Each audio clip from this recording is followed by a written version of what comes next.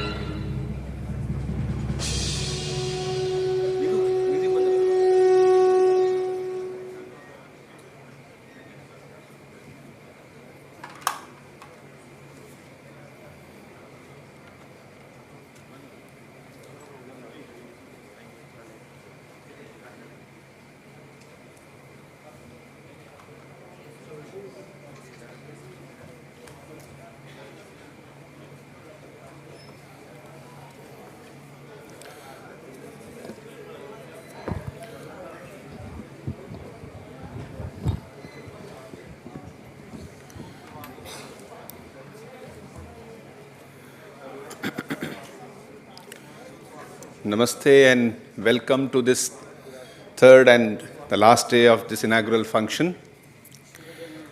Before we begin, we request the speakers for this session to kindly come to the stage. I'll read out their names. Revered Swami Vishnupadanandaji Maharaj, Revered Swami Nityasthanji Maharaj, Revered Swami Muktinathanji Maharaj, Revered Swami Nikhileshwaranji Maharaj, Revered Swami Tyaganji Maharaj, and Swami Shuddhidanandaji Maharaj. We request all these monks to kindly come to the stage.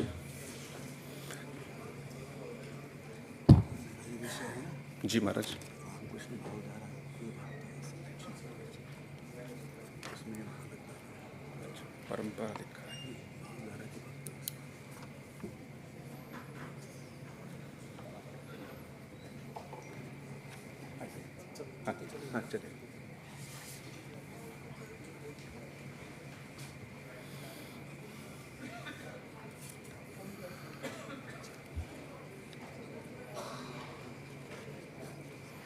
Nikhileshwaranji Maharaj.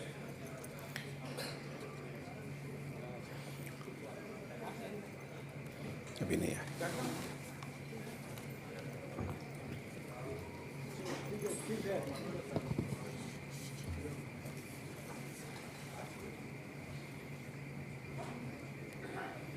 शुरू करो.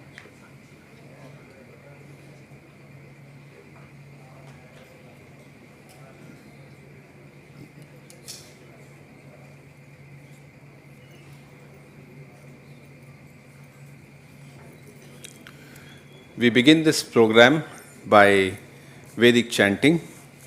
I request Swami Kalyanatmanandaji, Swami Krishnanji, Swami Dayamurtyananji, Swami Divyeshanji to kindly, and Swami Navadurgananji to kindly come.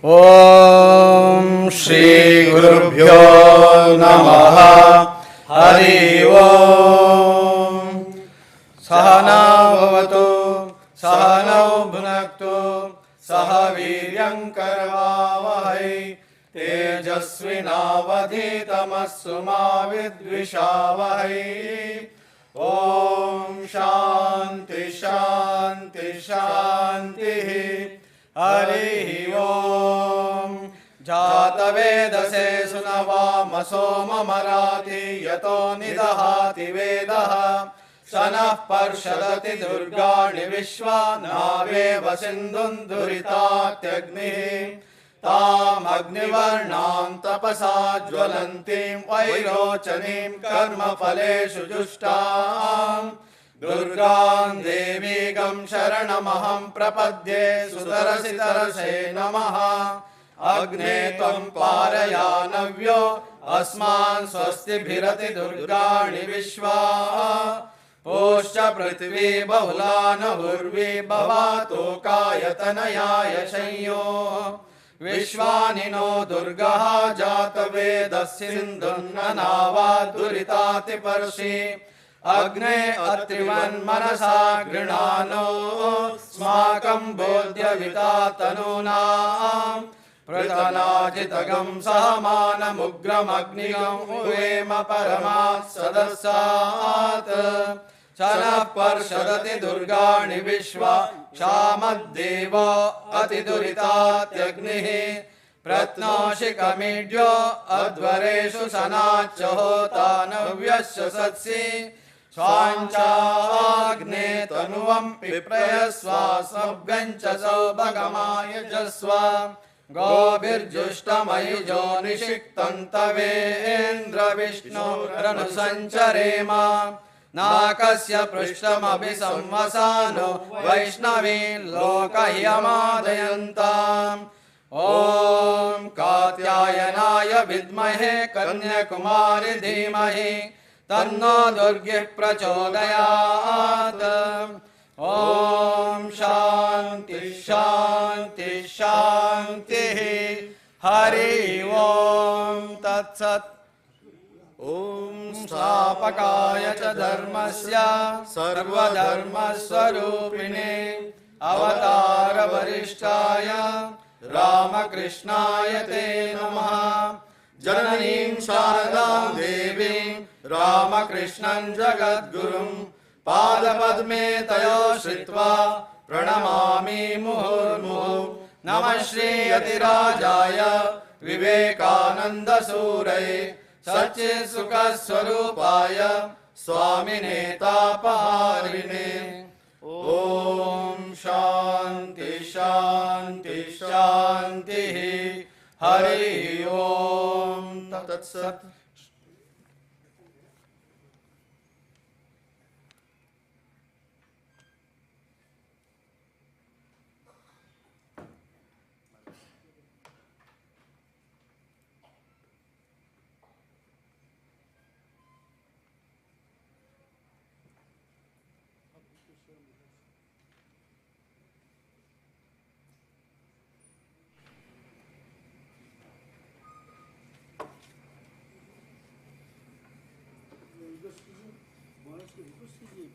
हाँ महाराज सभी आ गए. We now request Revered Swami Gautamanji Maharaj to kindly do the floral offering to Thakurma Swamiji's portraits to the altar set up here.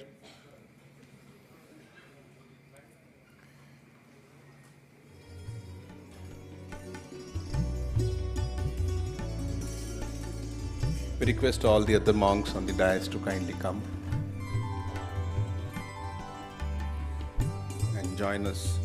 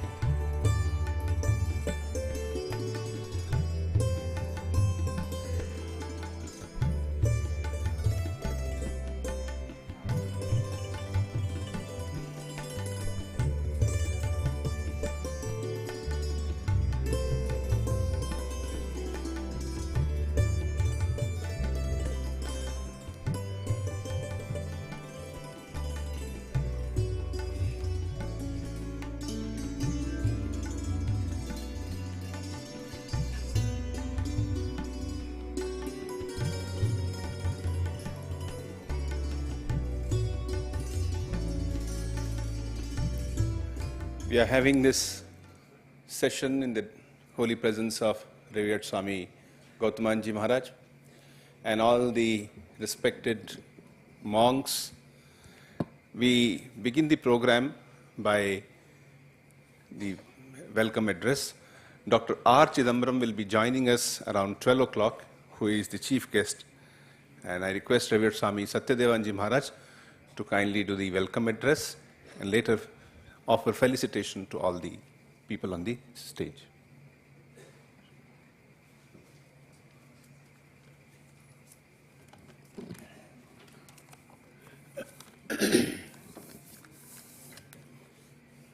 Om Sthapakaya cha dharmasya sarvadharma sarupine avatar varisthaya Ramakrishnaya te namaha jananim saradam devim Ramakrishnam jagadgurum Padapadmi tayo sitva pranamami muhurmuhu Namasri yati rajayo Vivekananda shurai Satchit sukhasarupayo Swamini tapaharini. Today, we are in the third day of the three-day inaugural program of the year-long centenary celebrations of Ramakrishna Math and Ramakrishna Mission, Mumbai. By the grace of the Holy Trio, the program is going on with ease and divine favor so far. We are also fortunate to have the auspicious presence of most serious Vice President Maharaj during the program. With his permission, I am starting today's program. He will be addressing us with his blessings today in the second and concluding sessions. As many of you are aware, revered Swami Subhriyanandaji Maharaj, General Secretary, Ramakrishna Math and Ramakrishna Mission, had to go back to Belur Math in the midst of the program due to some urgent requirements arising. In his place, we are going to have Swami Satyashananda, Assistant General Secretary, Ramakrishna Math and Ramakrishna Mission, Belur Math. He must be in the flight now. He is going to join us soon. In today's first session, we have many celebrated speakers from our order. All of them are great thinkers and orators in their own might. Our today's chief guest, who is an 87-year-old young man and a very famous scientist, he respects Swami Vivekananda and his ideas to a great extent. He is Dr. Raja Gopala Chidambaram, former chairman of Atomic Energy Commission. He was the chief scientific advisor, Government of India, till 2018, which was a great feat achieved by any scientist till date. He was former DAE Homi Bhabha Chair Professor, a Padma Shri and Padma Vibhushan awardee, who was the brain behind nuclear test of Pokhran 1 and Pokhran 2. He is truly a very humble person, as we have seen him. He has given talk in Belur Math earlier and even authored some book on Swami Vivekananda.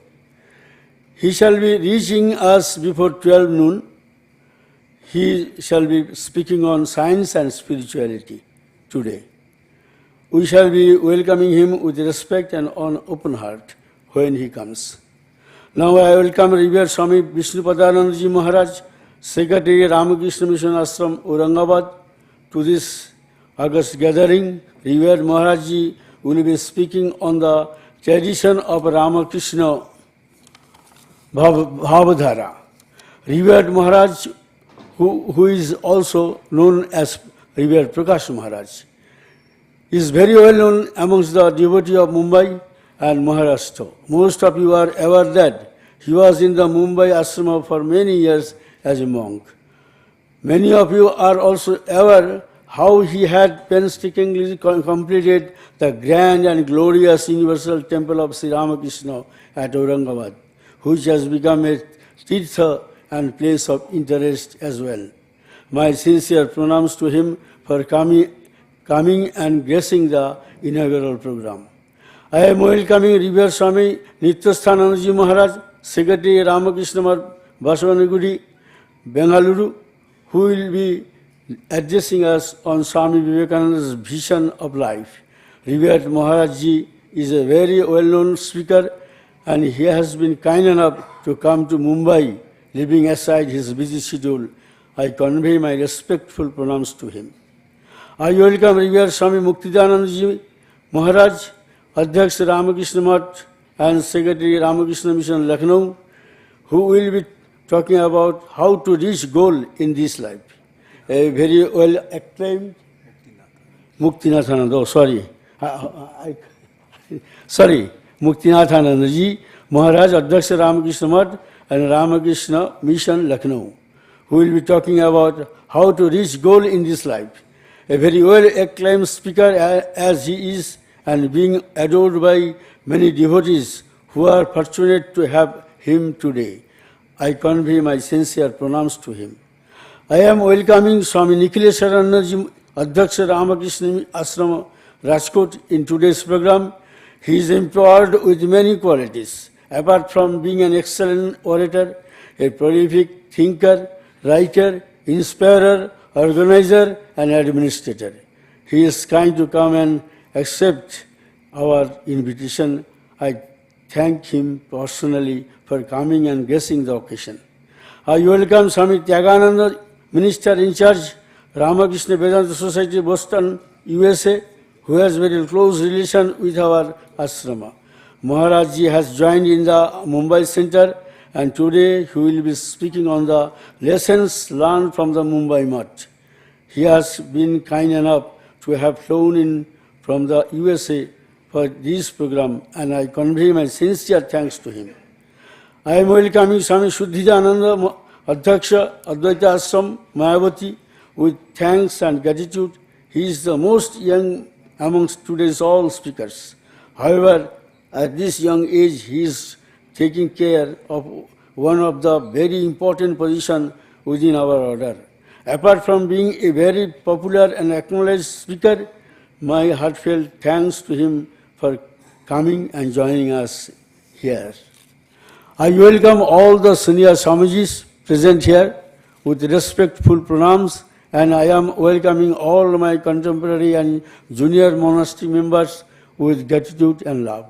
Finally, I am welcoming with the namaskar and gratitude all the devotees in the audience, without whom today's program would have been incomplete.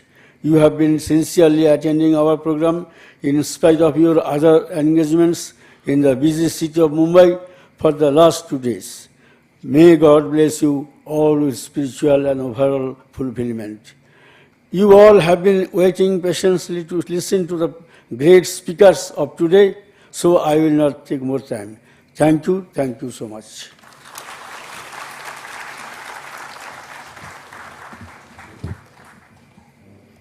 We request Revered Swami Satyadevanji Maharaj to offer felicitation to all the respected monks on the stage. To Revered Swami Gautamanji Maharaj.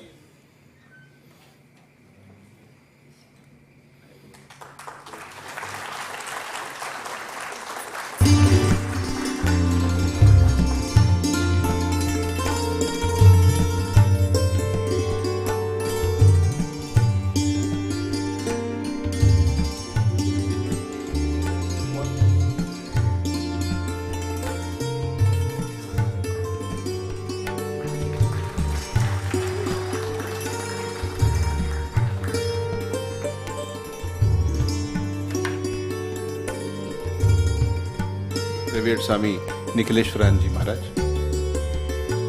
Vishnupadanji Maharaj first.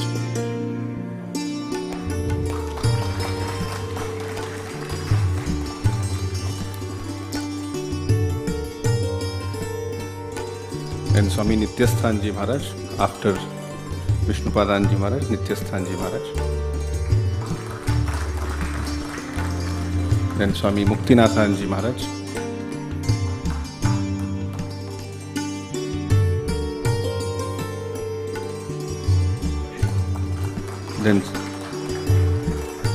Then Swami Nikhileswaranji Maharaj.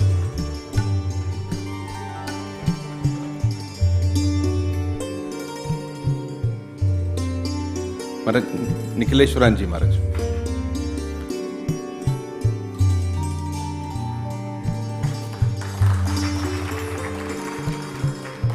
And Swami Tyaganji Maharaj.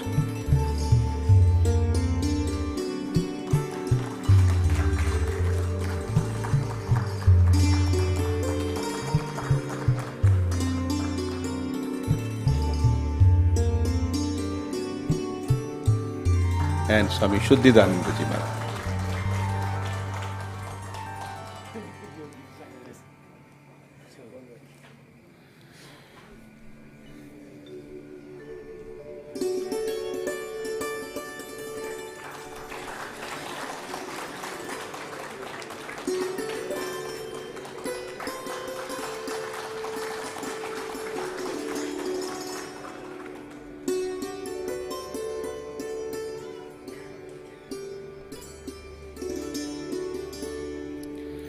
Before we start this Jnana Yajna of listening to the learned speakers, we request Swami Dayamurtyanandaji will welcome Swami Satyadevanji Maharaj as well.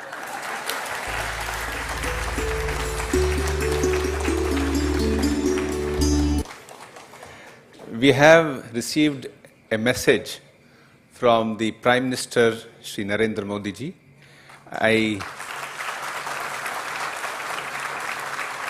I request Swami Dayamurtyanandaji to kindly read it out.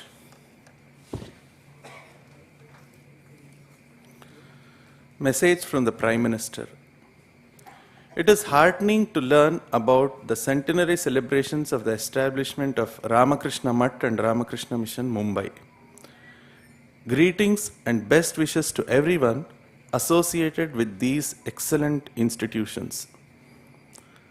The initiative to bring out a commemorative souvenir to mark the celebration is commendable. The 100-year journey of Ramakrishna Mutt and Ramakrishna Mission in Mumbai is a glorious one. It provides an opportunity to draw inspiration from achievements in the past and draw up a futuristic roadmap. In the last 100 years, many world-altering events have taken place. In an era of such massive change, the selfless service of institutions such as the Ramakrishna Mutt and Mission has remained a soothing constant. That these institutions are thriving even after a century speaks of the strength of the seeds sown by the great souls behind their creation.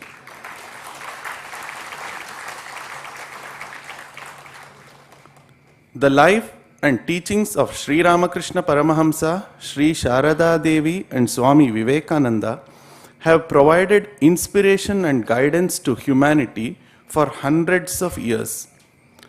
Ramakrishna Mutt and Ramakrishna Mission have also been engaged in a number of social welfare activities such as a way of spiritual sadhana, be it through rural development, educational empowerment, or medical services. Service to mankind is indeed service of the divine. Another interesting feature of the Ramakrishna Mutt and Ramakrishna Mission is that these institutions, just like Swami Vivekananda, have always been in tune with the changing times. The underlying message has remained the same, while a modern approach has been adopted for it. Whether it is using the latest technology, reaching out to younger generations, or giving ancient solutions to modern problems, the Mutt and Mission have always come forward proactively. The Amrit Kal of 25 years, leading up to a century of independence, also coincides with the Mutt and Mission's journey towards their 125th year in Mumbai. I am sure that these institutions will play an important role in building a strong, service-minded, and self-reliant India by 2047.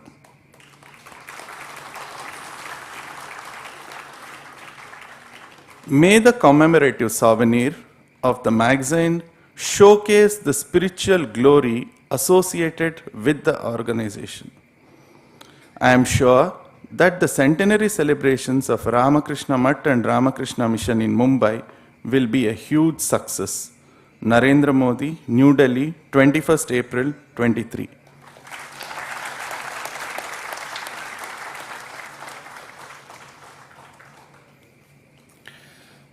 I request all the members of the audience to kindly switch off their phones or to put them in silent mode so that there is no disturbance while we listen to the learned speeches now follow. We have 6 speakers plus 6 monastic speakers and Dr. R. Chidambaram, number 7. So first we'll have 3 speeches followed by a bhajan, and then again we'll have 3 speeches. At the end we'll have the speech by the chief guest also. And then by 1 o'clock things will be, hopefully we'll be able to complete. Now we invite Swami Vishnu Padanji Maharaj. He'll speak on Ramakrishna Bhavadhara ke Bhakt. He'll speak in Hindi and Marathi mix.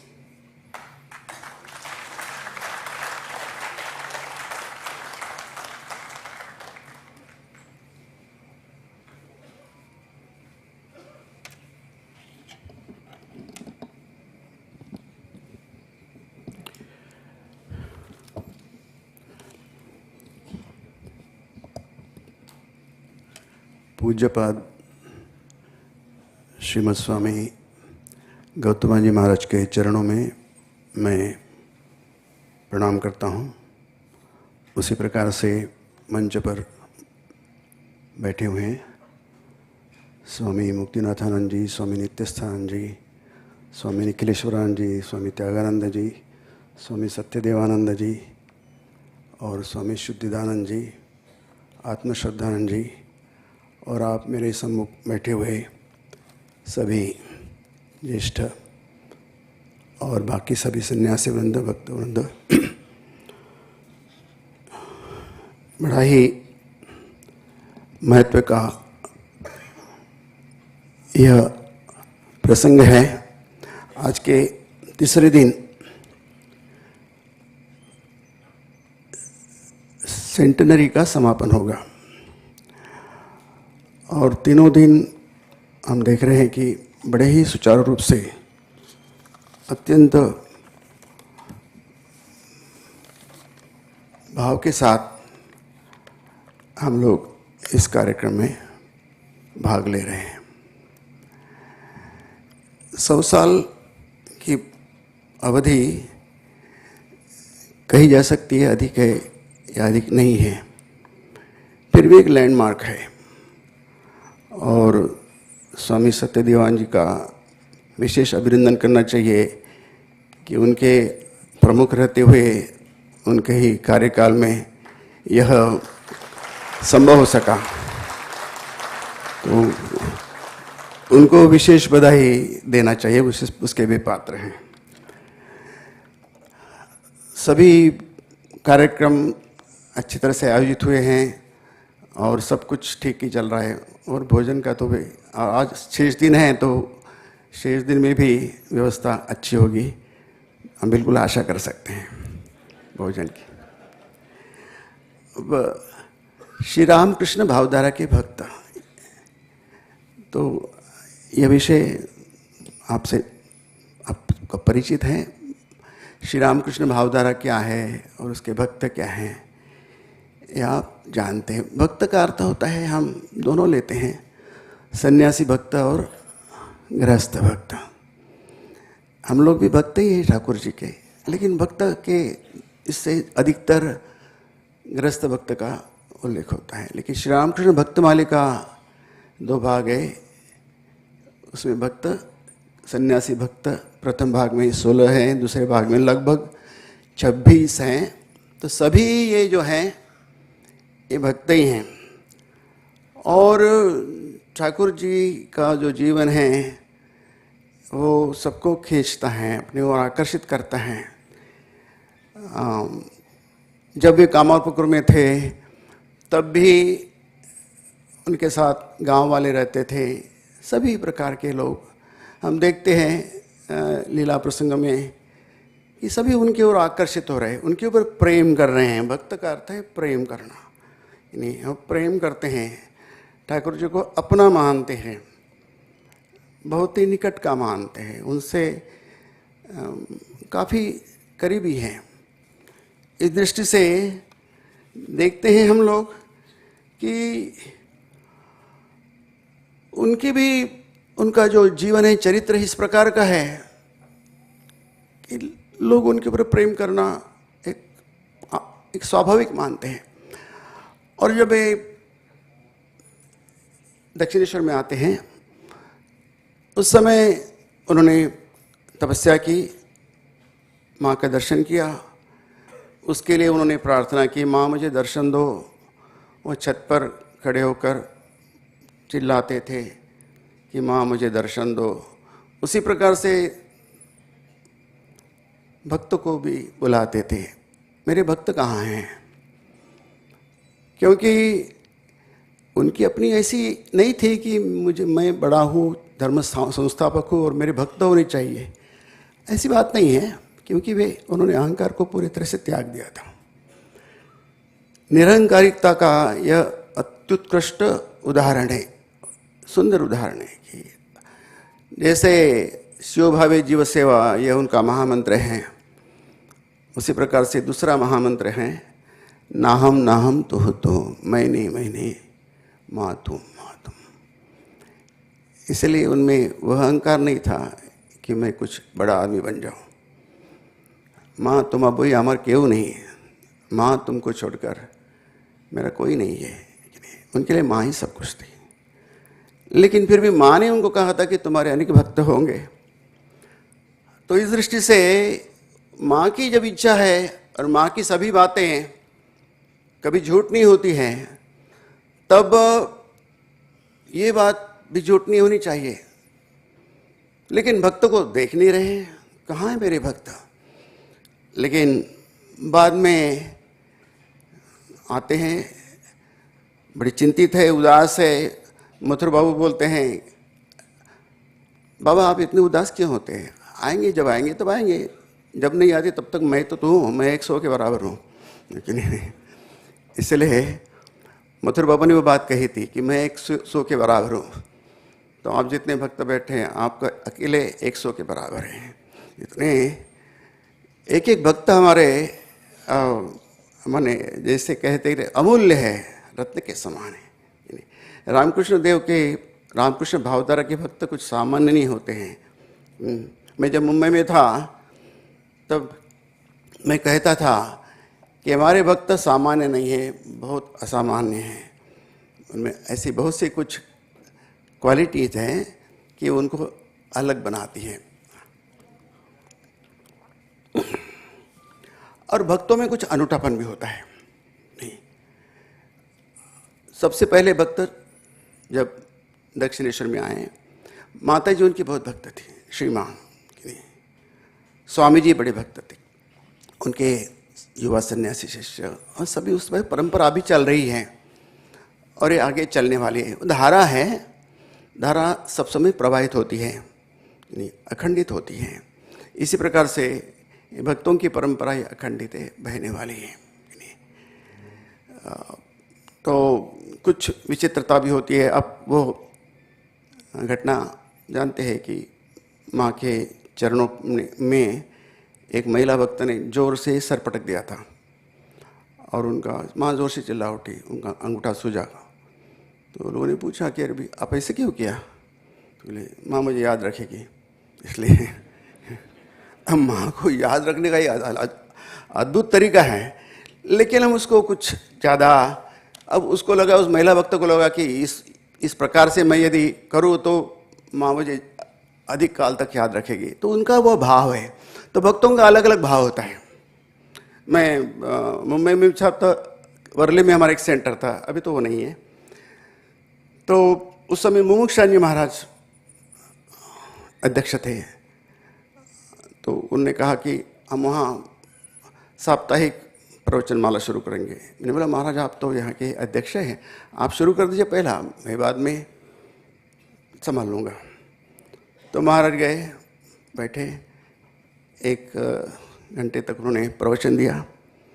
तो एक महिला थी, ऊपर से 11 मंजिल मकान है था, तो वहाँ से एक old lady with stick in her hand वो आती थी, बाद में भी बहुत बार आती थी और बैठती थी बड़े भाव के साथ, काफ़ी उम्र थी उसकी।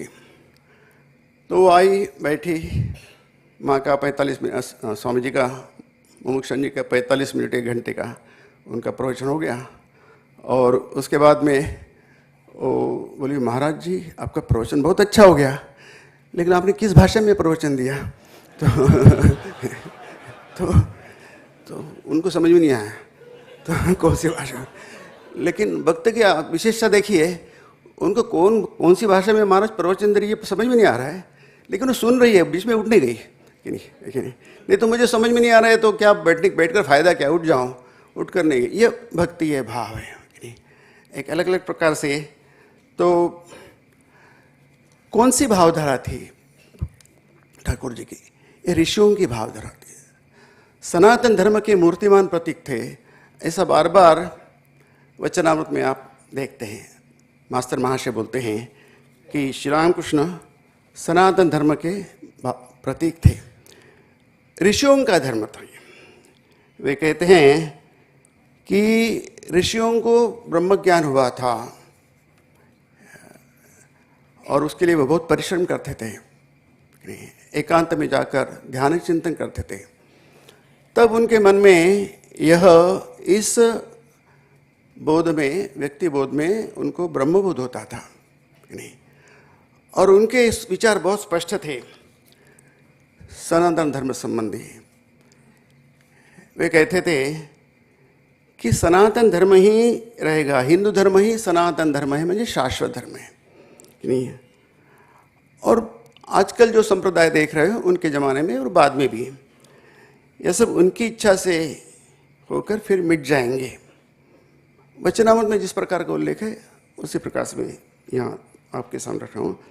हिंदू धर्म पहले से है और सदा रहेगा भी, शाश्वत सनातन धर्म हम हिंदू धर्म को बोलते हैं कि यह समय से रहेगा और सब समय था और सब समय। ऋषियों का धर्म सनातन धर्म अनंत काल से है और रहेगा। ये सनातन धर्म में सभी भाव है, सभी भक्ति मार्ग है, ज्ञान मार्ग है, और बाकी धर्म आएंगे फिर मिट जाएंगे। और इस सनातन धर्म की विशेषता ये है, वे कहते हैं कि इसमें जो सगुण साकार को लेकर भाव है। मारवाड़ियों के घर में गए थे वे, और वहाँ के मारवाड़ी लोग, दिवाली का समय था, भगवान की पालकी लेकर यहाँ से चले। उनके चेहरे को बहुत आनंद था। यही आनंद है, ठाकुर जी बोलते हैं कि भगवान की पालकी हम स्वयं एक जगह से दूसरी जगह ले रहा है। हम भगवान का दर्शन करते हैं मंदिरों में, मूर्ति का दर्शन नहीं करते हैं। हम देव दर्शन करते हैं, मंदिरों में जाते हैं तो दर्शन करने के लिए जाते हैं। इस कारण धर्म के संबंध में, सनातन धर्म के संबंध में उनके विचार अत्यंत स्पष्ट थे। इसलिए सनातन हिंदू धर्म क्या है यह जानने के लिए ठाकुर जी की वाणी, उनका चरित्र देखना चाहिए। वे कहते हैं कि इसमें सभी हैं, साकार है, निराकार है, सगुण है, सर्व समावेशक यह धर्म है, और यही इनकी इस धर्म की विशेषता है। और भक्ति पर उन्होंने बहुत जोर दिया। हमारे भक्तों को कहते, मैंने भात पकाया है, आप खाने के लिए बैठ जाइए। मैंने सांचा तैयार किया है, आप उसमें अपने को डाल लीजिए। मैंने 16 आने किया है, आप कम से कम 1 आना करिए। यह उनकी अपेक्षा थी।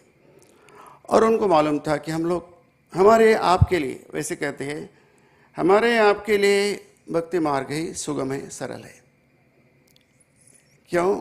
क्योंकि उसमें हमारी जो योग्यता है उसको सामने रखते हुए हम ऋषियों जैसे तपस्या नहीं कर सकते, एकांत में जाकर ध्यान चिंतन नहीं कर सकते, विषयों को अपने से अलग नहीं रख सकते हैं।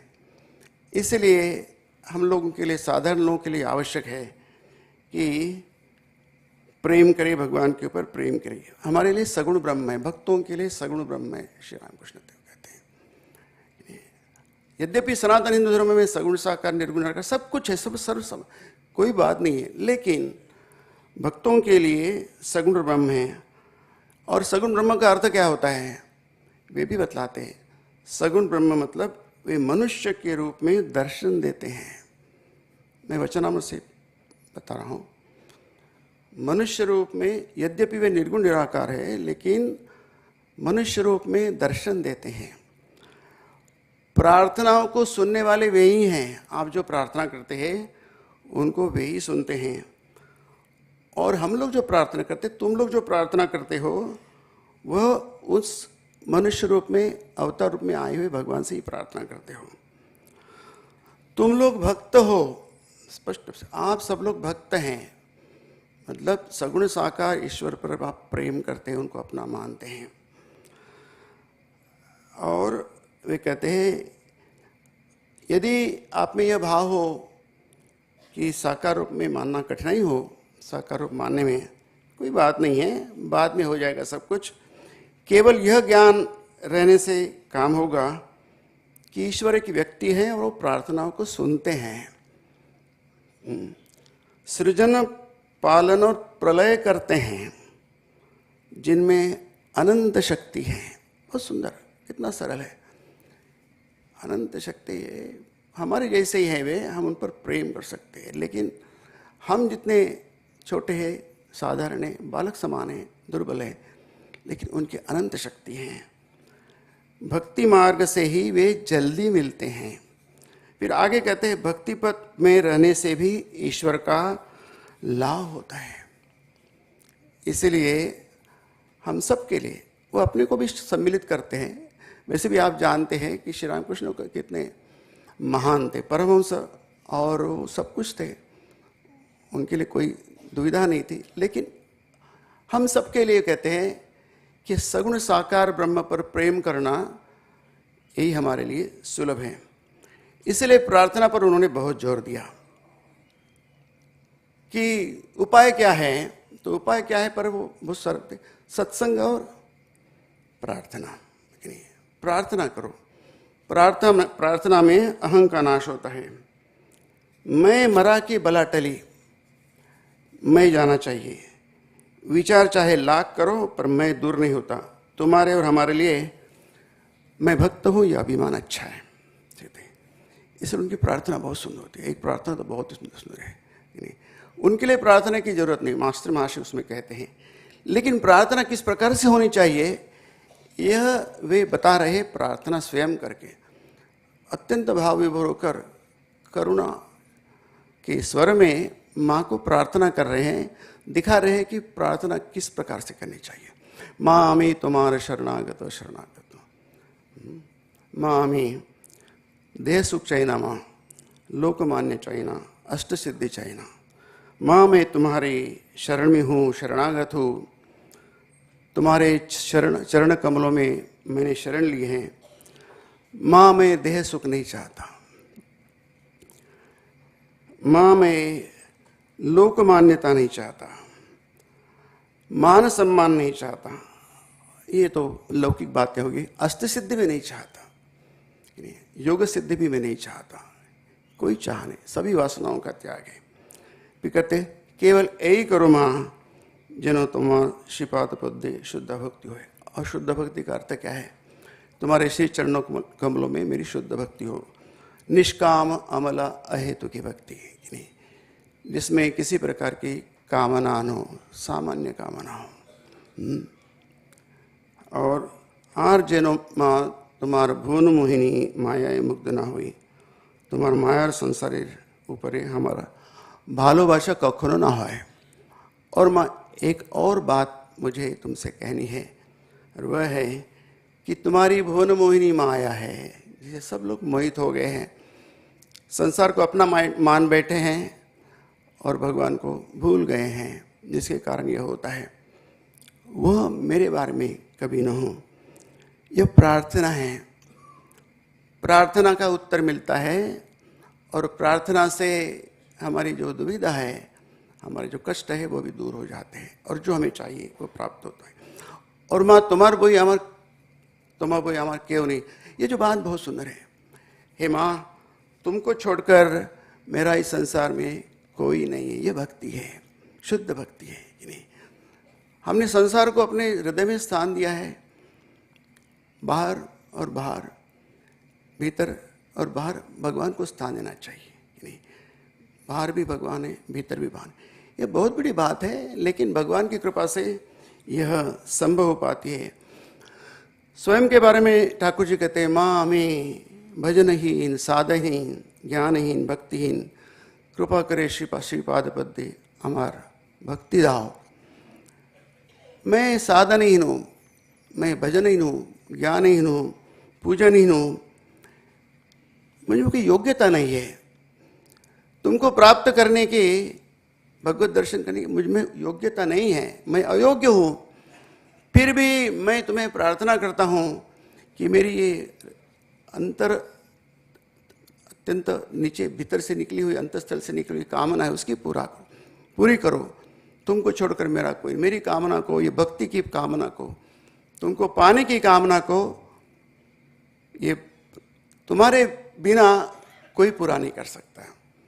तो श्री रामकृष्ण देव के भक्तों के लिए यह भाव कि हमें प्रार्थना द्वारा, सत्संग द्वारा श्री ठाकुर जी को प्राप्त करना है, उनका दर्शन करना है, कम से कम अंत समय भी।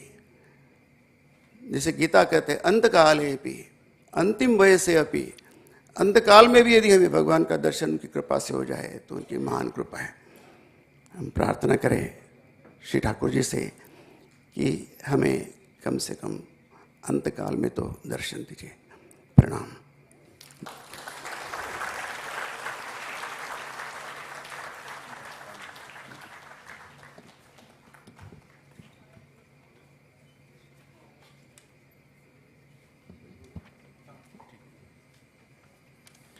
We now request Revered Swami Nityasthanji Maharaj, Adhyaksha Ramakrishna Mutt, Baswangudi, Bengaluru, to speak on the subject Swami Vivekananda's vision of life.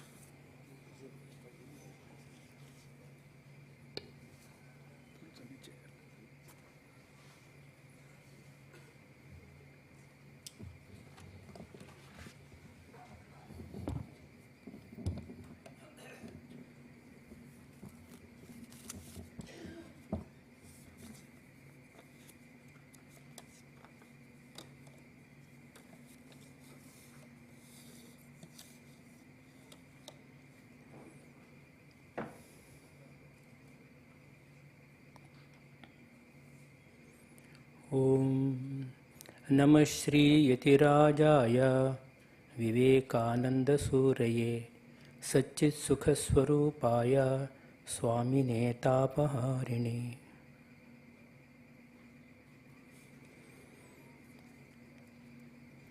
I offer my Sastanga pranams to Most Revered Swami Gautamananji Maharaj. My pranams to मुक्तिनाथानंद ji, Vishnupadanand ji, Nikhileshwaranand ji, Shuddhidanand ji, and Satyadevanand ji, Tyaganand ji Maharaj, yes, Tyaganand ji, and also all the monks gathered here, and my devotees. You are all very familiar with the famous definition of life given by Swami Vivekananda. The life is the unfoldment and development of a being under the circumstances tending to press it down. It is a very profound statement made by Swami Vivekananda. Here, Swami Vivekananda indicates the life is a constant struggle. struggle is the sign of life, he says. Without struggle, there is no life at all.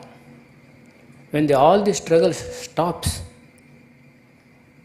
and that state is called death. There is a different levels of struggle. There cannot be any growth without any struggle. For example, you just put a seed on the ground. It won't grow, it won't sprout. But you put it under the ground, put some water, then what happens, it struggles hard to come out. It pushes aside the mud.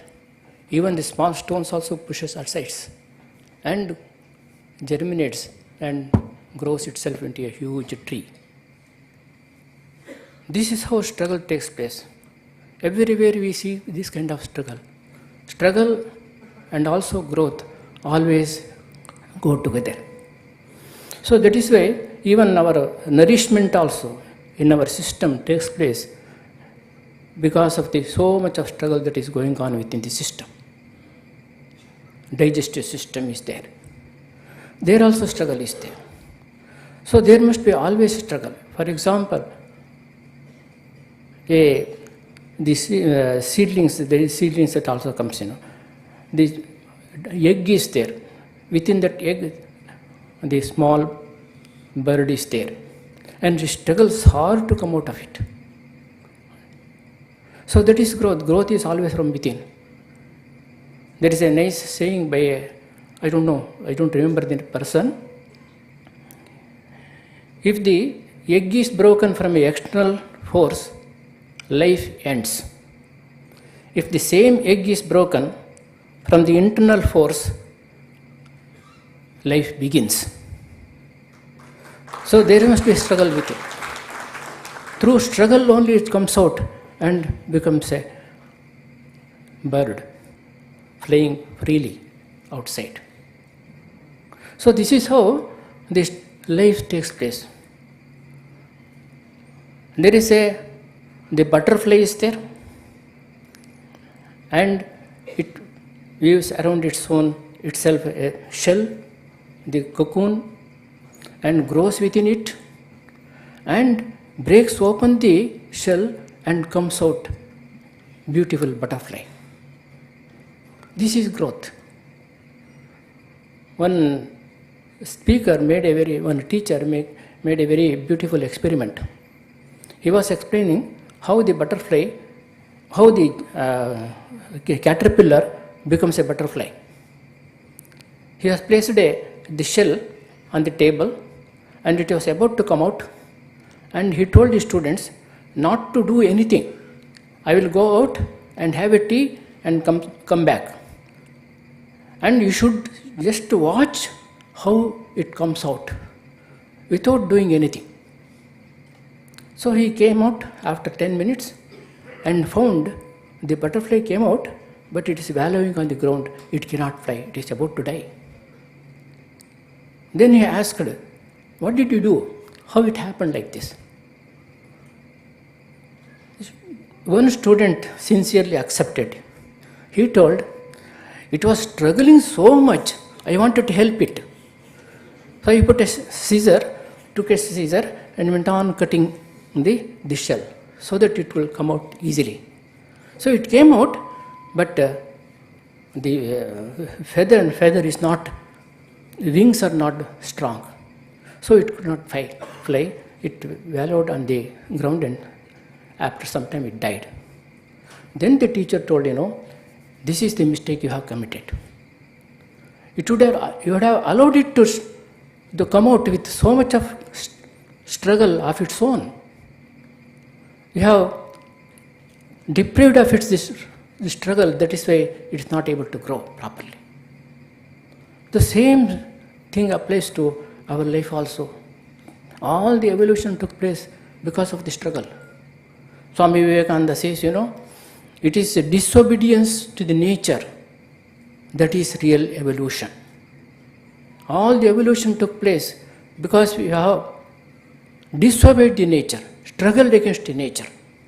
Otherwise, you would have remained as animals only. So that is why struggle is the most important thing in life. Without struggle, there cannot be any life. For here, the statement, there are different terminologies are there. Let us try to unfold what is the meaning of all these things. For example, first word is the unfoldment and development of the being under the circumstances tending to press it down. Unfoldment, what is unfoldment? Unfoldment is the manifestation of potentiality. There must be different kinds of potentiality, different levels of potentialities are in us. The first of all, there is the great capacities and talents hidden within us. We have to manifest that through the creative activities. Constant, relentless struggle is there. Through creative activities, we have to manifest our own potential capacities and talents, etc. Without activities, there cannot be any manifestation. No manifestation is possible. So that is why Swami Vivekananda always emphasizes work. Simply mechanical work will not do. It must be very creative. Then only the capacities and talents will manifest. Then there is a manifestation of the love and charity. That's also potentially within us. We have to manifest that one through service activities. That's why Swami Vivekananda gave so much of emphasis to service activities. So through that we will be able to manifest our own love and charity within us. We don't have to take it anything from outside. Everything is within us only. So that is why the another level of manifestation is goodness, innate goodness within us. That innate goodness is there. We have to manifest that goodness through the moral disciplines, developing a strong character. Character strength is so much, Swami Vivekananda says, it is a character that cleaves its way through the adamantine walls of difficulties. You will be able to face all the difficulties, problems of life, only when we are able to have that strong character within ourselves. Through manifestation of the goodness, innate goodness within us. It's always struggling to manifest itself. Only thing is, you have to allow it to facilitate to manifest. And there is another level of manifestation, that is the manifestation of divinity within us. Each soul is potentially divine. The religion is to manifest that divinity. The goal of life is to manifest that divinity. Swami Vivekananda says, manifest the divinity, everything will come out.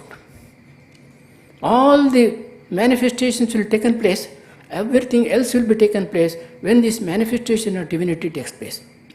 That is why Swamiji said, manifest the divinity and everything else will be harmoniously arranged around it. So we have to manifest. When this manifestation of divinity takes place, when we manifest divinity, then goodness, charity, love, everything will become so natural with us. So natural. We don't have to struggle for it. So that is what Swami Vivekananda's statement indicates. So unfoldment refers to the manifestation of potentialities of various levels within our personality. And there is another term is there, development, manifestation and development. What development refers to? It is the growth. The growth of the physical growth as well as the mental growth. When the appropriate change takes place within the body, within the physical system as well as in the mind, then from that, because of that, the whatever potentialities are there will manifest accordingly.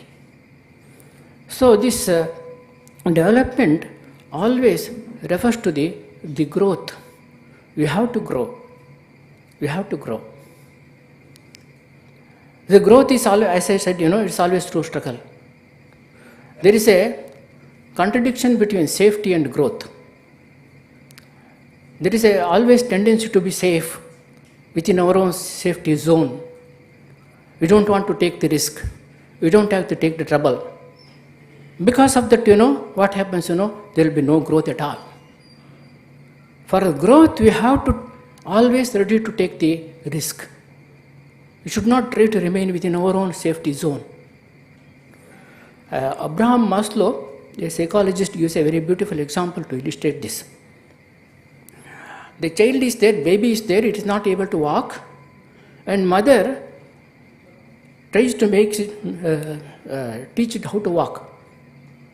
So what she does, she makes the child to stand up with great difficulty and leaves it and goes back and calls the child, come, come, come, come. And it tries to come like this with great difficulty. Sometimes it falls, it hurts, but mother will not leave. Mother will not leave. She again goes there and tries to raise it and stand it again. Again she goes there, goes back and calls it. So somehow or the other she will make the child walk, learn how to walk. If she is only concerned about the safety of the child, then it is not possible. It will never learn to walk at all. So that is why we have to come out of the safety zone, then only growth is possible. The growth is always, as I said, it is from within. So when the appropriate change takes place, then what happens within the physical system as well as the mental system, then the manifestation of divinity takes place. This is how the unfoldment, development of the takes place, under the circumstances tending to press it down. So there are circumstances, different levels of the being. Circumstances never allow it to grow. Never allow it to go. Because circumstances are there always to hinder our growth. For example, for physical growth, physical survival, we have to constantly struggle against all the disease germs, as Swami Vivekananda himself puts it. Constant struggle. Even when you are sleeping also there must be struggle. Otherwise, you will not be able to survive at all. So constant struggle is there. And the defense system, the immune system must be always very strong. Otherwise what happens, we will succumb to different kinds of diseases. Then there is a mental struggle is there. There are so many Arishad Vargas are there. You have to struggle against them, fight against them, overcome them. Then only it is possible to live happily. All the negative emotions are there. You have to struggle against them. So there is a struggle is there in the mental level also. And there is a spiritual level also, there is a great struggle is there. We have to suppress our chittavrittis, mental modifications. We have to fight against all the samskaras, old samskaras within us. Then only we will be able to meditate properly, and through that meditation and other spiritual practices, through struggle, we will be able to manifest our divinity. So there is a constant struggle is there. There is one beautiful, very famous Sanskrit verse is there. Kama krodascha lobascha dehe tishtanti taskaraha jnana ratna mapahari tasma jagrata jagrata. We have to always be fully awakened, because there are three thieves are there: Kama, Krodha, Lobha. They are ready always to steal the gem that is called knowledge. So that is why they say we have to be very, very always awakened. There is a famous statement is there, eternal vigilance is the price of liberty. Eternal vigilance is the price of liberty. You have that freedom. To have that freedom, you must always be wide awake. Then only it is possible to retain our freedom. So that is why the growth is always referred to the inner struggle, constant struggle. Even there is a Emerson statement is there, very famous statement, Emerson's very funny statement. People do not grow old. When they cease to grow, then they become old. So that is why this Growth is always referred to the constant struggle. In every level, at every level, the physical level, as well as mental level, as well as spiritual level. This is how the life means, as Swami Vivekananda says. This is a struggle, struggle, struggle. And Swami Yatishwaranji went to Swami Brahmanandji for spiritual instruction. He told only 2-3 words: struggle, struggle, struggle. Struggle. That's what is required. That is life. That is life. I will conclude my speech quoting one more statement of Swami Vivekananda. The awakening of the soul to its bondage and its efforts to stand up and assert itself, this is called life. Success in this struggle is called evolution. I am very happy to be here in this wonderful, unique program, and also speak to the great audience assembled here. I am very thankful to Satyadevanandji for inviting me to this grand function. Thank you all. Namaste.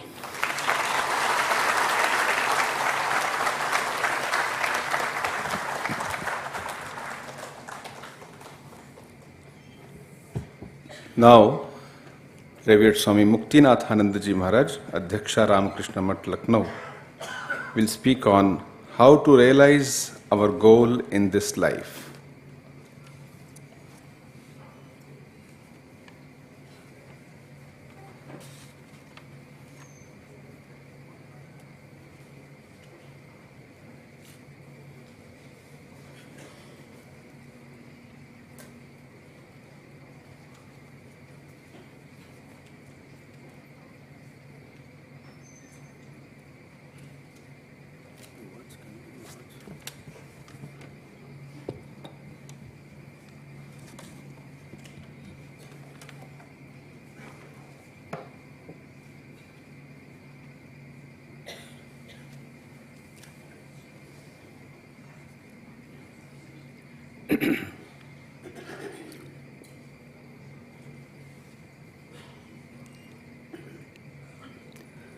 जननीं सर्वदां देवीं रामकृष्णं जगद्गुरुं पादपद्मे तयो श्रित्वा प्रणमामि मुहुर्मुहुः। नमः श्रीयतिराजाय विवेकानन्दसूरये सच्चित्सुखस्वरूपाय स्वामिने तापहारिणे। My Shashtanga pranams to most revered Senior Most Vice President Maharaj Srimad Swami Gautamanandji seated on the dais. My love and namaskaras to our brother and monks seated on the dais. My pranams to our elders seated in front of me, and my love to all other brother monks, and respectful namaskaras to all the devotees of Sri Ramakrishna present here, and also who are connected over internet, since this is being streamed live. The topic set for the present presentation is how to realize our goal in this life. The topic has two parts. One is the goal and the other is the way.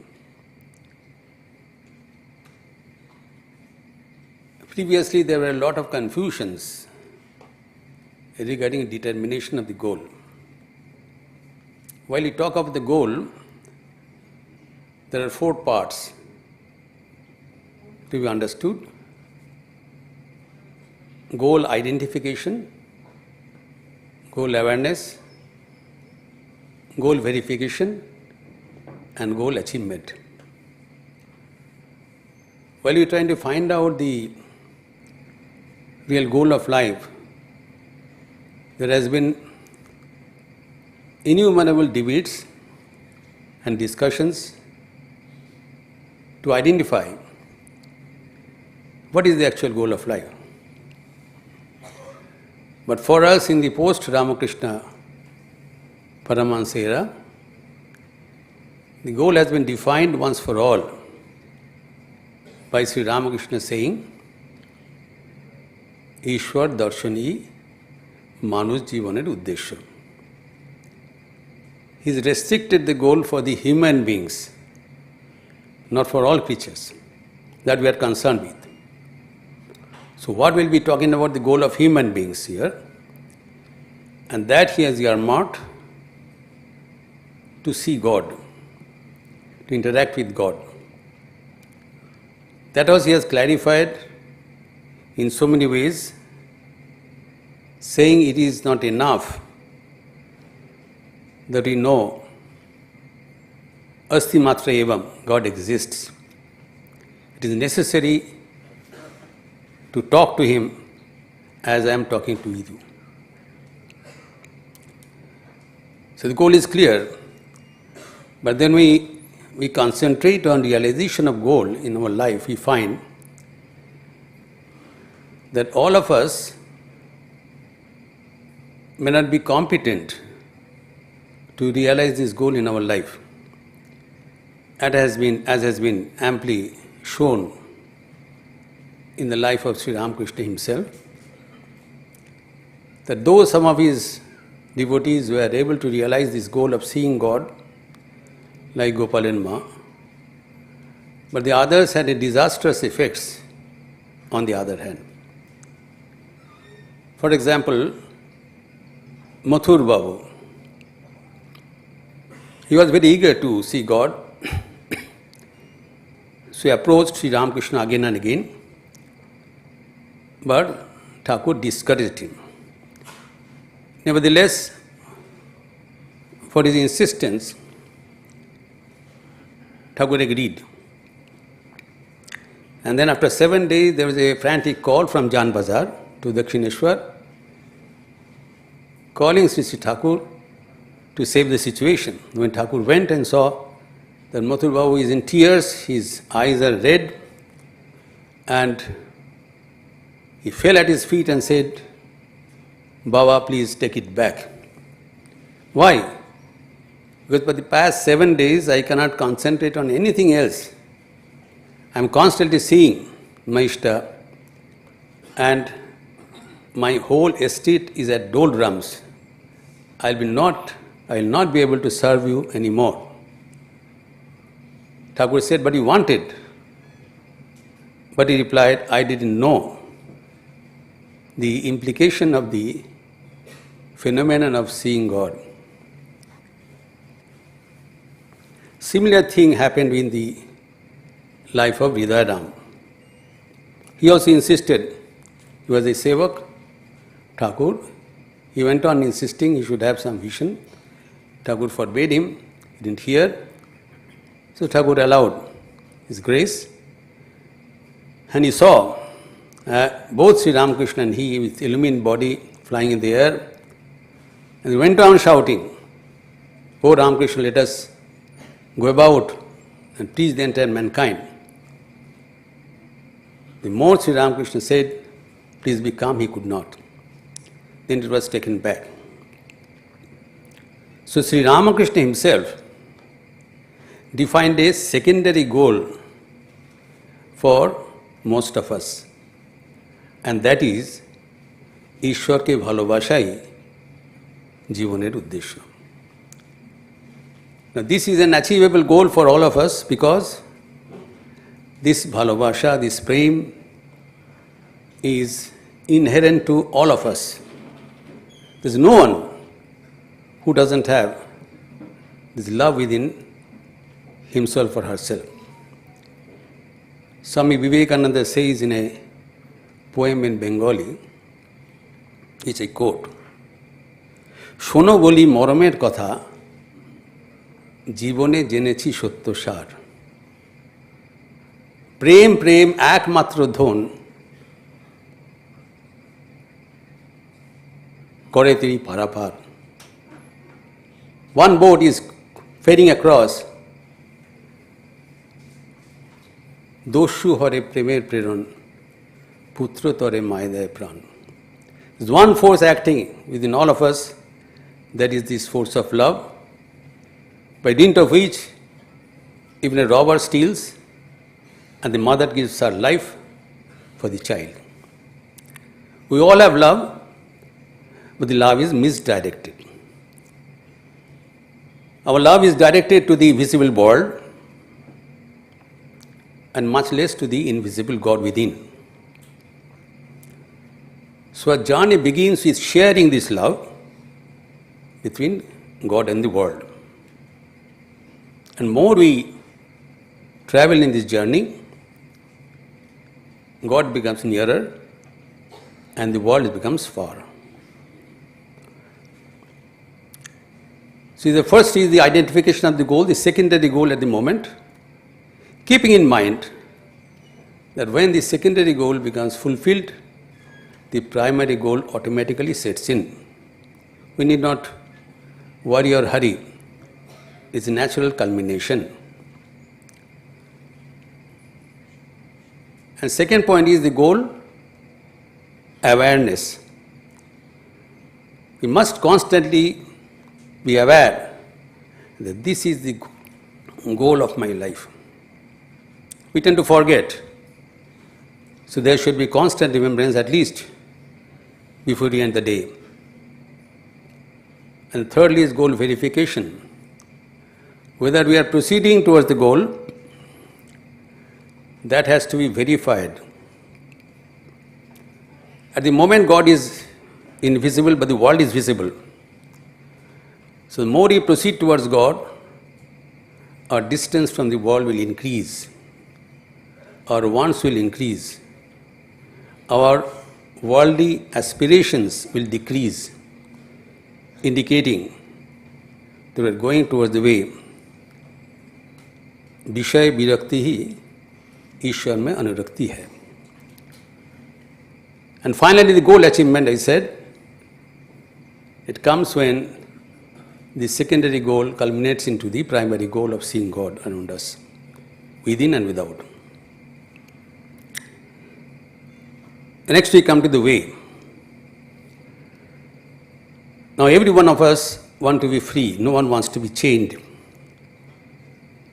But the present state of life is that we are all bound by the eternal chain of birth and death.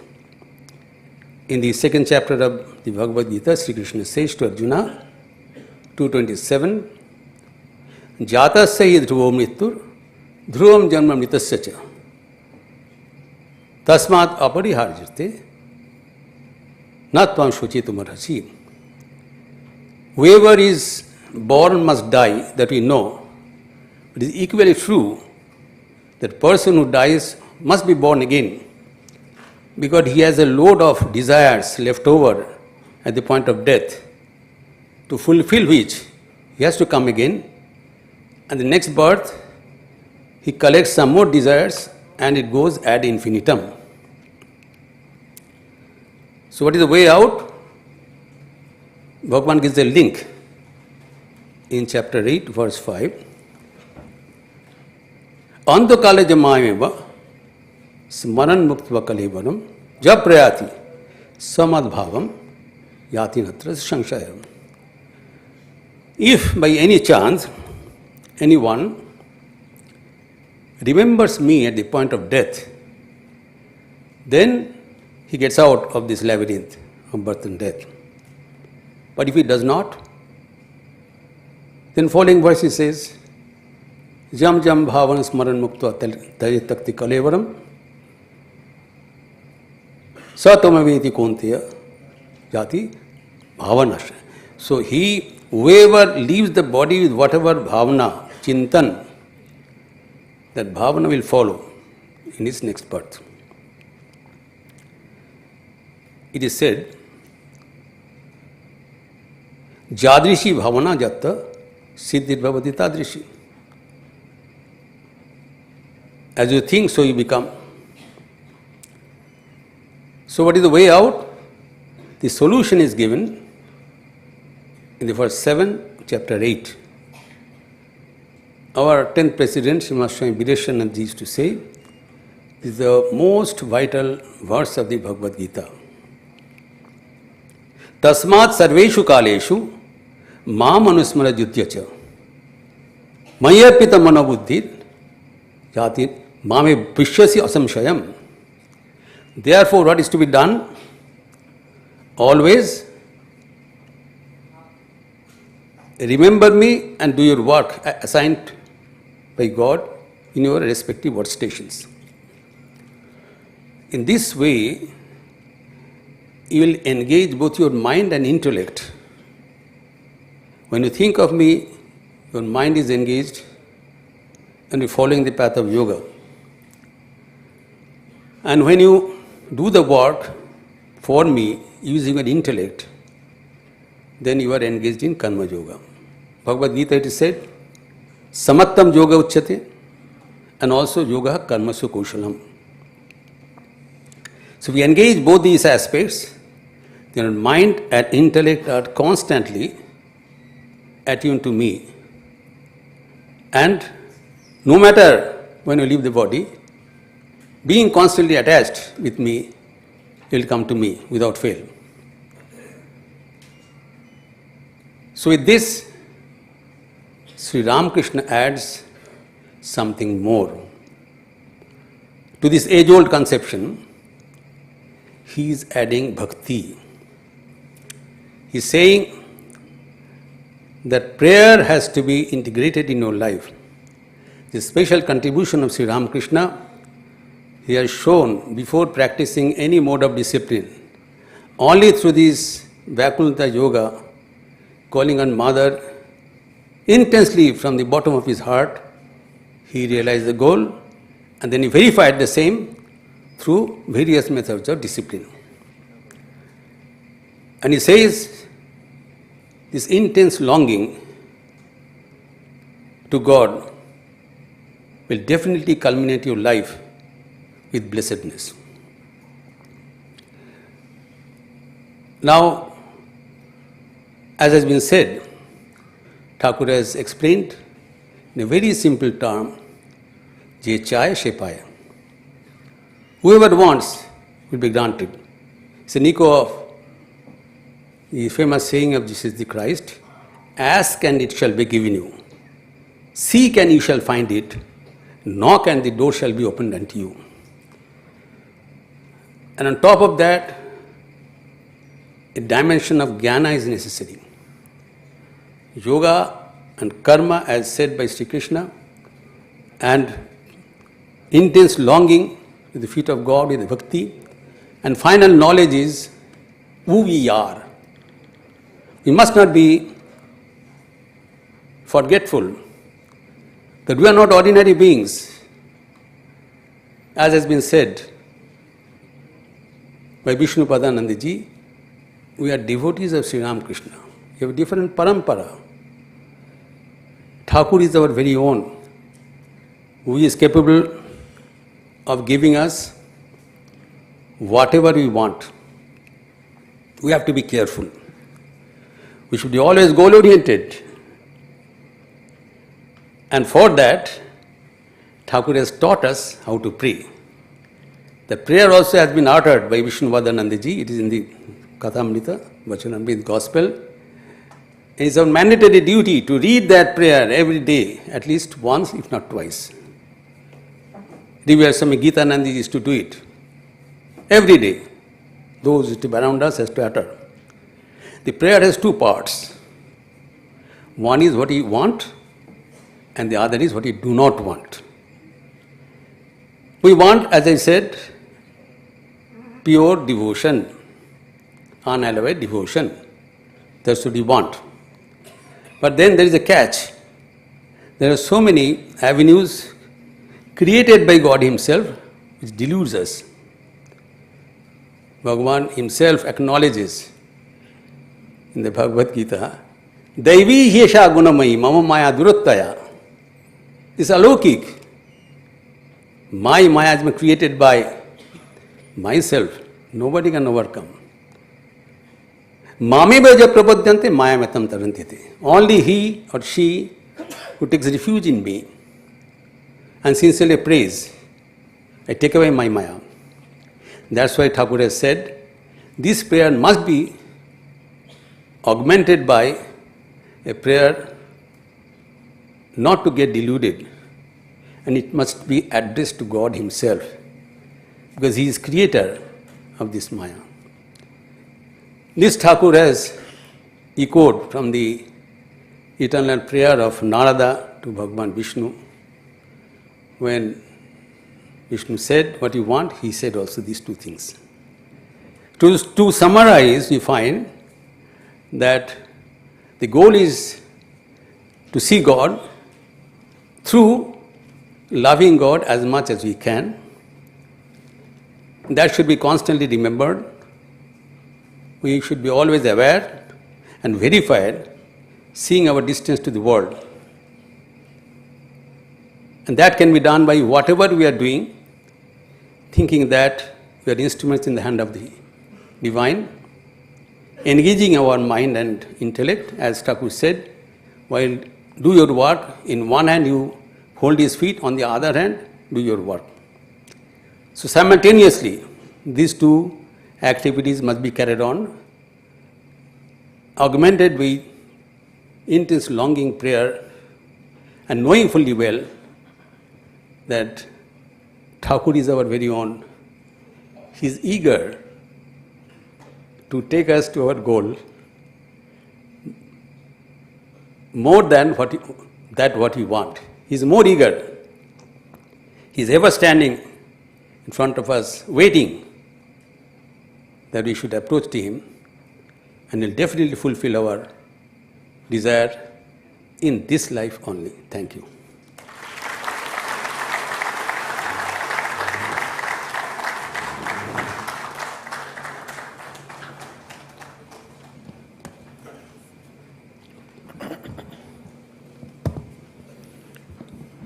Before proceeding further, now we'll have a bhajan. Swami Kamalakantandaji,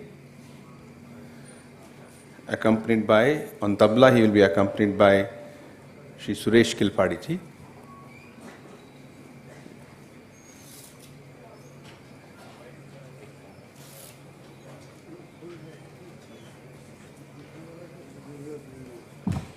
Sharad Kilpadi. Hey, Shama. কি তিনজনেরই হবে? একজনেরই বলেছি, একটাই। একজনের যদি হয় তাহলে মহারাজের সেবক ওকে দিলে ভালো হবে। যাই হোক, যদি সময় পাও আর একজনের হয় তাহলে ওকেই দেবে, তাকে বন্ধকে দেবে।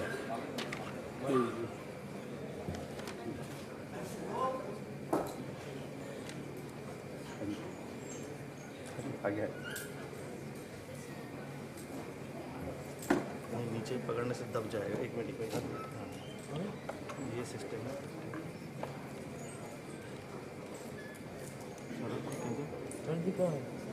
आइए आप आ जाइए।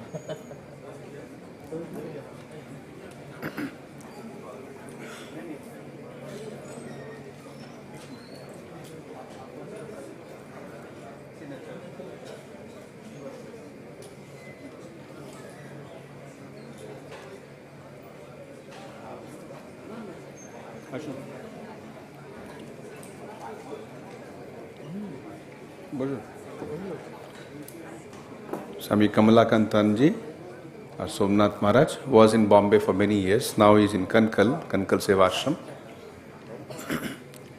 He will be accompanied by Sharat, not Suresh, Sarash Kilpadiji on tabla.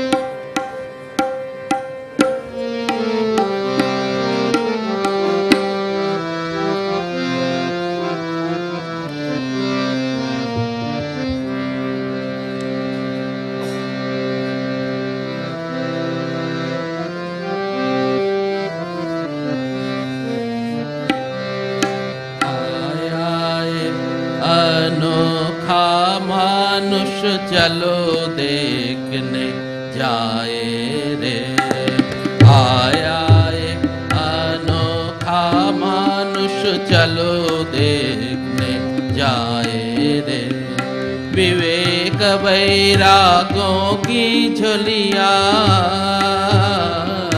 विवेक वैराग्यों की झोलिया सदा रहे लटकाए रे। विवेक वैराग्यों की झोलिया सदा रहे लटकाए रे। चलो देखने जाए रे, आया एक अनोखा मानुष चलो देखने जाए रे, आया एक अनोखा मानुष चलो देखने जाए रे।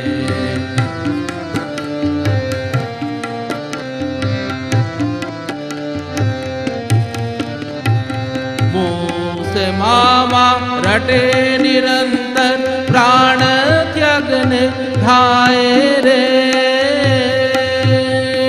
मुँह से मामा रटे निरंतर प्राण त्यागने धाए रे। कह ब्रह्ममयी माँ बीत गया दिन, ब्रह्ममयी माँ बीत गया दिन, बीत गया दिन, बीत गया दिन, बीत गया दिन, बीत गया दिन।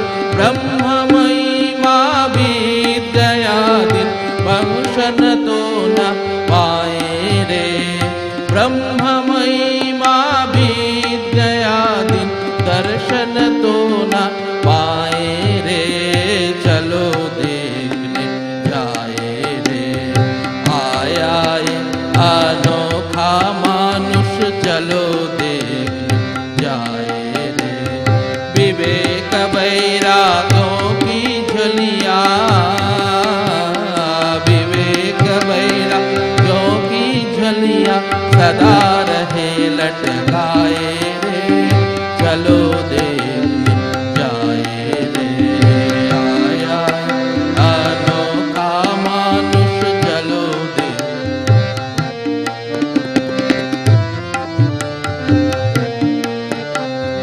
अज्ञजनों को सरल वाक्य से तत्व सिखलाए रे। अज्ञजनों को सरल वाक्य से धन तत्व सिखलाए रे। जो काली वही कृष्ण है, जो काली वही कृष्ण है, नाम भेद दिखलाए रे। जो काली वही कृष्ण है, नाम भेद दिखलाए रे। चलो जाए रे, आया अनोखा मानुष चलो दे जाए रे। चलो एक्वा वाटर पानी जलवन एक निर्लहराए रे। एक्वा पानी जलवन एक निर्लहराए रे। अल्लाह गाढ़ीश ये सब, अल्लाह गाढ़ीश ये सब वही ब्रह्म कहलाए रे। अल्लाह गाढ़ीश ये सब वही ब्रह्म कहलाए रे। चलो जाए रे, आया अनोखा मानुष चलो दे जाए रे। बाहें फैला आओ आओ,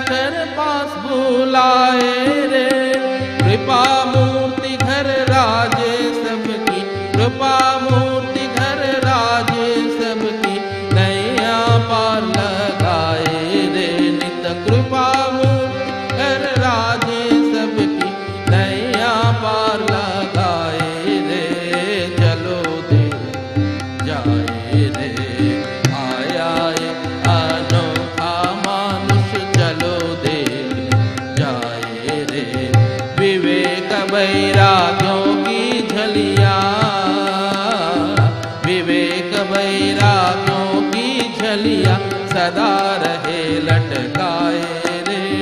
विवेक वैराग्यों की झलियाँ सदा रहे लटकाए रे। चलो देखने जाए रे, चलो देखने जाए रे। आया एक अनोखा मानुष, चलो देखने जाए रे, चलो देखने जाए रे, चलो देखने जाए रे।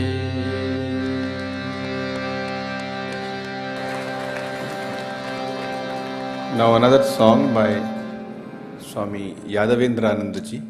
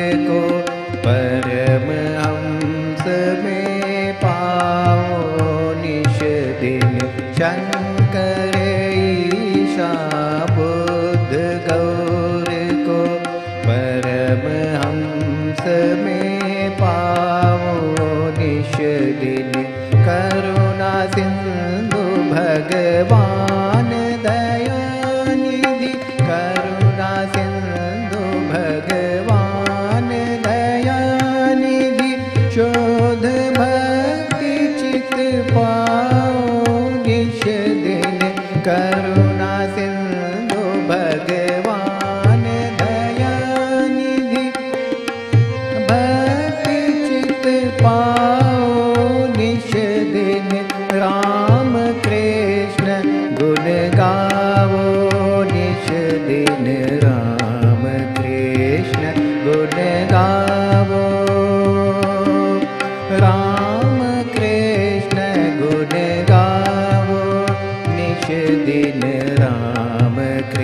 कृष्ण गुण गावो।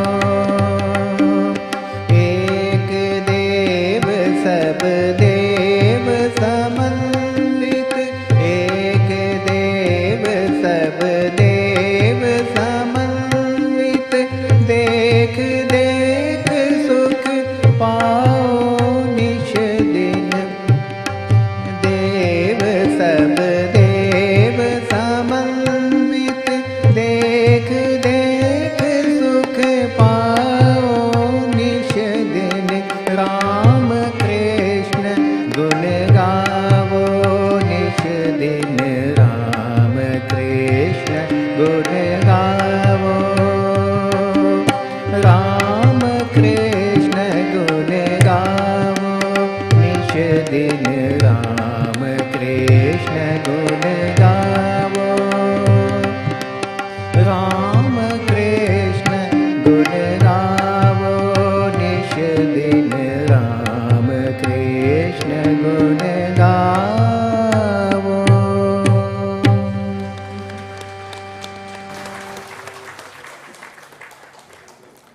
कार्यक्रम को आगे बढ़ाते हुए हम हमारे अगले वक्ता श्रद्धेय स्वामी निखिलेश्वरानंद जी महाराज से अनुरोध करेंगे। श्रद्धेय महाराज रामकृष्ण आश्रम राजकोट के अध्यक्ष हैं। उनके वक्तव्य का विषय है सबकी मां शारदा।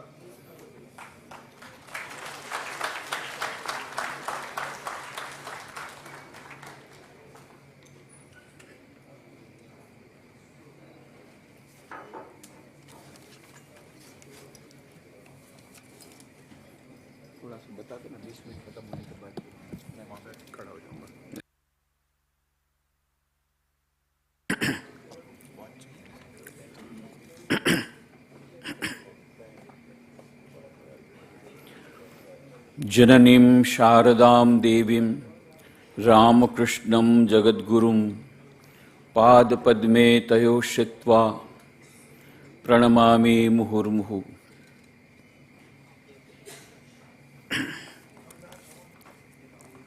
परम पूज्य स्वामी गौतमानंद जी महाराज, स्वामी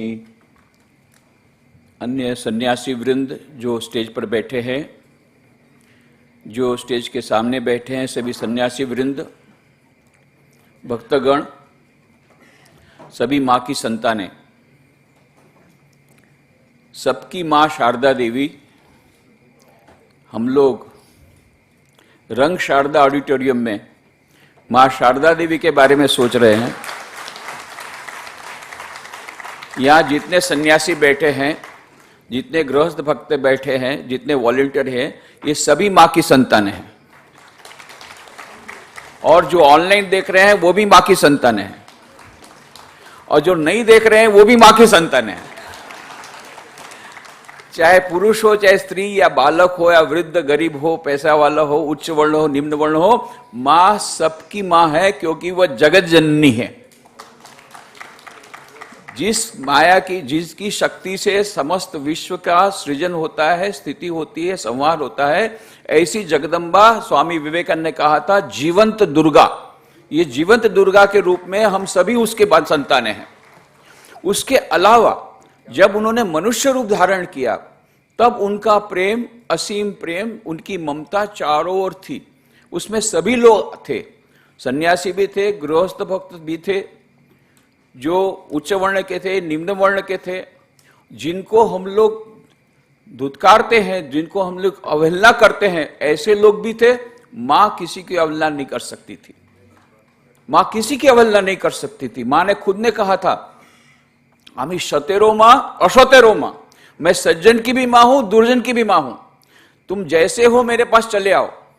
और फिर एक बहुत अच्छी बात बोलती है, यदि मेरी संतान धूल कीचड़ से अपने आप को सान ले, तो मां होने के नाते क्या मेरा यह कर्तव्य नहीं है कि मैं उनको गोद में उठाऊं? और ये तो हम देखते हैं संसार में, छोटा बच्चा होता है, पिताजी खिलाते हैं और फिर बच्चे ने गंदा कर दिया, चलो चलो चलो, एकदम छोड़ देते बच्चे को। पर माँ क्या ऐसा करती है? नहीं, माँ उसको उठाती है, उसको नहलाती है, उसको ठीक करती है, काजल लगाती है ताकि नजर न लग जाए, फिर पिताजी बोलते लाओ लाओ मेरे गोद में लाओ। तो पिताजी माताजी में ये अंतर है। तो माँ कहती मैं तो माँ हूं ना, माँ होने के नाते यदि मेरी संतान धूल कीचड़ से अपने आप को सान ले तो माता होने के नाते क्या मेरा कर्तव्य नहीं है उनको साफ करके मैं अपनी गोद में लूं? माँ सदैव हमको अपनी गोद में लेने के लिए तैयार है, चाहे किसी भी अवस्था में हो। इनको किसी ने पूछा था, माँ बाकी सब समय तो देखते हैं शक्ति पहले चली गई और अभी भी जिंदा है। उनको पूछ दिया, क्योंकि हमको मालूम है 34 वर्षों तक, दीर्घ वर्षों तक श्री मां शारदा देवी इस धराधाम पर रही। श्री रामकृष्ण देव के 1886 में अंतर्धान होने के बाद फिर मात हो गई 1921 में। तो उन्होंने उत्तर दिया, बेटा श्री रामकृष्ण देव मुझे ईश्वर के मातृ रूप का प्रचार करने के लिए रख के गए हैं यहाँ पर, इसलिए मातृत्व का इतना वहां पर उनका प्रकाश होता है उनके जीवन में, उसी लिए मानो श्री रामकृष्ण देव ने उनको रखा था। तो किसी ने पूछा कि माँ आप क्या सबकी माँ हो? बोले हाँ। ये पशु पक्षी की भी? हाँ उनकी भी माँ हो। और सचमुच में माँ के पास एक तोता था, गंगाराम उसका नाम था।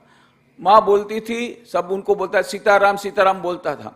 फिर जब उसको भूख लगती थी माँ माँ चिल्लाता था, तुरंत माँ आती थी यहाँ खाने को देती थी। तोता भी जानता है कि माँ बोलने से माँ आएगी और मुझे खाना खिलाएगी। एक बछड़ा था, वो भी जैसे ही माँ माँ चिल्लाता था तो तुरंत माँ वहां पर जाकर उसको खाना देती थी। एक बिल्ली थी माँ के घर में। अब वो बिल्ली दूध चुराती थी। वहां पर ज्ञान महाराज थे ब्रह्मचारी, उनको बड़ा गुस्सा था। बोले माँ आज ये दूध चुरा लिया आपकी बिल्ली ने। माँ का लॉजिक सुनिए, माँ का तर्क सुनिए। माँ के देख बेटा वो रहती यहां पर है, खाती यहां पर है और उनका तो धर्म ही चोरी करना है, कोई उसको प्रेम से तो खिलाएगा नहीं, तो उसने अपना धर्म का पालन किया है, दूध चोरी किया है। और एक बार तो हद हो गई, ज्ञान महाराज के बिछाने को ही बिल्ली ने गंदा कर दिया। अब तो डंडा लेकर के मारने के लिए आए। जैसे ही डंडा लेकर मारने के आए, अरे माँ ने कहा अरे उसको मारो मत मारो मत। फिर उसने कहा देख बेटा बिल्ली रहती यहां पर है, खाती यहां पर है, अब ये सब करने कहां जाएगी, इसलिए तेरे बिछाने पर कर दिया। तो मैं उसको साफ कर देती हूं, उसको मारना मत। और जब बाहर भी गई तब जाके बोली बेटा बिल्ली को मारना मत। और फिर बाद में एक बार ऐसा हुआ कि ज्ञान महाराज ने मारा था तो माँ को दुख हुआ था, उसके बाद से उन्होंने बिल्ली को मारना बंद कर दिया। तो सभी की माँ है, पशु पक्षी भी माँ है, सबकी माँ है। तो उनको किसी भक्त ने पूछा माँ तुम हमारी कैसी माँ हो? तो माँ ने क्या उत्तर दिया, आमी तुम्हार सत्यिकारेर माँ, कथार कथा माँ नय, गुरु पत्नी नय, पातानो माँ नय, सत्यिकारेर माँ। मैं तुम्हारी सचमुच की माँ हूं, केवल गुरु पत्नी नहीं, कहने की माँ नहीं, सौतेली माँ नहीं, मैं तुम्हारी सचमुच की माँ हूं। यह है माँ शारदा देवी, हम सबकी जननी। वो सन्यासियों की माँ थी। अभी स्वामी सत्यदेवानंद जी महाराज ने तो बहुत बढ़िया अरेंजमेंट किया है खाने पीने का। 2 दिन से अच्छा खा रहे हैं, आज भी जरूर से अच्छा खाना मिलेगा ऐसी पूरी आशा कर सकते हैं। पर ये सब सत्यदेवानंद जी महाराज के कारण नहीं है, उसका कारण है माँ शारदा देवी। क्यों क्यों क्यों? क्योंकि माँ शारदा देवी ने बोध गया में प्रार्थना की ठाकुर को, हे ठाकुर, यहां पर ये सन्यासी लोग किसी मठ में गए थे, वहां देखा माँ ने कि बहुत अच्छा वहां खाने पीने रहने का अरेंजमेंट है, और मेरी संतानें बोले यहाँ ये सन्यासी लोग इतने आराम से रह रहे हैं, इतना अच्छा खाना खा रहे हैं, और मेरी संतानें दर दर भटक रही है और भिक्षा खाकर खा रही है। तो उन्होंने प्रार्थना की, हे ठाकुर, तुम्हारे नाम से जो अपना संसार का त्याग करे, परिवार को छोड़कर आए, ऐसी आशा, ऐसा आशीर्वाद करो कि ऐसा जो सन्यासी बने अपना घर बार छोड़ करके उसको खाने की कोई तकलीफ न रहे। ये प्रार्थना उन्होंने की थी, इसलिए हम अभी खाना खा रहे बढ़िया। इतना अच्छा खाना खा रहे हैं कि लोगों को अच्छा नहीं लग रहा है। अभी 150वीं जयंती पर एक युवा सम्मेलन हुआ था, अखिल भारतीय युवा सम्मेलन, 10,000 युवा आए थे। उसमें प्रश्नोत्तर में एक युवक ने पूछ दिया कि आप लोग तो बड़े मजे में हैं, इधर स्वामी विवेकानंद ने कहा था सिंपल लिविंग हाई थिंकिंग, आप लोग तो दिखते हैं, आपका लाइफस्टाइल तो बहुत मजेदार है। तो मैंने फिर उत्तर दिया, भाई इसका कारण यह है कि हम लोग स्वामी विवेकानंद को फॉलो नहीं कर रहे, मां शारदा को फॉलो कर रहे हैं। ये पूरा अरेंजमेंट है मां शारदा का है। किसी भक्त को पूछा गया कि ये रामकृष्ण देव, शारदा देवी, स्वामी विवेकानंद, तीन में तुमको कौन से ज्यादा अच्छे लगते? बोले तीनों अच्छे लगते। नहीं, सबसे ज्यादा अच्छा कौन लगता है? बोले सबसे ज्यादा मां शारदा देवी। क्यों? बोले स्वामी विवेकानंद के पास जाते हैं तो एक ही बात बोलते, काम करो काम करो काम करो, लोगों के लिए सेवा करते करते मर जाओ। अब रामकृष्ण देव के पास जाते हैं, अरे ईश्वर प्राप्ति मनुष्य जीवन का लक्ष्य है, बस साधन भजन करो साधन भजन करो साधन भजन करो। और माँ के पास जाते हैं, माँ क्या बोलती? बेटा खा ले। माँ की एकमात्र डिमांड है बच्चा खाए और आराम से रहे, आनंद में रहे। ये हम लोग अभी आनंद में हैं, ये माँ की कृपा है और माँ की प्रार्थना के कारण है।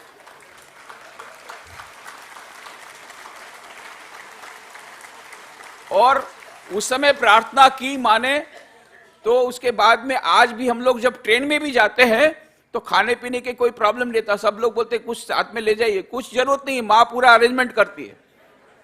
स्विट्जरलैंड में भी वो अरेंजमेंट करती है और दुबई एयरपोर्ट पे भी अरेंजमेंट करती है, मैंने देखा है। तो माँ अभी भी ऑपरेट कर रही है। उनकी कृपा से आज तक अभी सन्यासी जितने ज्वाइन किए हैं रामकृष्ण मिशन में, किसी को खाने पीने की कोई अरेंजमेंट नहीं, बल्कि अभी शायद माँ को प्रार्थना करनी पड़ेगी, ठाकुर इतनी सारी तुमने कृपा कर दी, सब मोटे हो रहे, थोड़ा कम करो कृपा।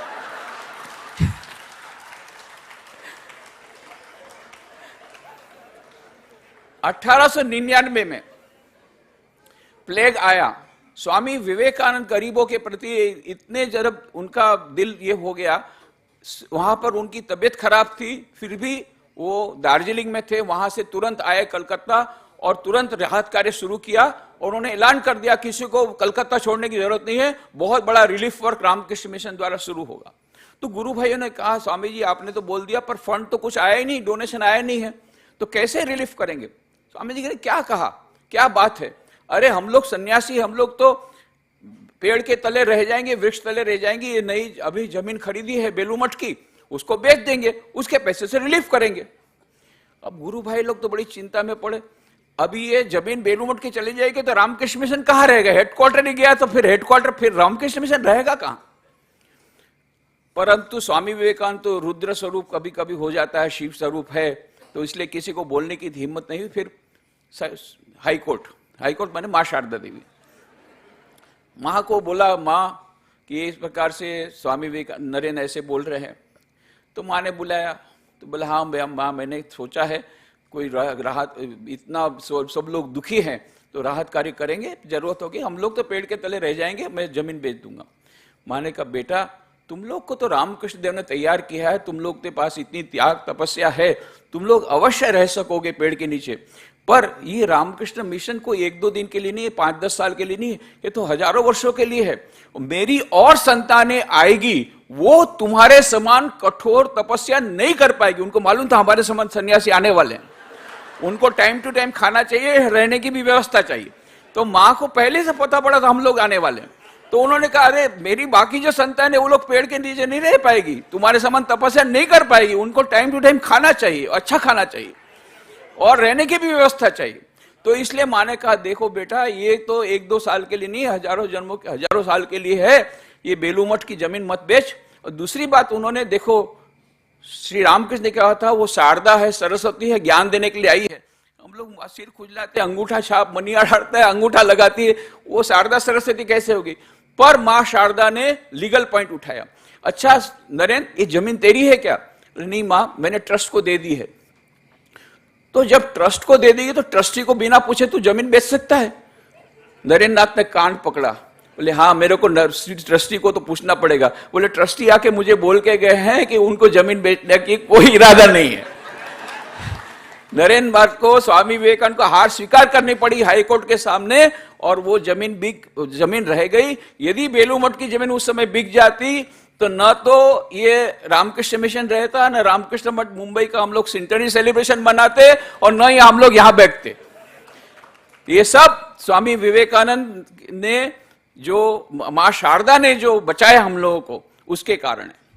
और माँ सबकी माँ थी, क्रांतिकारी की माँ थी। क्रांतिकारी लोग आते थे, माँ शारदा बुला के बोलती थी जल्दी जल्दी खाना खा के बेटा चले जा, क्योंकि रात को सीआईडी ऑफिसर रोल आता था सब देखने के लिए कौन कौन आता है मठ में। अब ऐसा हुआ कि सब पता पड़ गया, तो वहां पर जो बंगाल के गवर्नर थे लॉर्ड कार्माइकल, उन्होंने अपनी स्पीच में थे, कई क्रांतिकारी ज्वाइन किए थे, उन सबको निकाल देना। तो जब माँ के पास आए, माँ तो क्रांतिकारी की माँ थी, बेटा उनको निकाल दोगे तुम रामकृष्ण मिशन से? वो लोग घर बार छोड़ के आए। बोले क्या करें माँ, नहीं तो हम नहीं निकालेंगे तो इस प्रकार से शायद हो सकता है हमारी संस्था को बैन कर दे। तो माँ ने कितना सुंदर उन्होंने सुझाव दिया, तुम जाकर के गवर्नर को मिलते क्यों नहीं हो, क्यों नहीं बताते कि रामकृष्ण मिशन कोई पॉलिटिकल बॉडी नहीं है, केवल सेवा के लिए हम लोग समाज में रह करके समाज करते हैं, सेवा करते हैं, ये क्यों नहीं बताते? लॉर्ड कार्माइकल गए, अपॉइंटमेंट लिया। जब गवर्नर ने पहली बार इतिहास में ब्रिटिश गवर्नमेंट के गवर्नर ने माफी मांगी, क्षमा प्रार्थना, क्षमा की पत्र के द्वारा कि I am sorry for my remarks and I have got nothing but admiration for the activities of Ramakrishna Mission. ये उस समय की बात है, माँ शारदा देवी की दूरदर्शिता। इस प्रकार से माँ ने कितनी बार ये संघ जननी ने न केवल इसको जन्म दिया है, इसका नर्चरिंग आज तक कर रही है। वो कितने सारे लोगों को माँ का इस प्रकार से प्रेम मिल रहा है। और माँ पतितों को भी माँ थी। एक बार दक्षिणेश्वर की बात है, रामकृष्ण देव के पास माँ रोज जाकर के थाली दे के आती थी और रामकृष्ण देव भोजन करते थे, फिर वापस जाकर के थाली। एक बार जा रही थी, किसी स्त्री ने कहा माँ देव मैं थाली दे के आती हूँ, तो वो लेके गए, पानी लेके थाली लेके गई और थाली रामकृष्ण देव के सामने रख गई। थोड़ी देर बाद माँ गई खाली थाली वापस लौटने, देखा है थाली ऐसी पड़ी है, रामकृष्ण देव ने कुछ खाया नहीं है। क्यों जी आपने कुछ खाया नहीं? रामकृष्ण देव एकदम नाराज मुद्रा में है, कुछ बोल नहीं रहे। तो आपने कुछ खाया नहीं, जानती नहीं हो उसका चरित्र कैसा है, जानती नहीं हो मैं ऐसे का स्पर्श किया हुआ खाना नहीं खा सकता, तो क्यों उसके हाथ से थाली भिजवाई? बोले क्षमा करो गलती हो गई, अब खा लो। नहीं, पहले मुझे वचन दो कि अब तुम खुद थाली लेकर के आओगी, किसी के द्वारा नहीं भिजवाओगी। मां शारदा ने क्या, देखो मातृत्व कैसा रहता है, मां का मातृत्व कैसा था। मां श्री रामकृष्ण देव को साक्षात परमात्मा मान करके उनकी सेवा करती थी, पूरी आज्ञा का पालन करती थी, पर जहां मातृत्व की बात आती थी मां उनकी बात नहीं मानती। मां ने क्या कहा, मैं खुद ही आपकी थाली लेके आऊंगी, पर यदि कोई मुझे मां कहकर पुकारेगा तो मैं उसको ना नहीं कर पाऊंगी, मैं मां हूं, ऐसा कुछ भी नहीं है जो मैं उसको ना दे सकूं। तो मां करके कोई पुकारेगी तो मैं ना नहीं कह सकूंगी। श्री रामकृष्ण देव को हार स्वीकार करनी पड़ी, चुपचाप खाने लग गए। उसके पहले भी दक्षिणेश्वर में देखते हैं स्वामी विवेकानंद, स्वामी ब्रह्मानंद, राखाल, नरेन, प्रेम बाबूराम, ये सब आते हैं। रामकृष्ण देव ने किया, देखो यहां पर आए हो, रात भर जब ध्यान करना है, रात का सब उन्होंने कोटा फिक्स किया, इसको इतना रोटी, इसको इतना रोटी। पूछा तो सबने 2-2 रोटी ज्यादा लिया है। तब श्री रामकृष्ण देव ने उसको बुलाया शारदा देवी को, क्यों जी इतनी ज्यादा रोटी क्यों दी? बोले देखो मैं मां हूं, मैं अपने संतानों को भरपेट खिलाऊंगी और फिर उनका आध्यात्मिक अकल्याण होगा तो कौन देखेगा? मां शारदा देवी, देखिए उनका कितना पावर है। मैं देखूंगी पर मेरे बच्चों को मैं भर पेट खिलाऊंगी, उसमें आपका कुछ नहीं चलेगा। रामकृष्ण देव को हार स्वीकार करनी पड़ेगी। तो ये है मां का मातृत्व। ये हमारे सन्यासियों की भी मां है, गृहस्थ भक्तों की भी मां है। साधु नाग महाशय जब जाते थे, मां की कृपा पिताजी से अधिक है, और उनको प्रसाद दिया, मां कहते कहते प्रसाद तो खा लिया, वो पत्तल भी खा गए। मां ने कहा भाई इसको पत्तल में मत देना, थाली में देना, क्योंकि इसका इतनी भक्ति इतनी अधिक है। मास्टर महर्षि ने वचनामृत पंथ लिखा, रामकृष्ण कथामृत, तो शुरुआत में ही माँ की वंदना की, माँ का आशीर्वाद मांगा और उनको ये समर्पित किया। तो माँ के कितने सारे ये थे, उनके गृहस्थ भक्त भी थे और सन्यासी भक्त थे, सबके ऊपर माँ की बड़ी कृपा थी। जब बेंगलोर में गई थी माँ, उस समय सभी लोग उनके प्रणाम करने आए।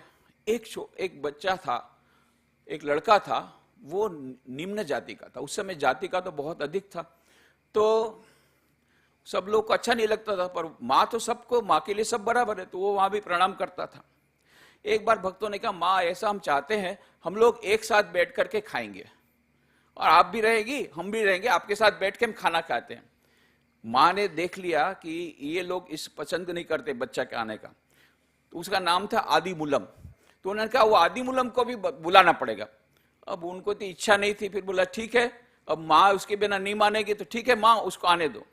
माँ ने वो आदि मूलम को बोला, तू जरा जल्दी आना और अपने हाथ से सबको परोसना।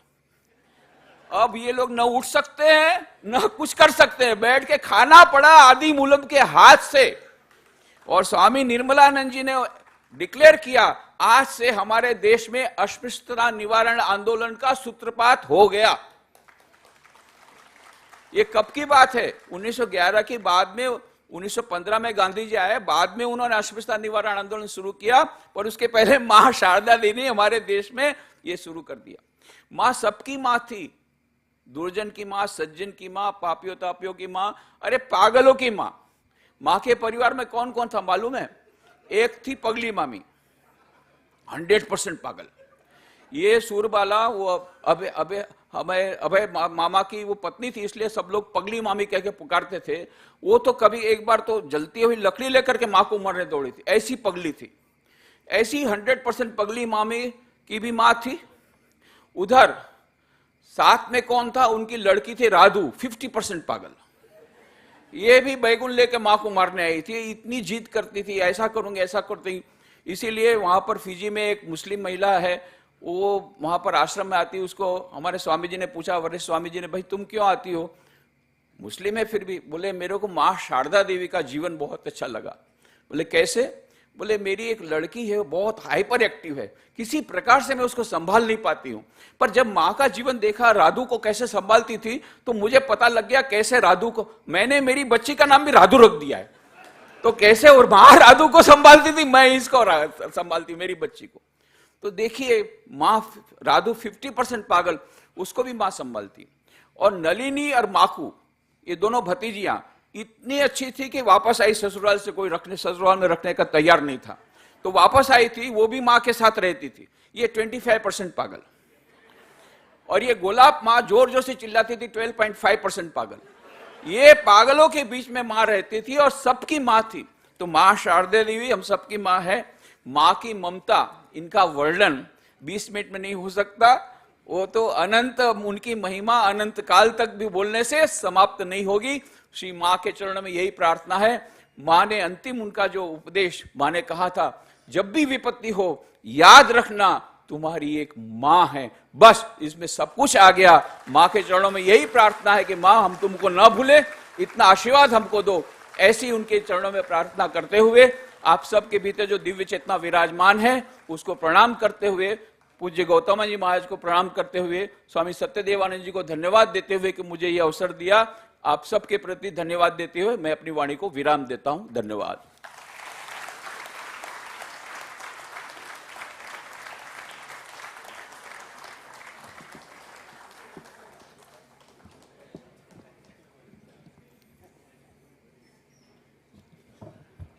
Now, Revered Swami Tyaganand Ji Maharaj, Minister in Charge, Ramakrishna Vedanta Society, Boston, USA, will speak on lessons learned in the Mumbai Mutt.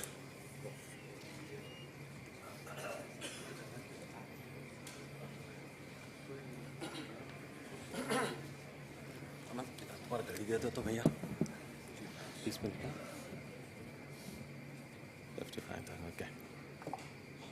Okay.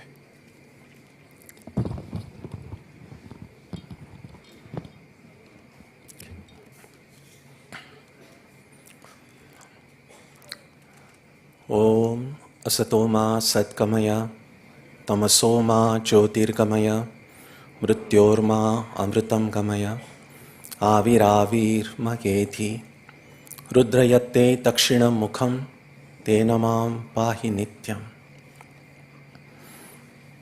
Friends, as we gather to celebrate the centenary of the Mumbai Mutt, and these 3 days has been such a wonderful experience for us all. The celebration includes a lot of things, and one of the things that the celebration includes is a little bit of reflection as well. For many amongst us here, our spiritual life in a serious way began by coming to the Mumbai Mutt, and for many others perhaps in some other place as well. But for those of us for whom our spiritual life began in the Mumbai Mutt, this event is a little bit like homecoming.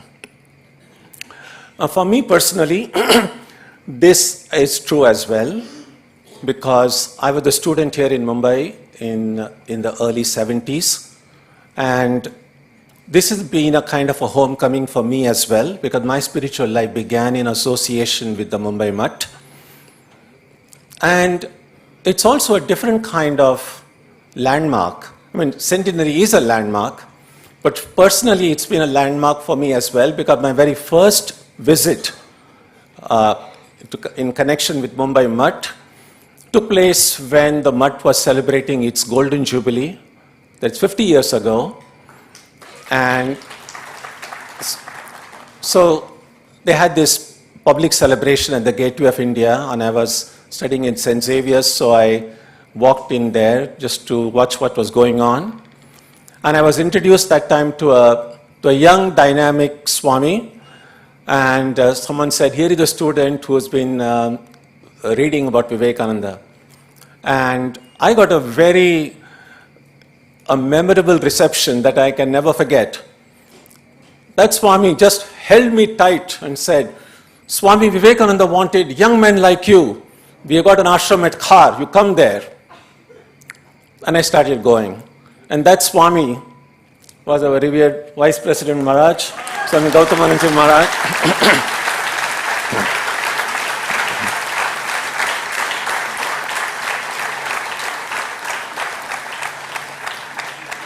So he plays a very important part in my beginning of my spiritual life and monastic life as well.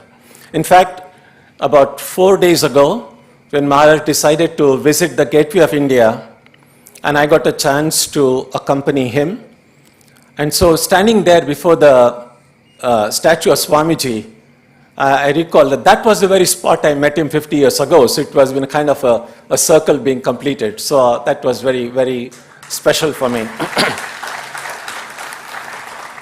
Now this reminds me of another kind of homecoming that occurred about 15 years ago.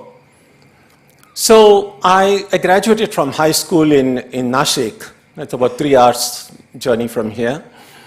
And some of my high school friends, they kept in touch with one another over a WhatsApp group, and that time I was on WhatsApp, and so they somehow contacted me. And about 15 years ago, a group of us, almost 20 of us, met in Nashik. And I was the only one from my class who had become a sadhu. And it was wonderful meeting. Most of them I was meeting after 30, 40 years. So meeting the friends whom I had known as teenagers was a great experience. And they were all discussing many number of things. And I didn't find any connection because I wasn't aware of many of the things they were speaking about. Partly because I've also been out of India now for the last 25 years. So some of the local things they were discussing, and so I was just sitting quietly, enjoying their presence, but not being able to contribute much. And then I thought, well, I must say something. So I made, I think, probably which I realized was a mistake. So I looked at them and I said, look, we have known each other from childhood and from the time of our teenage years. And now we are meeting after 35, 40 years. And life has taught us any number of different things. So why don't we just go around and say in a sentence or two, what has life taught me? what are the important lessons I learned in my life? And as soon as I said that, there's complete silence. And it became very awkward because I thought, oh, this was probably not the kind of question anybody wanted in a kind of a celebratory meeting like this. But I think it's important, and that's the kind of question we can ask ourselves as well. That no matter how long we have been coming to the ashram or any place of worship that you go to, what have I learned? Sometimes they say that we might get our knowledge from reading many books and lectures and from many different sources, but especially as we grow older, if we ask ourselves, what are the basic values that govern my life? We might find, in fact, there's a big famous book came some years ago, that all that I needed to know, I learned in my kindergarten.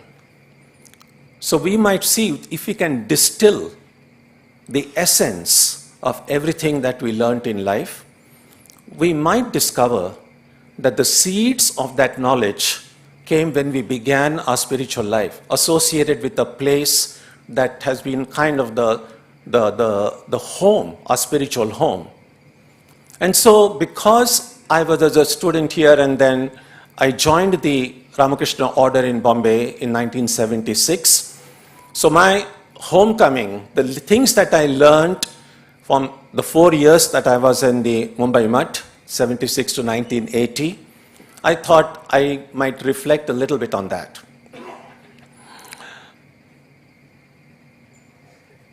Among the things that comes to mind first is the power of time. And this is because, as I said, the first time I came to Mumbai Mutt was in its Golden Jubilee. 50 years have gone by, and now we are celebrating the Centenary. I'm quite certain I will not be here for the 150th celebration, and some of you who are very young will be there that time. The Swamis who were present when I joined the Mutt, all of them have passed away now. In fact, almost 3 of them passed away in the last year or so. And some of you are familiar with them. One was, of course, Kalipada Maharaj, and Swami Kedaranji Mrinmay Maharaj, and most recently, Suresh Maharaj or Swami Purna Kamanandaji in Mangalore. And many other Swamis who were there when I joined the Mutt have all gone away. And of course, when I look at and the souvenir had all these fine pictures of the olden days, and we see how different we looked then, years ago, and how different we look now. Age takes its toll on us. Many of my brother monks that I see, yes, I mean, we are still the same people, but physically we have grown, we have aged. So we will pass away eventually. The ashram will remain, the Mumbai Mutt will remain, but we will go. Sometimes we are under the illusion that it's the time passes. In fact, this has been a phrase that is very common in India. Kya kar rahe hain? Time pass. A little bit of reflection will show us that time doesn't pass. It's we who pass. In fact, Bhartrihari, he says it very clearly, exactly in these words. Kalo na yata, vayameva yata. And so it's good to recognize the power of time over us. And time shows its presence in our lives through the idea that we have about past, present, and future. We know, if we are a little bit alert about it, how much of our time and energy goes in thinking about what happened yesterday or last week or last year. The memories of the past keep on intruding into our present. And then there is, of course, the anxiety about the future. And we are well aware of what anxiety meant, having gone through this almost 3 years of the pandemic and the economic downturn and all of that. So it's natural to feel worried about what tomorrow will bring or what next year. What can I do to take care of my family and so on. But this idea of worrying about the future, remembering about the memories of the past, doesn't allow us to live in the present. Swami Vivekananda made one statement. It's very important. It's not much highlighted. It just comes obscurely in his complete works. He says, time is but the method of our thinking. We are the eternal present tense. Now, it's a big subject to reflect over the power of time. But I think this was one of the lessons that came to me. Something when I think about time now, I can trace it back to some of the things that I learned when I was in Mumbai Mutt almost 50 years ago. The second is the power of possessions. When I came to join the Mutt, I was 19 years old. I didn't bring anything with me, just the clothes that I was wearing. One thing that I brought, and I still don't know why I did it, I brought my toothbrush. I tucked it in my back pocket as if, I don't know what I was thinking, as if they wouldn't be giving me toothbrush in the mud. So anyway, so that's all that I came by. But 4 years later, when it was time for me to go to the training center, I was shocked to see how my room had become filled with a lot of clothes, a lot of books, and it was shocking. I didn't at any time feel that I was accumulating these things, but one by one things came, and it was time for me to go to Belur Mutt in 1980. I realized when I was packing how many things I had with me. And if we look at our own lives, when we come into this world, we come with nothing. And over time, we build up this idea about this is mine. It's not just about material possessions. It's also about my family, my friends, my home, my property. But also, on a more subtler level, my ideas, my thoughts, my feelings. The amount of things that we qualify by the term mine is huge. So it's worth reflecting on the idea of possession. Now, possessions themselves are not the problem, but the idea of ownership. There is the Upanishad called the Isha Upanishad, which asks the question, Kasya Svidhanam? Who does anything belong to? Just we know that when we travel and we decide to stay in some hotel, and if it's a good hotel, then you'll have lots of amenities there. You can use the things in your room. But you know, when you check out of the hotel, you are not allowed to carry anything. That doesn't belong to you. But as long as you are checked in, you can use everything there.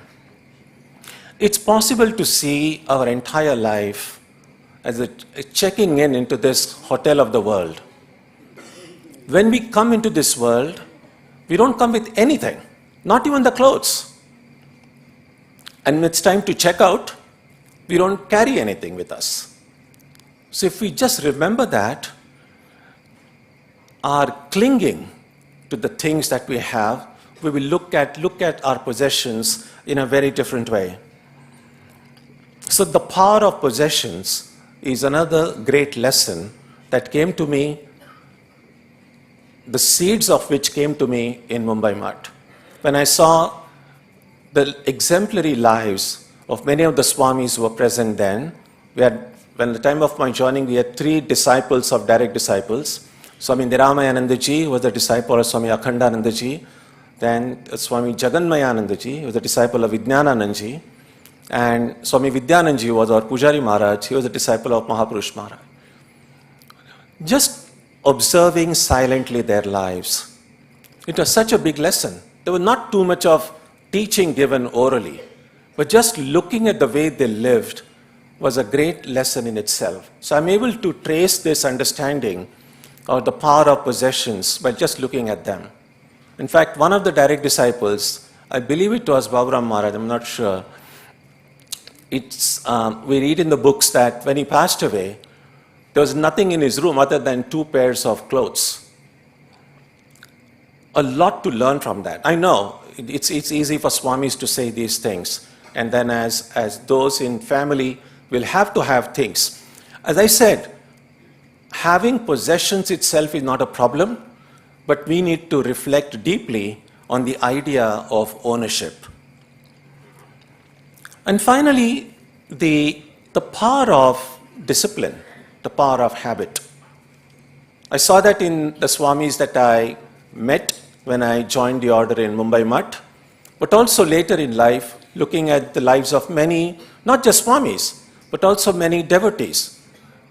With great nishtha, with great regularity, with great faith, many devotees who came in the morning to the temple, to the mother's temple, and looking at the lives of these great, both monastics and non-monastics, was a great lesson. Sometimes no words are necessary. Just the power of life is so strong that no words need to be spoken. There's so much we can learn by just observing people and imbibing. And it's not as if everything is perfect. It's not as if everyone is perfect. But we can still learn from everyone, perfect or not. In fact, as we know, Tulsidas, he says that everyone can be our teacher. From many people, we learn how we should live. And looking at some other people, we learn how we should not live. And so both can be our teachers. In fact, I think we learn more by just looking at life with full awareness and learning. Not so much from books. How much, those are grown up amongst us here, how much of what we studied in school and college is actually useful to you in your present career or whatever work you are engaged in? I would hazard the guess that's very little.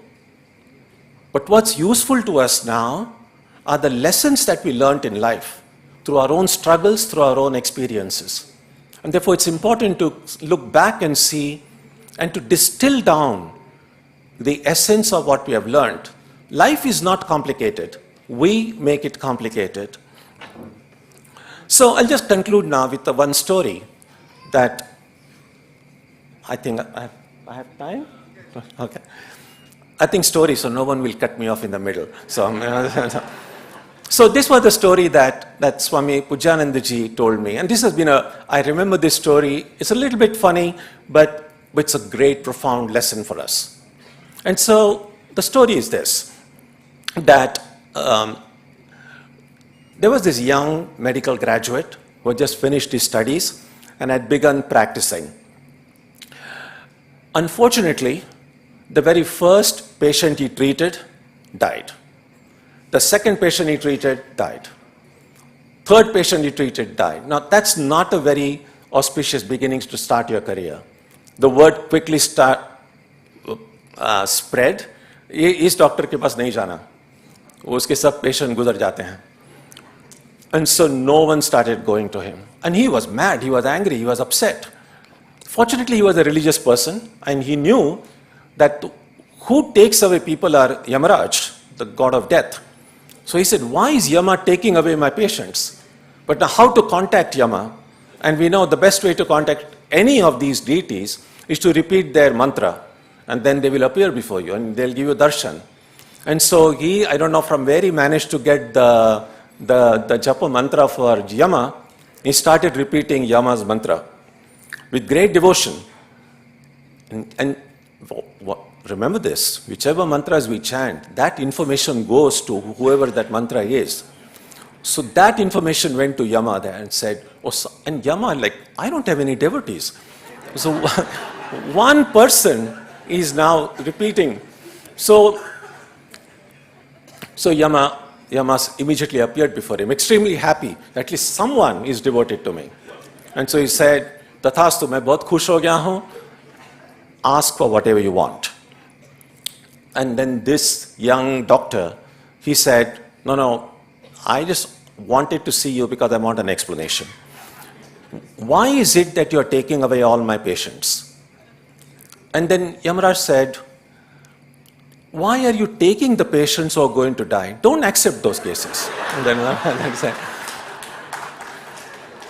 And then this doctor said, how am I to know? I take it with good faith. If a patient comes, that I'll try to cure him and he'll be all right. How can I know in advance? And then Yamaraj said, because I'm pleased with your devotion to me, I'll give you a special power.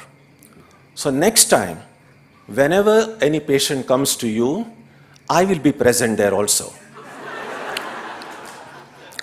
But only you can see me. No one else will be able to see me. Now, if you see that I'm standing near the feet of that patient, don't accept that case. Because that patient is going to die. Give any excuse. Say you are busy, pass it on to your assistant. You don't take it. But if you find that I'm standing near the head of that patient, then no matter what medicine you give, he'll be all right. Accept that case.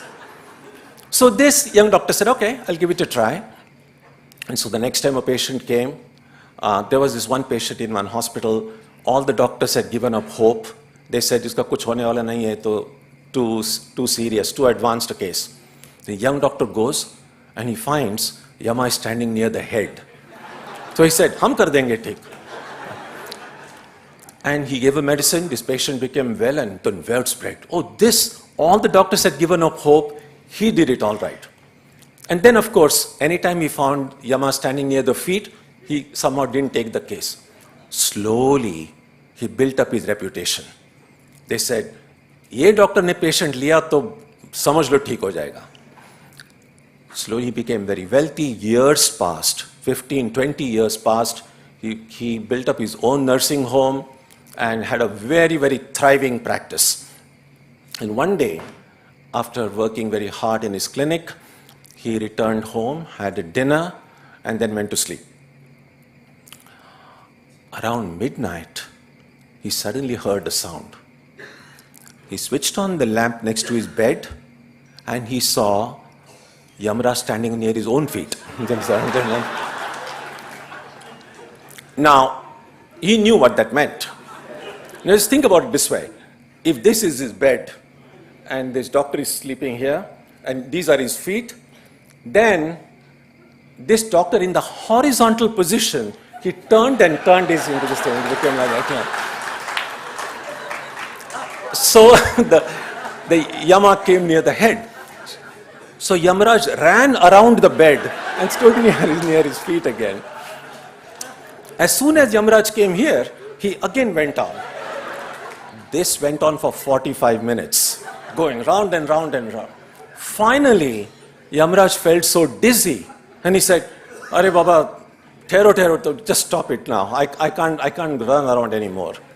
Then Yamaraj said, "Okay, I'm not going to take you, but you tell me, this is physically impossible to turn around in your bed in that horizontal position. How did you do it?" Then this young doctor said, "Ki 20 saal pehle, 20 years ago, when you appeared before me and gave me this special vardhan, this special blessing, that time I knew that one day will come that you will be standing near my own feet. So since that day, every morning, before going to my clinic, I'm practicing this for half an hour."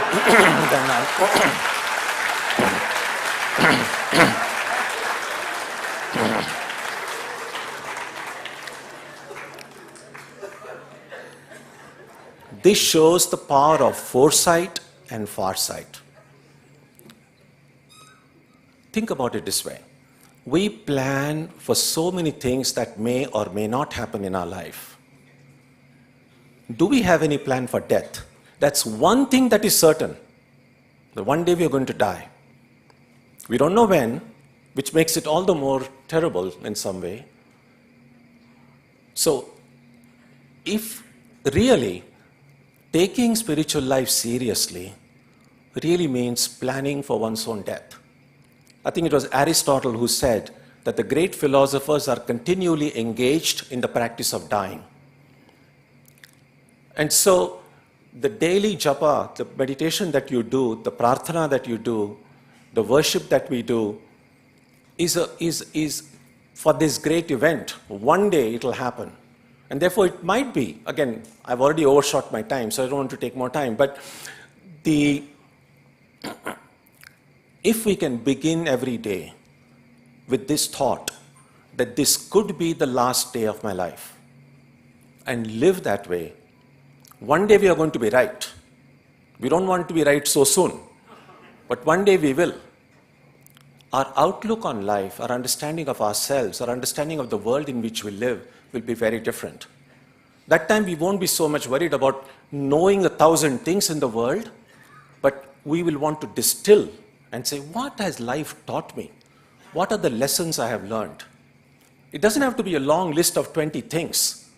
Even if it is 3 or 4, and if we live truly, authentically on that, that will truly make our life blessed. So to conclude, just two small points. I want to commend Swami Satyadevanandaji for this celebration. I was very fortunate. 2 years we were together in Belurmat in the training center, and he was our manager. And I think he had very good training in managing things, considering how wonderfully he has managed this event. So I want to commend him on that. And finally, this thought. We have been talking about the Mumbai Mutt as an institution, as an organization. But what if the Mumbai Mutt would be a grandmother, a 100-year-old grandmother? How would we think about our grandmother? Now, many of you are parents yourselves, many of you are grandparents yourselves. What is it that will make you truly happy when you look at your children or your grandchildren? And I would imagine that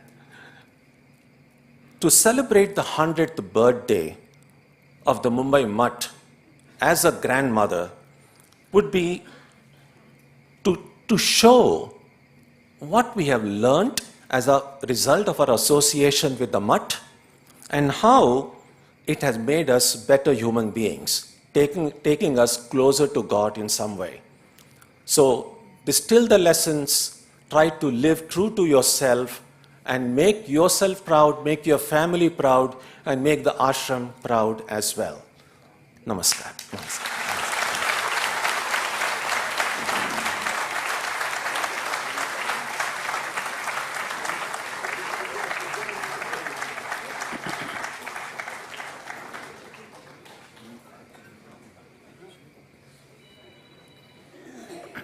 We are pleased to announce and cordially invite our chief guest, Dr. R. Chidambaram, who has arrived.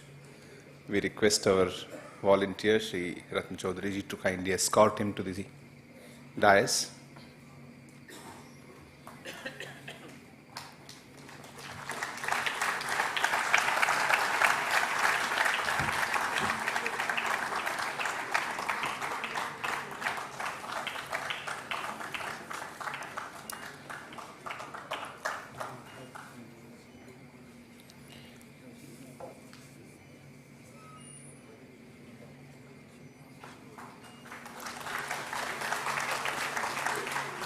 Please come.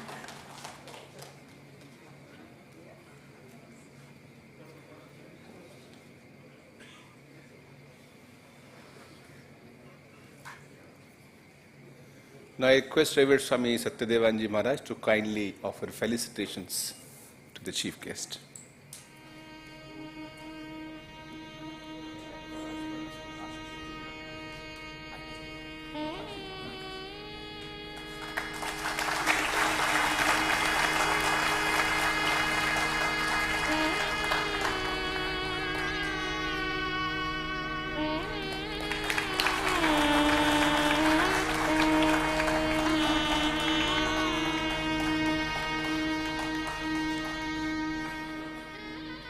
We have one important well-wisher of the ashram in our midst, Sri Ashish Shailaji.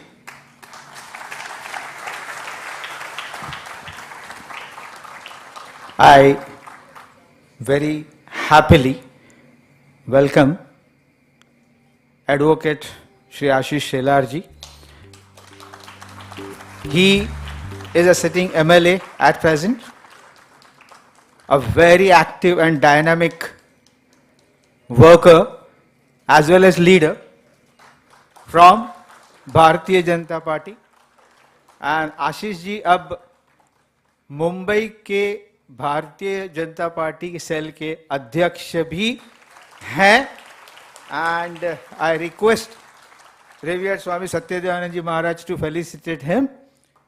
He has been closely associated with the activity of Ramakrishna Math and mission, and आम्हाला कधी गरज लागली, कुठे आम्ही अडकलो तर आशिषजींकडे जायचं. सगळ्यात पहिलं आमचं step is to go for Ashish ji.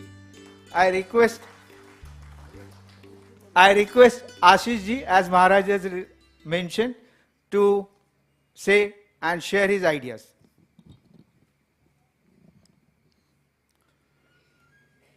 I have been caught in the dark. Let me congratulate Mumbai Math for their 100th century, and I pray to the Almighty and God that with all the spirit, spirituality and speed, we complete 200, 300, 400 with all kind of happiness in the people's life. Ramakrishna Math and the activity of Ramakrishna Math, especially Mumbai Math, I am personally being a part of it on many occasions. The Swami, the in charge of the Math, whoever comes to the Mumbai, I make it a point that I should meet him and take his blessings, and whatever little bit I could offer, being a local elected representative to the Math. While doing the same, obviously we get the blessings, and the most importantly, the kind of happiness what I get. Normally by doing a service to somebody, if I am getting 50% of it, by doing for Mumbai Math, I get 150% of the same. I will be very precise because we all are here to listen Mr. Chidambaram ji. God was kind enough to me and Math was kind enough to me that unknowingly I could sit next to him. The reason you should get an opportunity to sit with some personalities which you can actually dream for, and you are getting an opportunity to sit with them.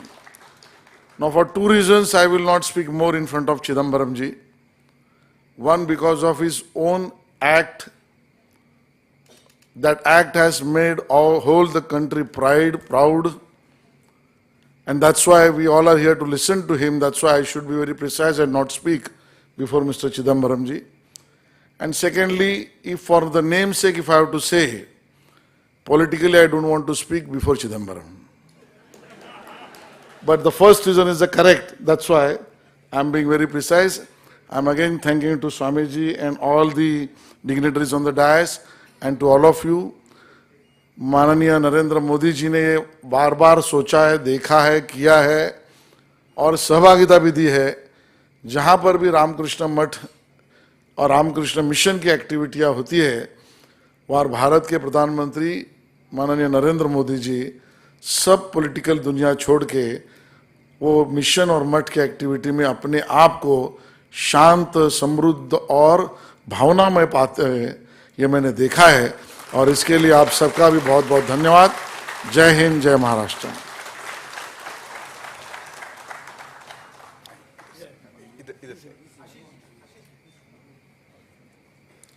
As he rightly pointed out, we also received this morning, and it was read out, the message by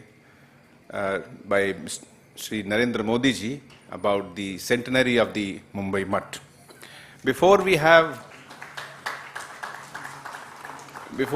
the chief guest speech, I request Swami Shuddhidanandaji, Adhyaksha, Advaita Ashram Mayavati, Uttarakhand, to speak on Sri Ramakrishna and Ramakrishna Mission, a rare spiritual phenomena.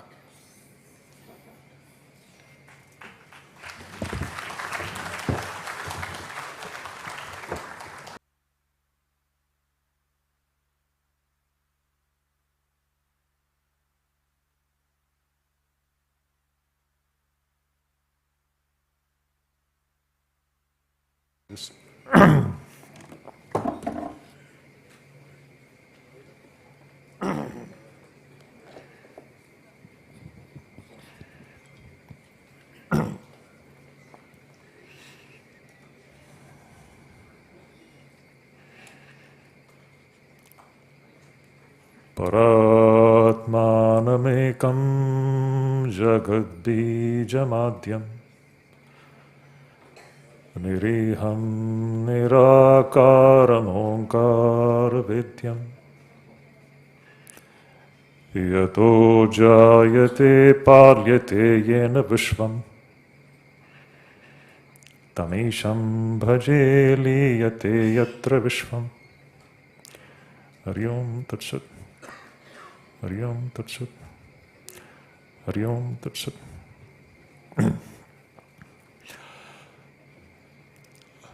My Sashtanga pranams to most revered Swami Gautamanandaji Maharaj. My pranams to revered Swami Satyadevanandaji Maharaj, to Swami Tyaganandaji Maharaj, Nikhileshwaranandaji Maharaj, Muktinathanandaji Maharaj, Nityasthanandaji Maharaj, and all the elder Swamis assembled here. And my namaskars to Sri Chidambaramji, seated on the dais, and my namaskars and good wishes to all of you, dear devotees, admirers, and friends. This has been indeed a very grand and an august gathering in every sense of the term. A grandiose which actually, I feel, which befits the city of Mumbai and Mumbaikars.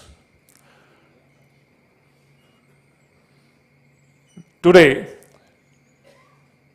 we are celebrating this 100th year of the Ramakrishna Mutt and Ramakrishna Mission Center in Mumbai. And it is a very proud moment for all of us.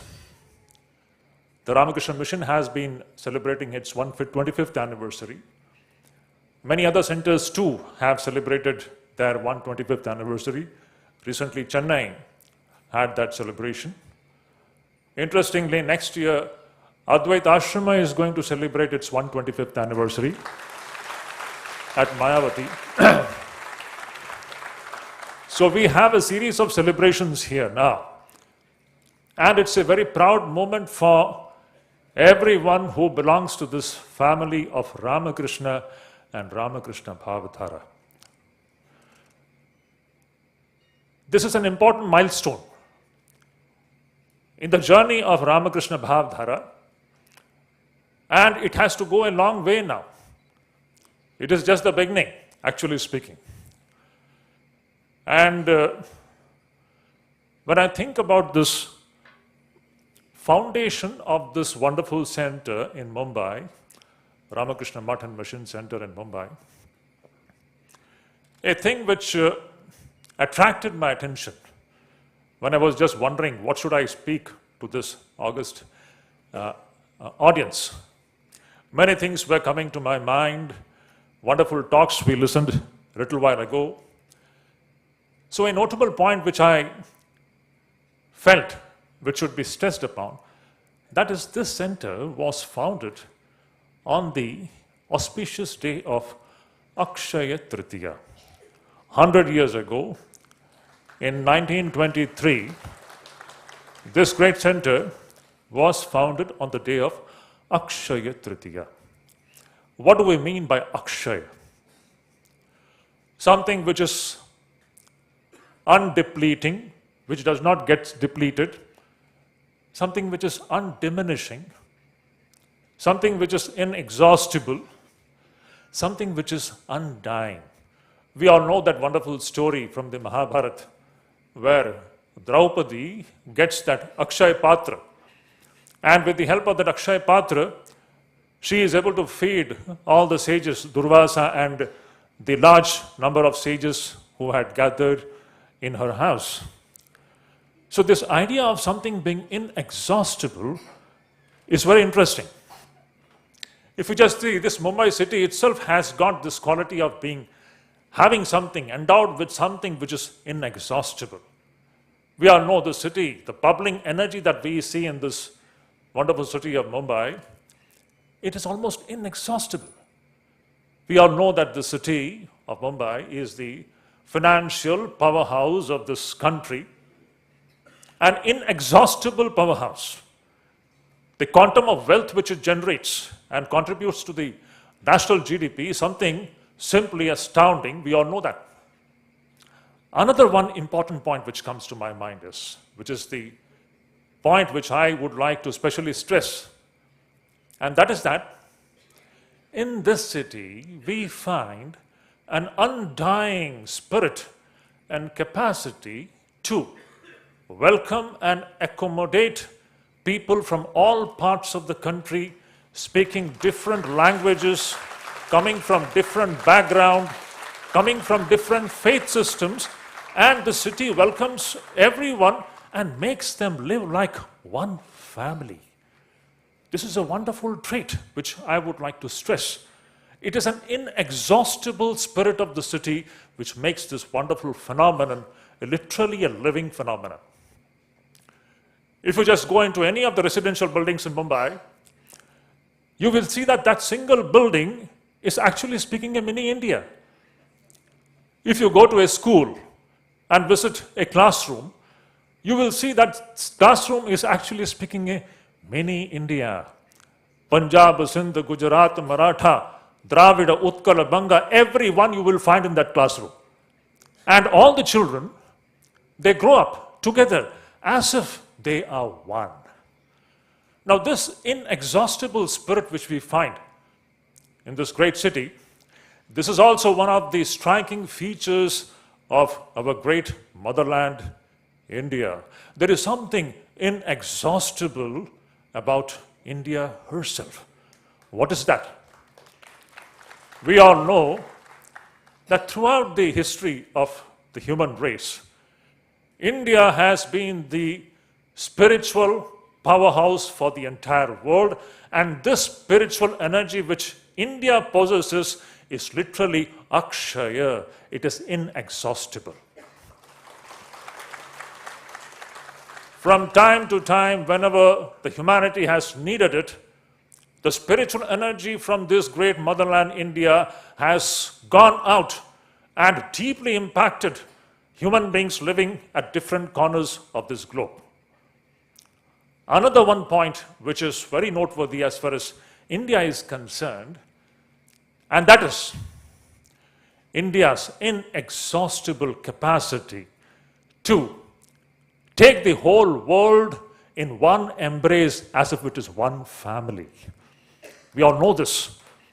For ages, India has been the land where people from all the corners of the world have come with different intentions, good and bad.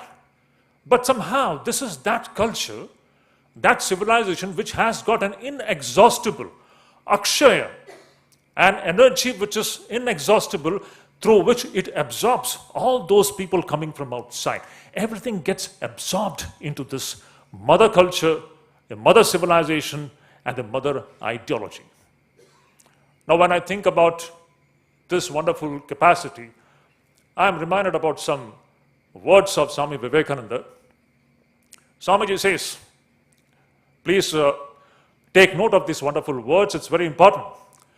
Swamiji says that for a complete civilization, the world is waiting. Mark the words. He is speaking, he is saying that for a complete civilization, the world is waiting. The world is waiting for the treasures to come out of India. The world is waiting for the marvelous spiritual inheritance of this land, India, the great spiritual inheritance which has been left behind by our forefathers. The world is hungering for it, thirsting for it, waiting to get a few sips of this great nectar which our forefathers have left behind and which has been preserved for ages. Now, what is this spiritual treasure which Swami Vivekananda is talking about? It's a very important point. This spiritual treasure, which is inexhaustible, which is undying, and that is what makes India undying and immortal. What is that? Swami Vivekananda is actually referring to the great system of thought of the Vedas. It is this Vedic system of thought which is going to, really speaking, bring about a new civilization which Swami Vivekananda was envisioning in his mind. What are the unique points of this great Vedic civilization, which today is known as Hindu, Sanatana Dharma? The Swamiji says, the speciality of this Vedic Sanatana Dharma is what? It teaches that at the core of this creation is divinity. Everything is divine. Every man, every woman, every living creature is divine. Divinity, the thread of divinity runs through everything in this creation, and therefore everything is worshipable. Everything is sacred. Nothing is profane here. Everything is divine. And this divinity, which the Vedas talk about, it is something which we can experience. It is not a matter of belief. And this divinity can be approached by any number of ways. It can be approached by any number of ways. Now, in this respect, Swamiji says, the greatest teaching that has gone out of India in that hoary past, that sentence which has influenced the Indian culture and civilization, that sentence is something wonderful. At a time when the entire world has been fighting over your God and my God, we find in history in Middle East, all the different tribes having their own tribal gods, and every tribe is fighting with the other tribe over the question of, my God is the true God and your God is the false God.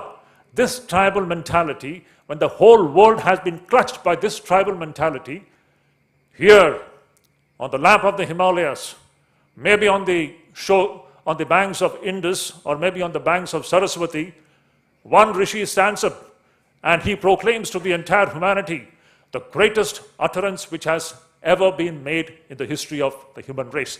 And that utterance is, truth is one. Sages call it variously. Ekam sat vipra bahudha vadanti. Swami Vivekananda says this great utterance, if you just look into the history of India, the history of India can be described as the repeated striving of the people here to put this great principle into practice. Literally speaking, this is the only land where this truth has been practiced to such an extent that it has gone into the very blood stream of this country. It has become the national trait and the national characteristic of this great land. And Swami Vivekananda says this great Hindu race, India, it is here and here alone this great truth has been put into practice, and that is the reason why we have this undying, undiminishing capacity to take the entire world in a warm embrace as if it is one family. The idea of Vasudhaiva Kutumbakam. This comes from this idea of divinity which the Vedic literature or the Vedic system of thought preaches to the entire human race. Interestingly, it's very interesting, I should point this to this audience, that is very contrastingly, the simple truth, that truth is one, divinity is one. We can call it by any names, doesn't matter. This simple truth the world has not learnt even today. The simple truth the world has not learned even today. Even today, it's a fight between my God and your God, my conception of God and your conception of God. Whereas this is the land in India where this issue was put to rest long back. And this is the only society where very naturally we don't feel that somebody is a stranger. This Hindu society, the Indian society, where it's so spontaneous for us to see everybody as one, belonging to one family. It is one divinity which is expressing in the forms of so many life forms expressing here. Now, this is the great ideology which is the world is waiting to receive. As Swamiji said, for a complete civilization, the world is waiting. For the treasures to come out of India and teach the entire human race. For this, Vivekananda's wonderful idea then comes. Swamiji says, therefore, the one ambition of my life is to set in motion a missionary which will carry noble ideas to the doors of everybody. And then let men and women settle their own fate. The beautiful vision which Vivekananda had was, that was his one ambition of his life, to set in motion a missionary. Now, what is that missionary? This Ramakrishna mission is that wonderful, amazing missionary which has been instituted and initiated by this Yugacharya Swami Vivekananda for carrying these noble ideas, the universal scientific ideas, to the door of everybody in the world, and then let men and women decide their own fate. Swami Vivekananda wanted what our forefathers had thought about the most momentous questions about life. Now, this is the great role which Ramakrishna Mission has been playing for the last 125 years or more. And it has got a long way to go. So what I would like to, before I conclude, I want to specially emphasize this point is that this Ramakrishna Mission or Ramakrishna Bhavdhara or this Ramakrishna movement, which is working in the form of so many centers in India and all over the world, this Bhavdhara is a rare spiritual phenomenon. It is not a sect. Sri Ramakrishna didn't come to found a new religion. Let us make this point very clear. Sri Ramakrishna came to capture the ideological ambience of the Vedic times and bring it back to our own times for the well-being of the entire human race. It is those. That's why we need to understand that this Ramakrishna movement, it is not a new religion. It is the recapturing of the ideological ambience of our forefathers who had kept the universal principles for the welfare of the entire humanity. So this is a very special spiritual phenomenon. I want to stress this point again and again. It is not a sect. In fact, I personally always, when I think about it, I feel that it is not easy to get associated with this Bhavdhara, because to be associated with this Bhavdhara means to be freed from all narrowness, to be freed from all sectarianism, to be freed from all fanaticism, to be freed from all dogmatism. That is the meaning of being associated with this great Bhavdhara. That's why it's not easy, because the natural human tendency, the flow of the human mind is always to go towards sectarianism, dogmatism, fanaticism, narrow lanes it hold on to. So, to be in touch with this Bhavdhara, to have devotion to this Bhavdhara, to be connected with Ramakrishna Mission, and to become fully identified with this great mission, I feel it is possible only by Sri Ramakrishna's grace. And that's why all the devotees assembled here, before I conclude, I would like to make you all feel that this wonderful family which I am seeing here, the family of monks as well as the lay people, here as well as all over the world, those who have subscribed to this wonderful universal Bhavdhara, we should understand that we are indeed very fortunate and blessed, because this Ramakrishna Bhavdhara is the rarest spiritual phenomenon of the modern times, and it has got a significant role to play to build a new civilization which Vivekananda had envisioned. In 1896, a point which comes to my mind now, Swamiji had spoken about giving a new civilization to the world. I just wonder, what do you mean by a new civilization? What do you mean by an incomplete civilization? Vivekananda says, for a complete civilization, the world is waiting. That means this civilization we have today, it's not complete. What is that thing which is going to make this civilization complete? It is this material civilization. Unless it gets the basis of spirituality, it is going to remain incomplete. And this task of providing spiritual basis to this material civilization is going to be done by India and India alone, by its universal scientific, spiritual principles, the Vedic principles, of which Ramakrishna was a living embodiment. That is why we describe Sri Ramakrishna as Veda Murti. He is the Veda Murti. He is the modern embodiment of all that Hindu Sanatana Dharma, or the Vedic system of thought, actually teaches to the entire human race. So, once again, I thank Swami Satyadevanji for having given me this wonderful opportunity.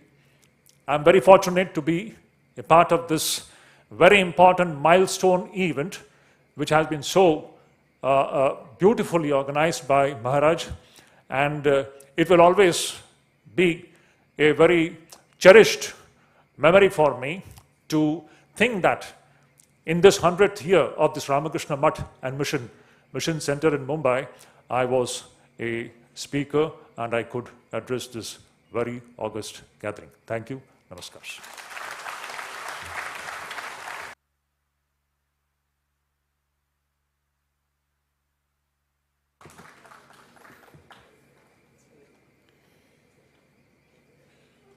We are pleased to have with us Dr. R. Chidambaram, who is 85 years old young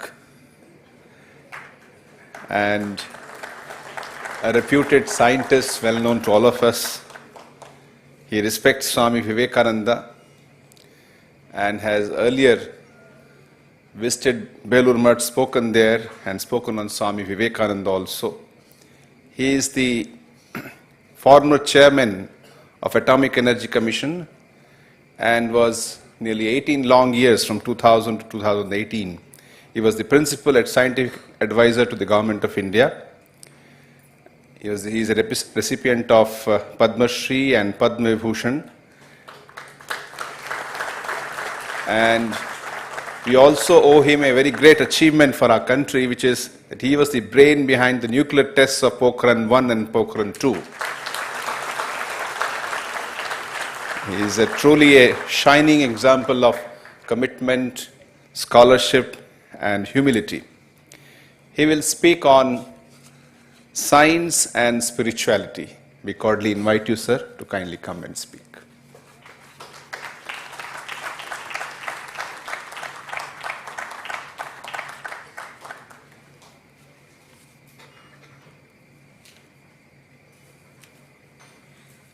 Thank you, Swamiji, for the kind introduction.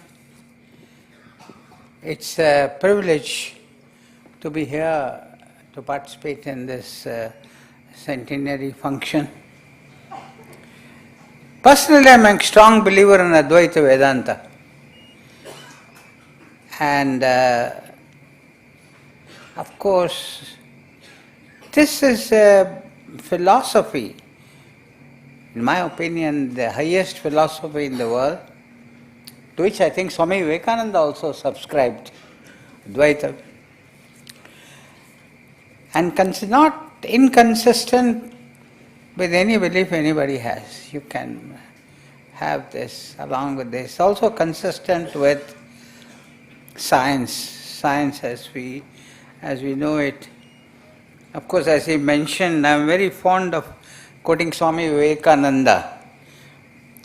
And one of my favorite quotations is, when I talk to university students and all that, and Swami Vivekananda has said, the old theology was, you are an atheist if you don't believe in God.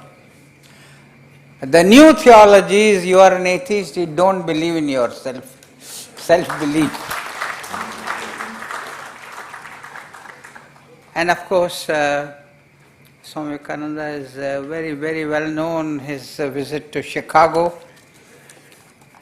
And the spirit of Hinduism which he captured by addressing the audience, which was a world meeting on religions, brothers and sisters, which brought down the entire house there with, because he was there as a spokesman for Hinduism.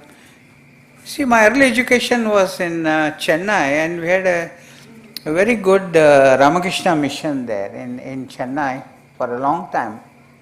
In fact, my elder sister got herself admitted into the order of the Ramakrishna mission over there. And see, this question, science and spirituality. See, science can go only up to a point. You can explain the laws of nature. You can talk about gravitation, you can talk about nuclear energy, E = mc squared, Einstein's equation, you can talk about Schrodinger's equation. You can only discover and interpret laws. But when it comes to the question of who created these laws, science has no answer. Probably nobody has an answer. Who created the laws by which the universe is governed? Well, you can get away with it by saying nature, these are nature's laws. And the fantastic thing is the same laws apply on the earth, on an inanimate object, in an animal, in that flower. Say the forces between two atoms, same kind of atoms, and a galaxy a billion light years away. So, to organize such a thing, what is that force?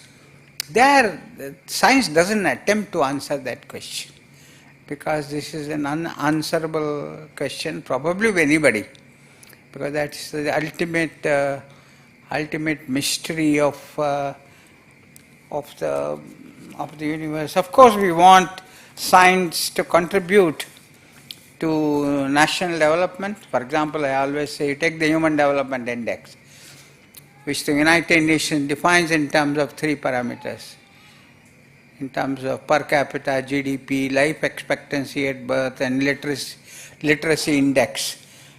And I define it in terms of just 2 parameters, written about it a long time back: per capita, electricity consumption, and female literacy. I prefer female literacy to adult literacy, because in any part of India, the female literacy is always lower than male literacy. And the difference is more the lower the average literacy. Though things are improving, and improving rapidly in India. That's why I prefer to have female literacy as a measure of development. The other is per capita electricity consumption. And it's very clear that you take any parameter. Of course, industrial development obviously depends monotonically on per capita electricity production and consumption, but even health parameters. If electricity is not available in small towns and villages, how are you going to provide good medical care to them?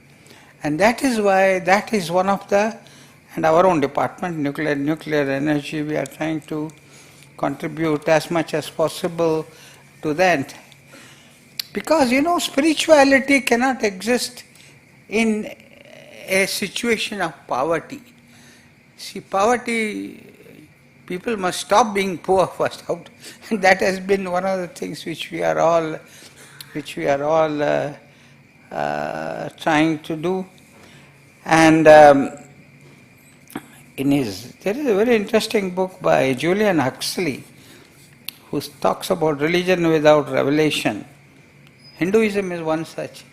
There is no one person to whom you can ascribe Hinduism. It has emerged over such a long time through our Vedas and all that. And that way we are very, very fortunate to be born and been over here. Now coming back to science, you know the laws of science are universal. The validity of Maxwell's equations of electromagnetism, Schrödinger's equation in quantum mechanics, the general theory of relativity is not confined by the confines of any geographical region. Whatever religion you belong to, it has no effect on science. When you write a science paper, the paper is independent of whatever religion or spiritual order that you believe in. And everybody believes in these laws, provided there are experimental observations to confirm it. And this distributed belief in their validity among scientists from all parts of the world gives rise in fact to a kind of universal consciousness which you don't see in any other discipline, certainly not in politics or even in social science. Religion is probably science is the only discipline in which you see this kind of universal consciousness. And of course our understanding of the laws go on changing with time, and also the manifestations of these laws in various natural phenomena, many of which are still not fully understood. So it says that take two atoms, the forces between them in an inanimate object inside my body and in a star a billion light years away, they are the same, at least that is the assumption. But who ensures this? And that is where you have to go to some force beyond. If you're a religious man, you call it God, otherwise you say it is take some quotes from some very famous people. Joule, for his order is manifestly maintained in the universe, governed by the sovereign will of God. Everybody can see there is something beyond. Even Einstein, the great Einstein, when the solution is simple, God is answering. According to him, anything ordained by God is never complicated. According to the famous Albert Einstein. Of course, even in India, you take the great scientists, take them who has been called a magical genius, Srinivasa Ramanujam, mathematician, who wrote all his theorems without proofs in notebooks 100 years back. And people are still trying to find proofs of them. And none of them have been proved to be wrong. That was the Srinivasa Ramanujan. Then of course C.V. Raman and so many others. See, Ramanujan's biographer Rangachari says that he stated results only in the form of sutras. And justification or proof was seldom given, and adds that possibly Ramanujan's institution worked in the same way as his ancestors did. His theorems and his famous notebooks, none of which have been proved wrong, are given without proof, and mathematicians are still trying to work out the proofs of some of them, are wondering how could any man have put down those theorems in the first place. Some of the famous mathematicians from Cambridge and all. Now, of course I can, if you take scientists have been very religious, scientists have been atheists, scientists have been agnostics. All of them have done good science, of course, not that they say, it depends on their perceptions. And take even C.V. Raman, his biographer G. Venkataraman says, and I quote, while Raman did not care for rituals or institutionalized religion, he did, in the tradition of the Bhagavad Gita, believe in the intrinsic divinity of the soul and further that nature is a manifestation of God, unquote. Chandrasekhar described his nephew, also the Nobel Prize winning famous physicist Chandrasekhar. Of course, he went away to Chicago and got his Nobel Prize from there. Described himself an atheist.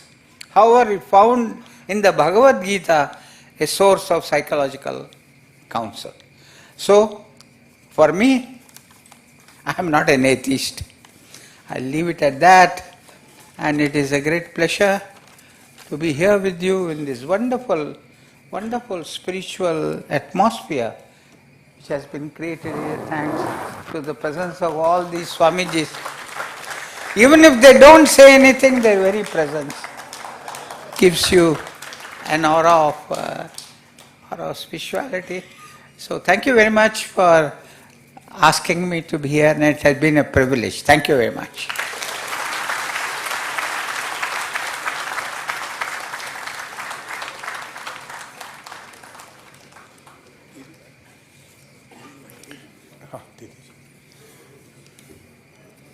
We now request Revered Swami Gautamanji Maharaj to say a few words in benediction.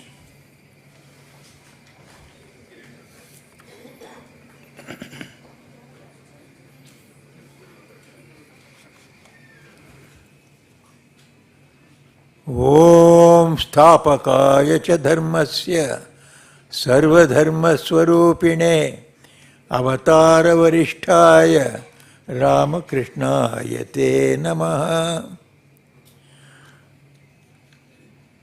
My dear monastic brothers and august visitors, august personages on the stage, of the stage, I am just speaking to you only for a minute or two on the request of Swami Satyadevanandaji, because after this long meeting, they think that a few words of blessings from me may be welcome.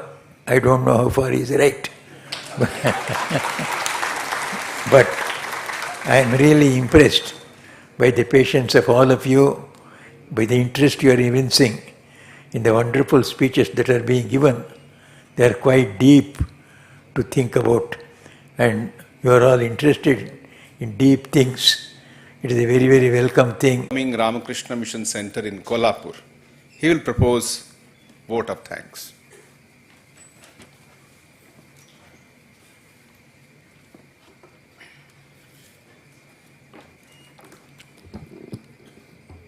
What a wonderful atmosphere has been created by all the galaxy of speakers here. I just take 1 minute. Just now, Revered Swami Tyaganandaji Maharaj has said that let's consider this Ramakrishna Mission Mumbai as a grandmother of 100-year-old. When we just approach to our grandmother, all our worries, all our troubles, it just goes away. So, indeed, it is a wonderful atmosphere has been created by all the speakers here. I will not take much of your time because I know empty stomach is not fit for religion.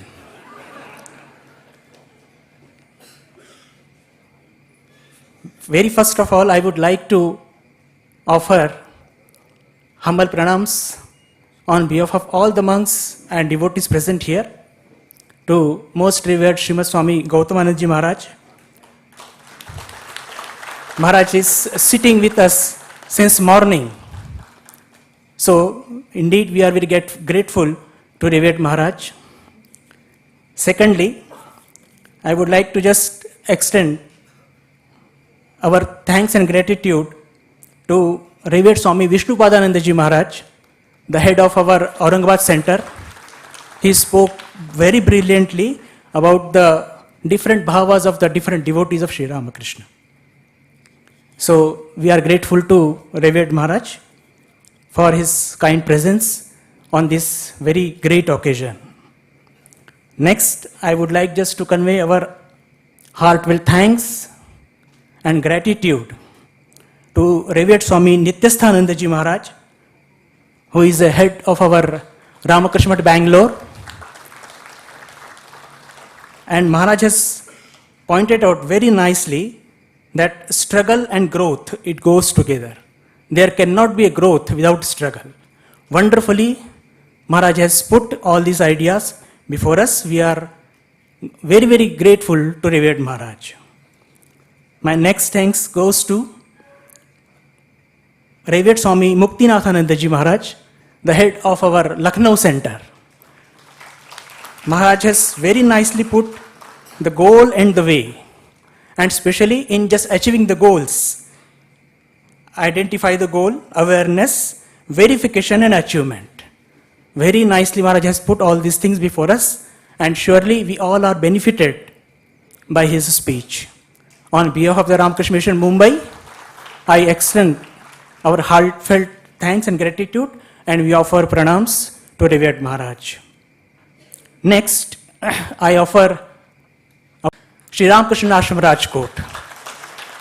He thrilled the whole hall by his unique style.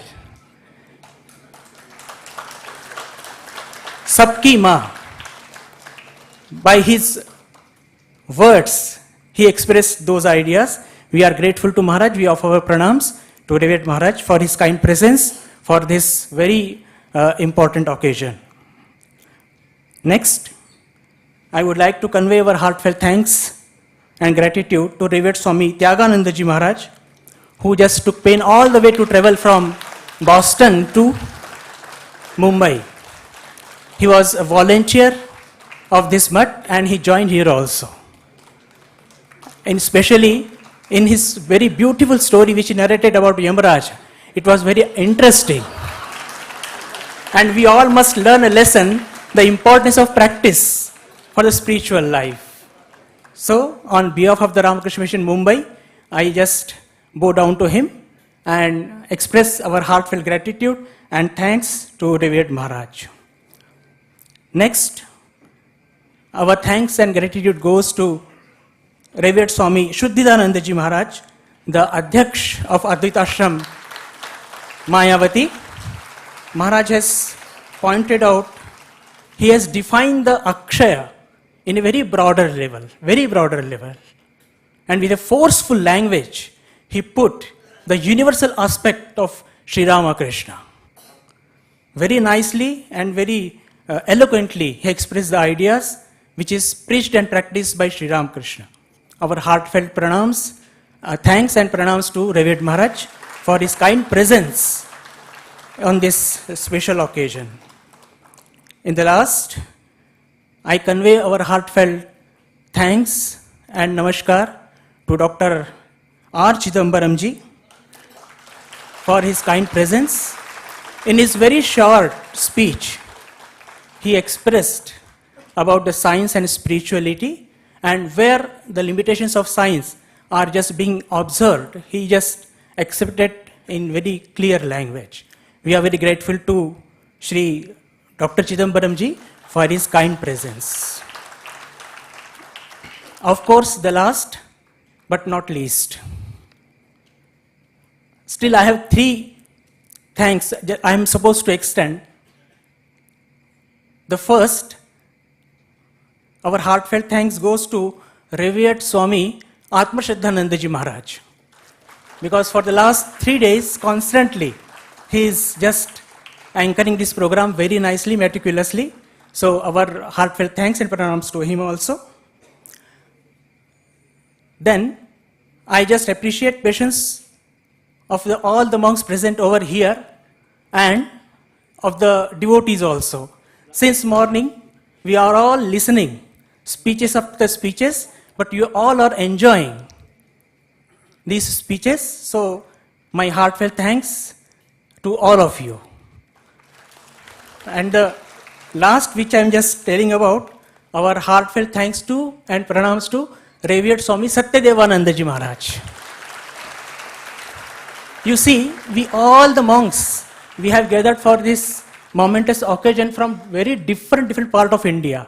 And he, along with his monastic brothers and the devotees of the Mumbai, they arranged very comfortable stay in the different parts of the Mumbai, transportation, nice food, everything he arranged very nicely. So, on behalf of all the monks present in this hall and the devotees, I just again and again, I just offer our pranams to Satyadevananda Ji Maharaj. Thank you to one and all. We request Swami Satyadevanji Maharaj to offer a memento to Swami Buddhananda Ji.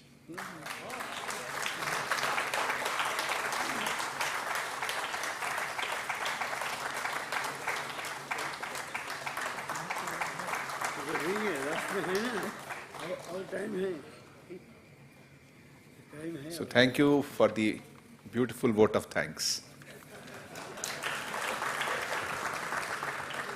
With this, we conclude this session. We shall have the lunch break now, as it was done day before yesterday here. For the monks, it is on the same floor. For the devotees, it is on the ground floor. After the lunch break, we'll reassemble for a bhajan program by 3 of our well-known monks who are good at singing, as you know, Swami Kripaghanananda Ji, Swami Shivadhishananda Ji, and Swami Kripakarananda Ji. So that will be from 2:15 to 3:15. So we request everyone to be back here by 2:15. Thank you very much.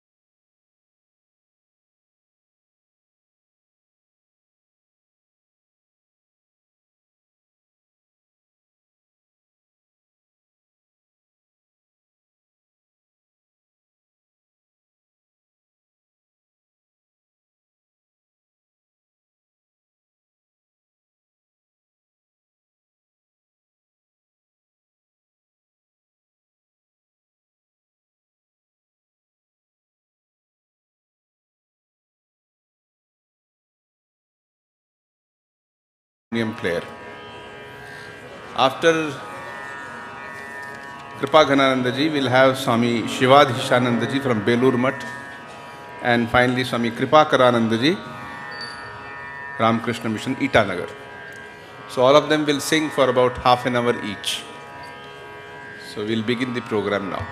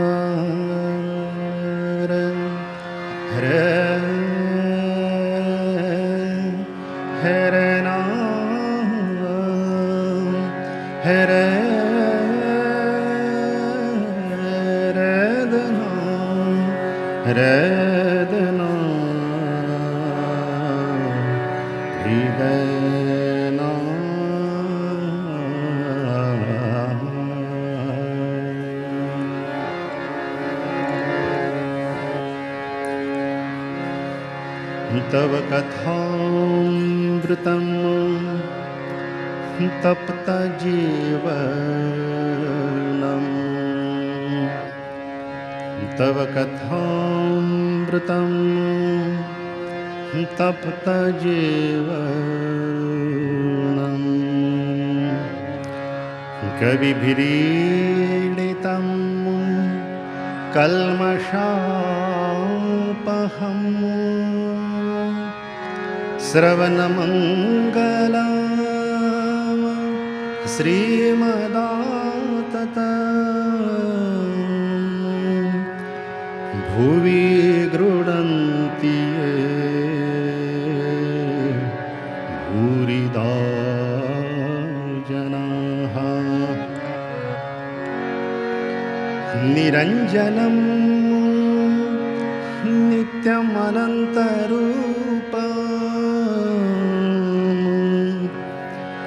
निरञ्जनं नित्यमनन्तरूपम्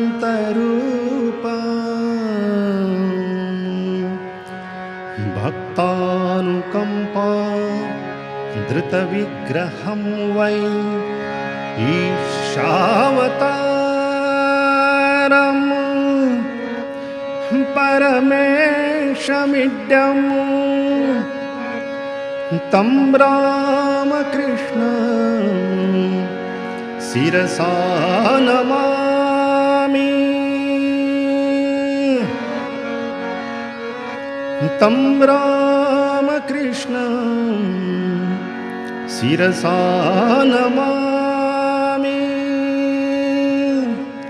तं रामकृष्णं शिरसा नमामि तं रामकृष्णं शिरसा नमामि तं रामकृष्णं शिरसा नमामि तं रामकृष्णं शिरसा नमामि तं रामकृष्णं शिरसा नमामि हरे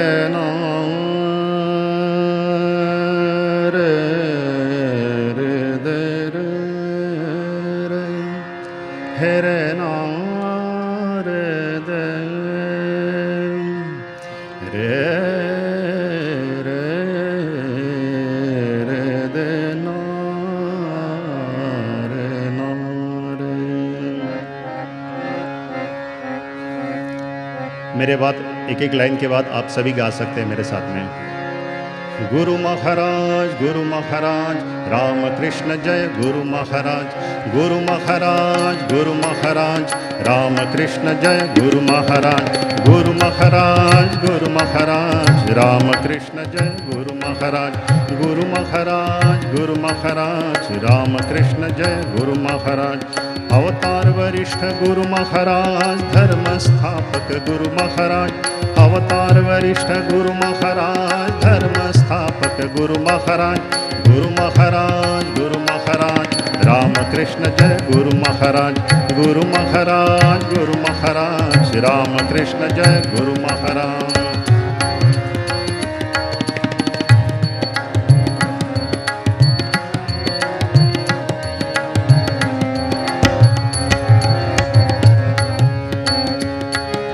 गुण सागर श्री गुरु महाराज, गुण सागर श्री गुरु महाराज।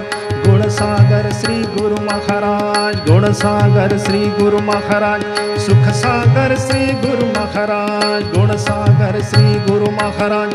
सुख सागर श्री गुरु महाराज, भक्त वत्सला गुरु महाराज।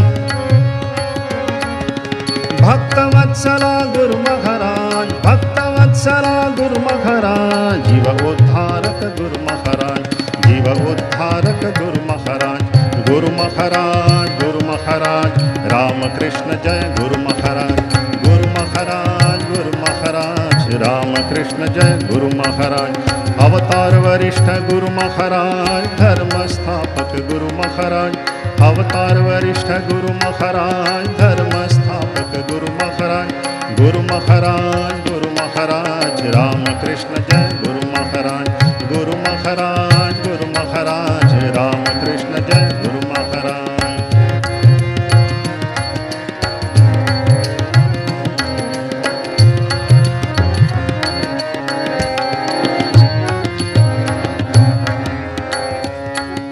चिन्मय सागर गुरु महाराज, प्रेम सागर गुरु महाराज। चिन्मय सागर गुरु महाराज, प्रेम सागर गुरु महाराज। चिन्मय सागर गुरु महाराज, प्रेम सागर गुरु महाराज। चिन्मय सागर गुरु महाराज, प्रेम सागर गुरु महाराज।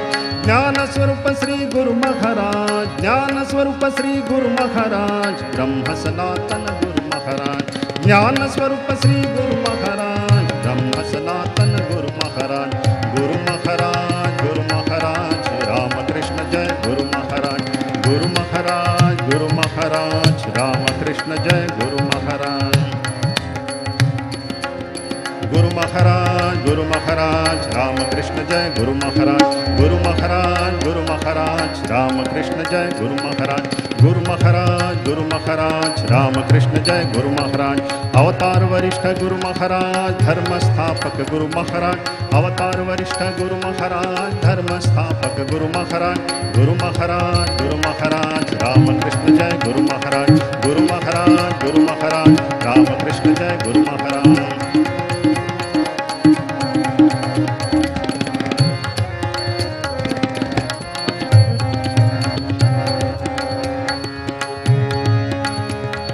चिन्मय सागर गुरु महाराज, चिन्मय सागर गुरु महाराज। चिन्मय सागर गुरु महाराज, प्रेम सागर गुरु महाराज। चिन्मय सागर Guru Maharaj, Prem Sagar Guru Maharaj.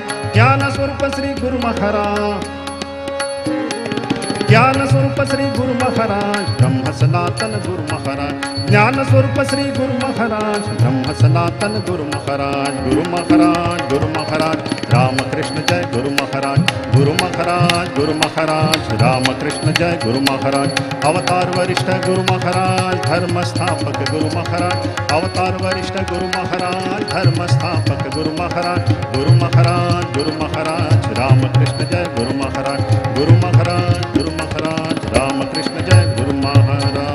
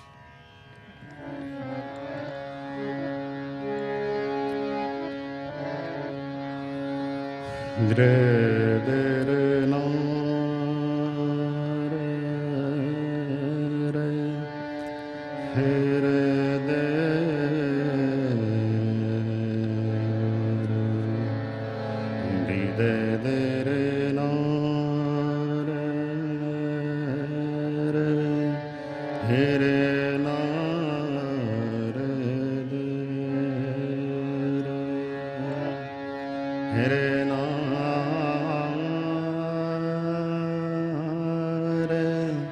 Hare na Hare dena Hare dera na dera Hare dena Hare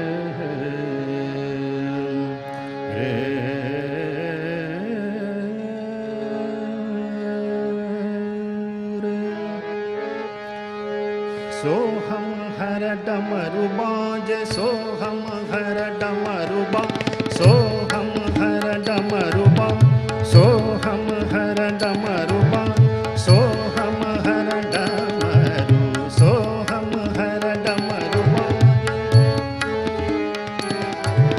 सोहम हर डमरू बा उसके सुरतालों के उसके सुरतालों के सोहम हर डमरू बाज सोहम हर डमरू बाज उसके सुरतालों के सुख कारक झूले पर सुख कारक झूले पर झूमर है सरिता सर झूमर है सरिता सर झूमर है सरिता सर गिरी कंदर गाजे गिरी कंदर गाजे सोहम हर डमरू बाज डमरू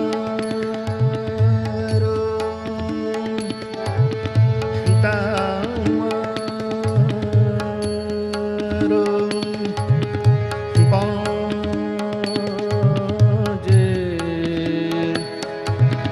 सोहम हर डमरू सोहम हर डमरू सोहम हर डमरू बाज सोहम हर डमरू बाज डमरू ओंकार नाद डमरू ओंकार नाद डमरू ओंकार नाद डमरू ओंकार नाद डमरू ओंकार नाद परमेश्वर का प्रसाद परमेश्वर का प्रसाद डमरू ओंकार नाद डमरू ओंकार नाद परमेश्वर का प्रसाद उसके ही महिमा से उसके ही महिमा से गिरी कंदर गाजे गिरी कंदर गाजे सोहम हर डमरू बाजे सोहम हर डमरू बाजे सोहम हर डमरू बाजे उसके सुरतालों के उसके सुरतालों के सुख कारक झूले पर सुख कारक झूले पर झूमर है सरिता सर भुवन त्रय गाजे भुवन त्रय गाजे सोहम हर डमरू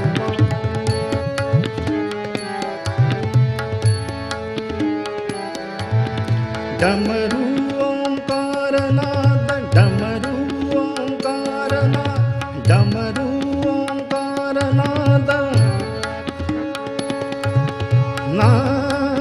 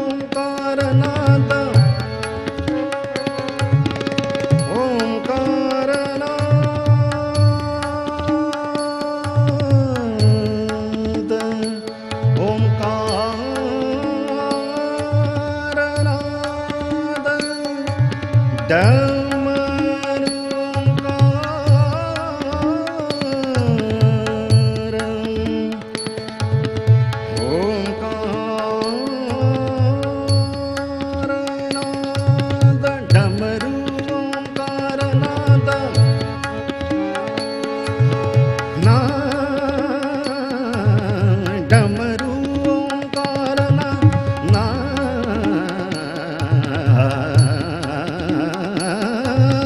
डमरू ओंकार नाद ओंकार नाद ओंकार नाद ओंकार नाद डमरू डमरू डमरू ओंकार नाद डमरू ओंकार नाद परमेश्वर का प्रसाद परमेश्वर का प्रसाद उसके ही महिमा से उसके ही महिमा से भुवन त्रय गाजे भुवन त्रय गाजे सोहम हर डमरू बाजे सोहम हर डमरू बाजे सोहम हर डमरू बाजे सोहम हर डमरू बाजे सोहम हर डमरू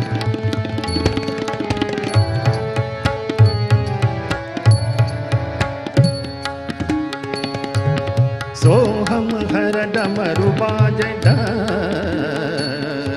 सोहम हर डमरू डमरू सोहम हर डमरू डमरू सोहम हर डमरू बाजे सोहम हर डमरू सोहम हर डमरू बाजे उसके सुरतालों की उसके सुरतालों के सुखकारक झूले पर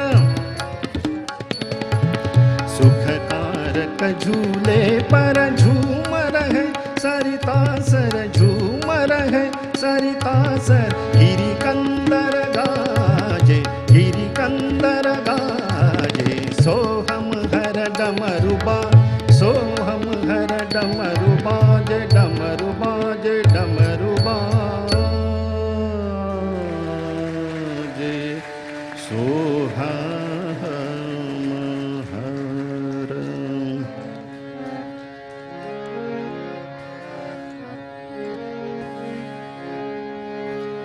देव विठ्ठल शोधू द्या कहाँ पे है तो 1 मिनिट लगेगा एक मराठी अभंग है वो गाऊंगा भगवान विठ्ठल का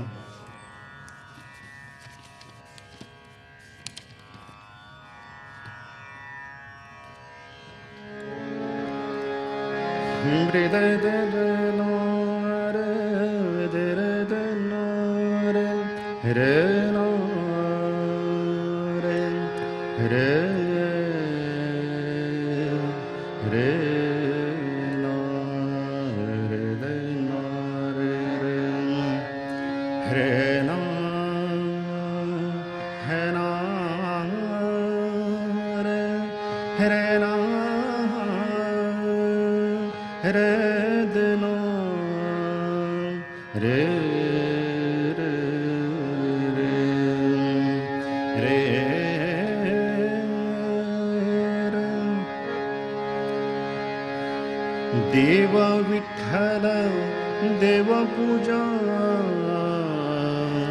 विठ्ठल तीर्थ विठ्ठल क्षेत्र विठ्ठल तीर्थ विठ्ठल क्षेत्र विठ्ठल तीर्थ विठ्ठल विठ्ठल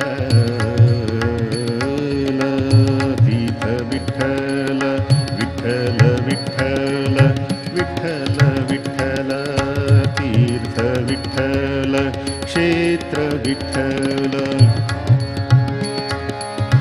देव विठ्ठल देव पूजा विठ्ठल देव विठ्ठल देव पूजा विठ्ठल तीर्थ विठ्ठल क्षेत्र विठ्ठल तीर्थ विठ्ठल क्षेत्र विठ्ठल तीर्थ विठ्ठल क्षेत्र विठ्ठल तीर्थ विठ्ठल क्षेत्र विठ्ठल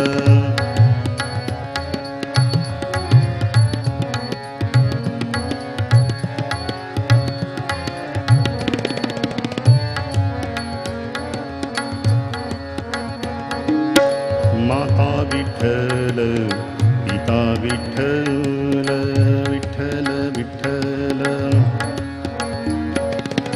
माता विठ्ठल पिता विठ्ठल माता विठ्ठल पिता विठ्ठल बंधु विठ्ठल गोत्र विठ्ठल बंधु विठ्ठल गोत्र विठ्ठल तीर्थ विठ्ठल क्षेत्र विठ्ठल तीर्थ विठ्ठल क्षेत्र विठ्ठल देव विठ्ठल देव पूजा विठ्ठल देव विठ्ठल देव पूजा विठ्ठल तीर्थ विठ्ठल क्षेत्र विठ्ठल तीर्थ विठ्ठल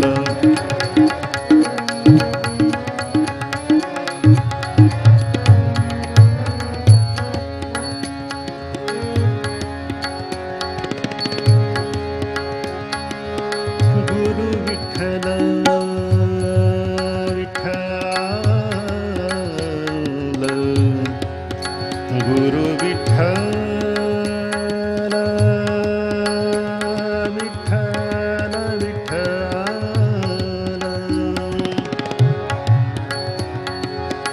गुरु विठ्ठल गुरुदेवता विठ्ठल गुरु विठ्ठल गुरु विठ्ठल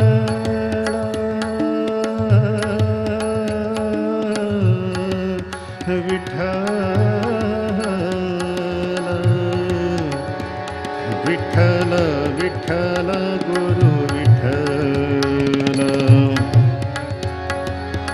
गुरु विठ्ठल गुरुदेवता विठ्ठल गुरु विठ्ठल गुरुदेवता विठ्ठल निधान विठ्ठल निधान विठ्ठल निधान विठ्ठल निधान विठ्ठल निरंतर विठ्ठल तीर्थ विठ्ठल क्षेत्र विठ्ठल तीर्थ विठ्ठल क्षेत्र विठ्ठल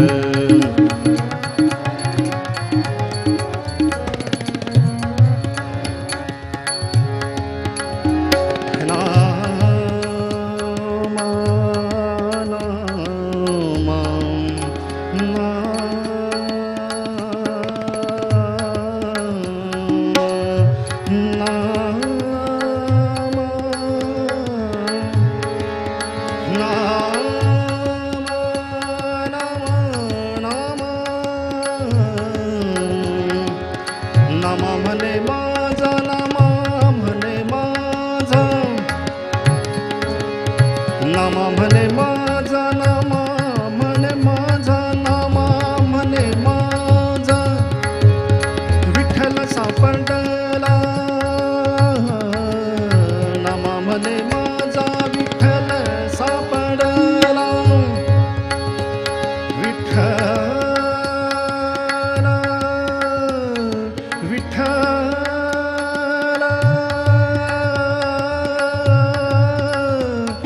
विठ्ठल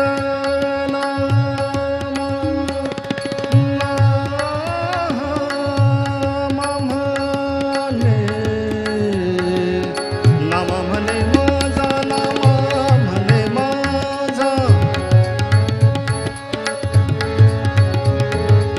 नाम म्हणे माझा ना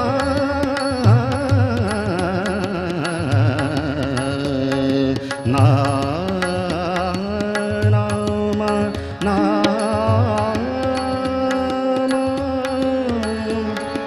नाम म्हणे नाम म्हणे माझा विठ्ठल सापडला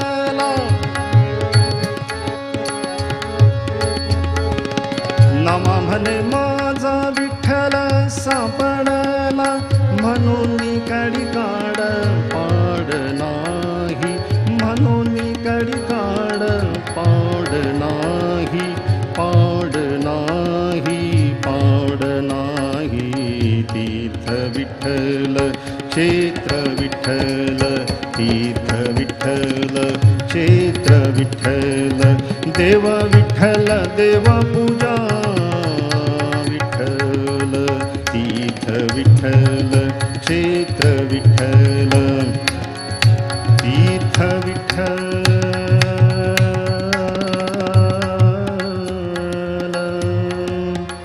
तीर्थ विठ्ठल विठ्ठल विठ्ठल विठ्ठल विठ्ठल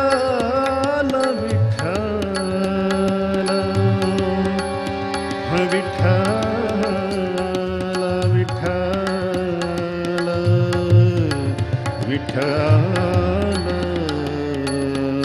विठ्ठल विठ्ठल क्षेत्र विठ्ठल तीर्थ विठ्ठल क्षेत्र विठ्ठल देव विठ्ठल देव पूजा विठ्ठल तीर्थ विठ्ठल क्षेत्र विठ्ठल विठ्ठल विठ्ठल विठ्ठल विठ्ठल विठ्ठल विठ्ठल विठ्ठल विठ्ठल।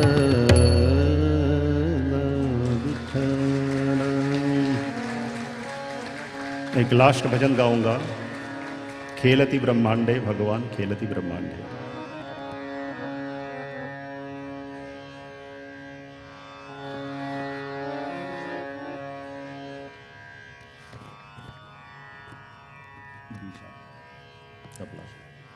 डी शार्प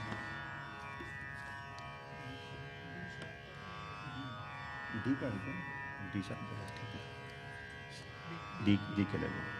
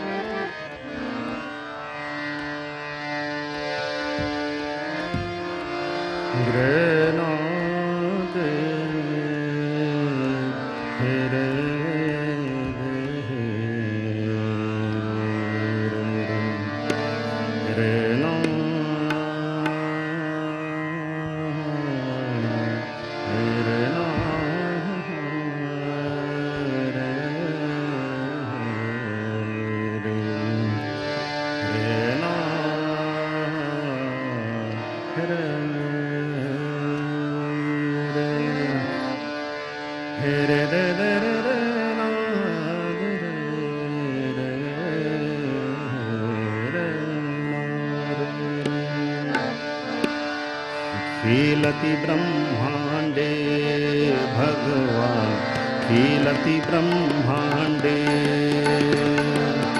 खेलति ब्रह्मांडे भगवान खेलति ब्रह्मांडे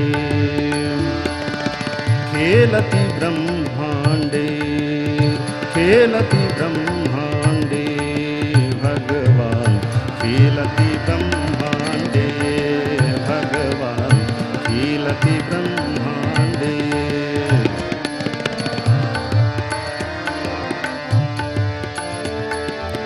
हंस सोहम हंस सोहम हंस सोहम हंस सोहम हंस सोहम हंस सोहम हंस सोहम हंस सोहम हंस सोहम सोहमिति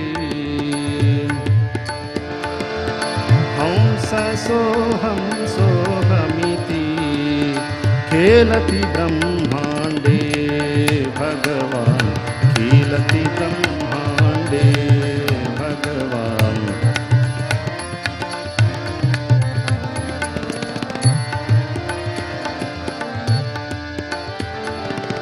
परमात्मा हम परमात्मा हम परमात्मा हम परिपूर्ण हम परमात्मा हम परिपूर्ण हम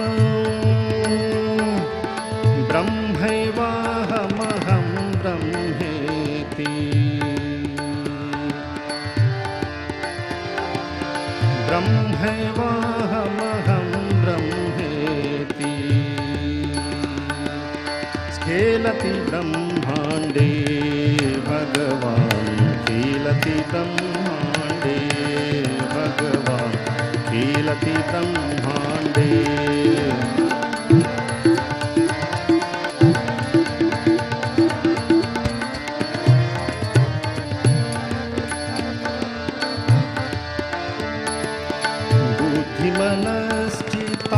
बुद्धिमनश्चित्ताहङ्कारे बुद्धिमनश्चित्ताहङ्कारे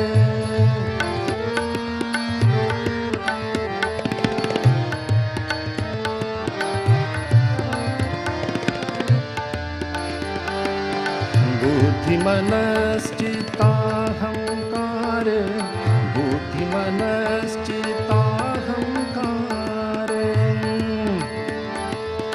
भूजलते जो गगन समीरे भूजलते जो गगन समीरे खेलति ब्रह्माण्डे भगवान् खेलति ब्रह्माण्डे भगवान् खेलति ब्रह्माण्डे हंस सोऽहम् हंस सोऽहम् हंस सोऽहम् हंस सोऽहम् हंस सोऽहम् हंस सोऽहम् सोऽहमिति हंस सोऽहम् सोऽहमिति खेलति ब्रह्माण्डे भगवान् खेलति ब्रह्माण्डे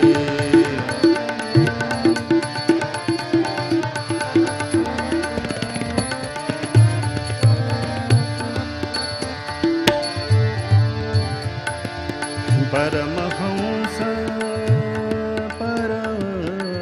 परमहंस परमहंस रूपेण विहरता परमहंस रूपेण विहरता परमहंस परमहंस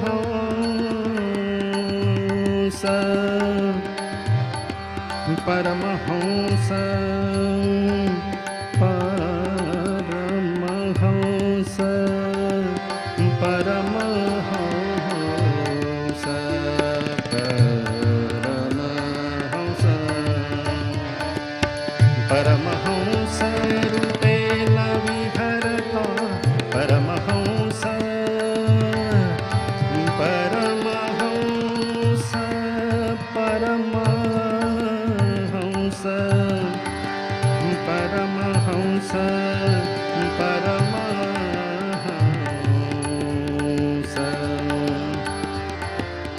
परमहंस रूपेण विहरता परमहंस परमहंस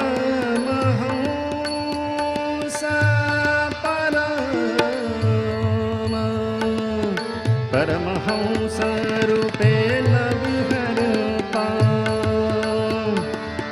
ब्रह्मा विष्णु रुद्रादिककर्ता ब्रह्मा विष्णु रुद्रादिककर्ता परमहंस रूपेण विहरता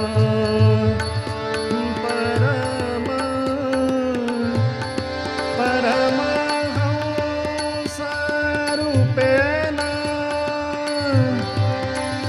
ब्रह्मा विष्णु रुद्रादिककर्ता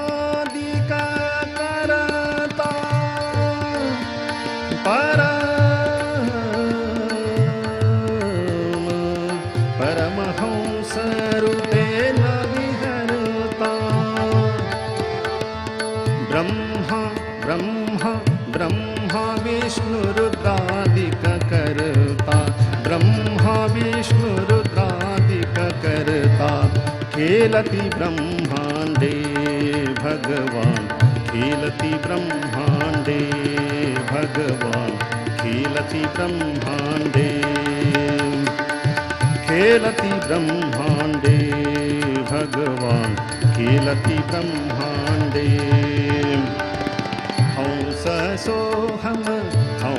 सोहम हंस सोहम हंस सोहम हंस सोहम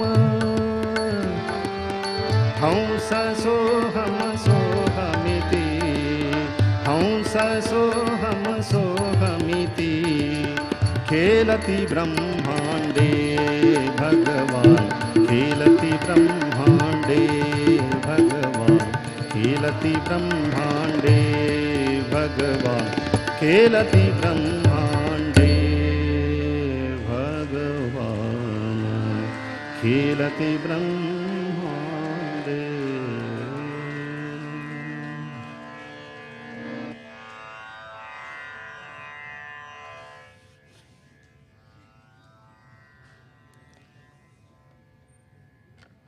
जब तक आते नहीं तब तक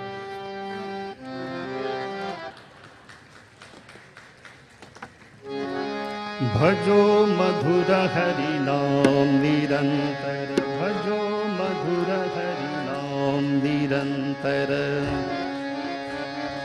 भजो मधुर हरि नाम निरंतर भजो मधुर हरि नाम निरंतर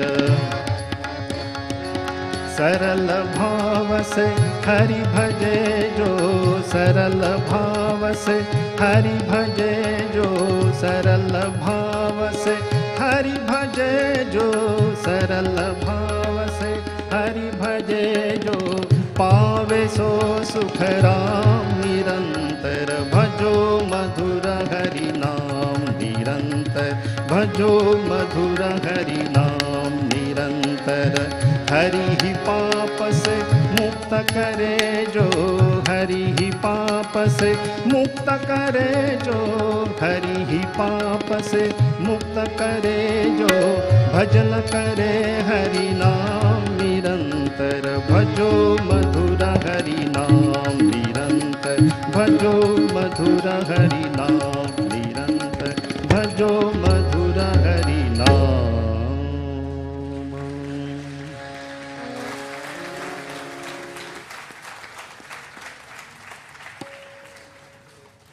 स्वामी कृपाघनानंद जी ने एक भक्तिपूर्वक जो गाना गाया, इतना मधुर और सुरीले स्वर में, सभी का मन बहुत प्रसन्न है। इसके लिए बहुत बहुत धन्यवाद। हम we request revered Swami Satyadevanand ji Maharaj to kindly give him a token of our love and respect and thanks for the wonderful singing.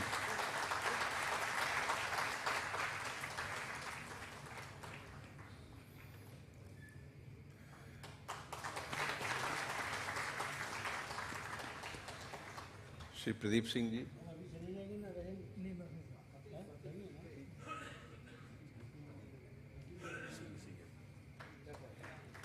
बहुत अच्छा गाया।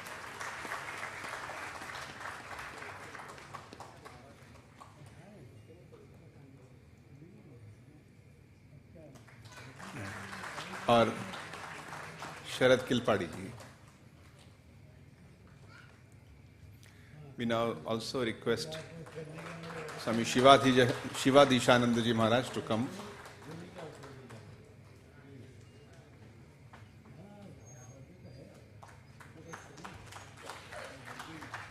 Maharaj has come all the way from Belur Math. We extend him a hearty welcome.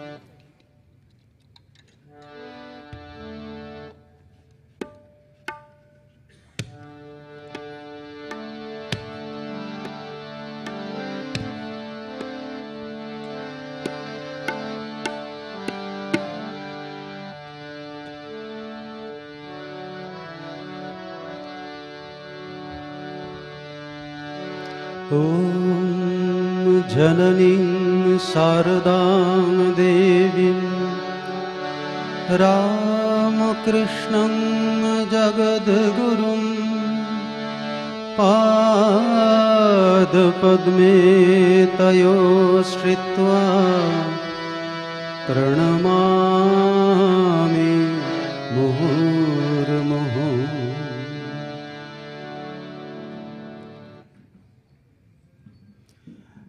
My devoted pranams to all revered monks present here.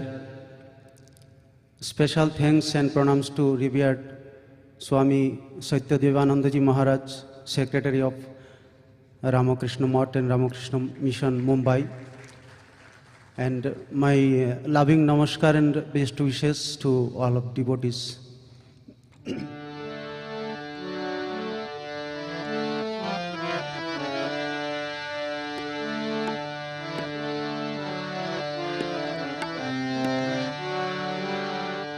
हे राम कृष्ण हृदयनाथ हृदय बीच आओ। हे राम कृष्ण हृदयनाथ हृदय बीच आओ।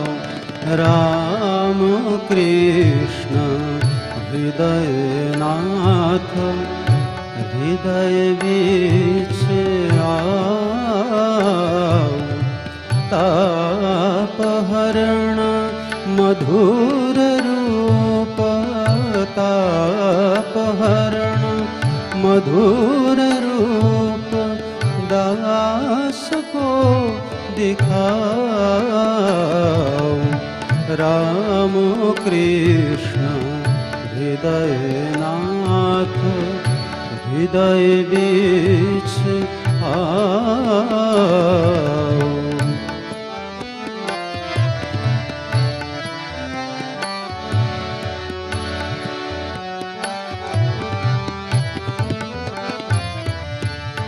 तेज पुंज दिव्य कांति हरत सकल मोह भ्रांति।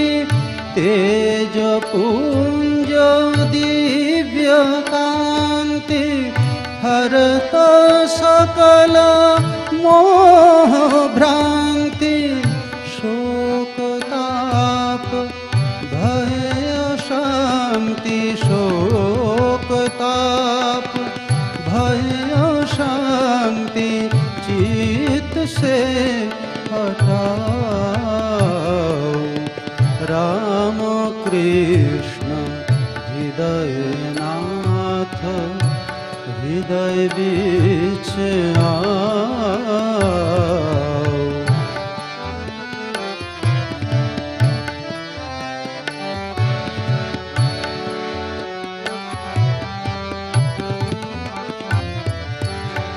तुम दयालु दीन बंधु दीन शरण दया सिंधु। तुम दयालु दीन बंधु दीन शरण दया सिंधु। कर प्रदान कृपा बिंदु दीन को दे तराओ। तुम दयालु दीन बंधु दीन शरण दया सिंधु।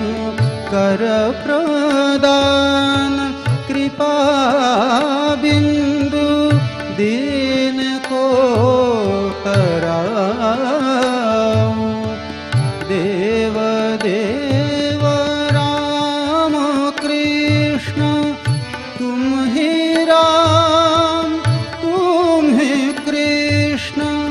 देव देव राम कृष्ण तुम ही राम तुम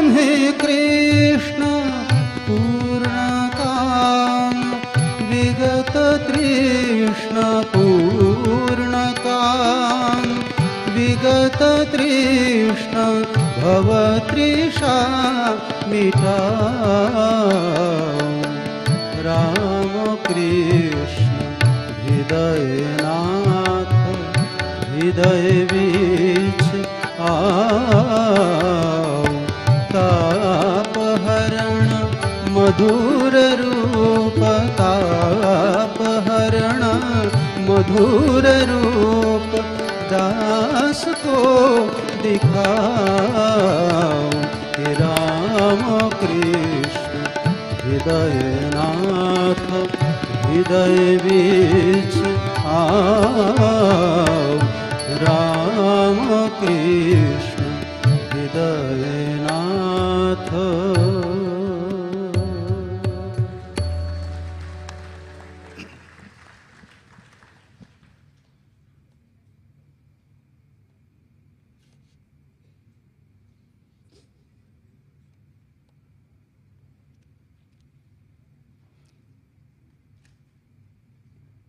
एक जाफर अली का एक गज़ल है। ये स्वामी विवेकानंद जब नरेंद्रनाथ थे तब काशीपुर उद्यानवटी में श्री रामकृष्ण देव को सुनाया थे।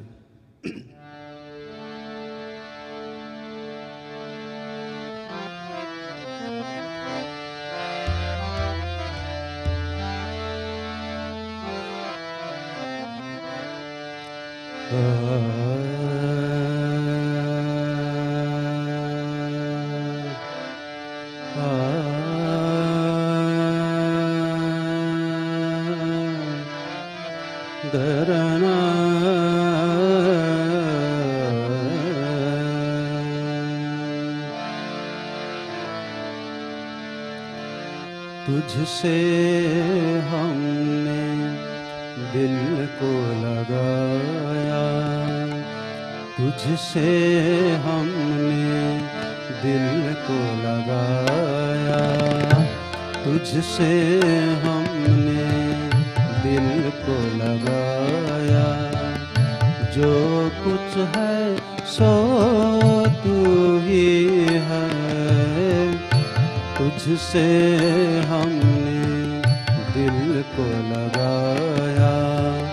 एक तुझको अपना पाया। एक तुझको अपना पाया। जो कुछ है सो तू ही है। तुझसे हमने दिल को लगाया।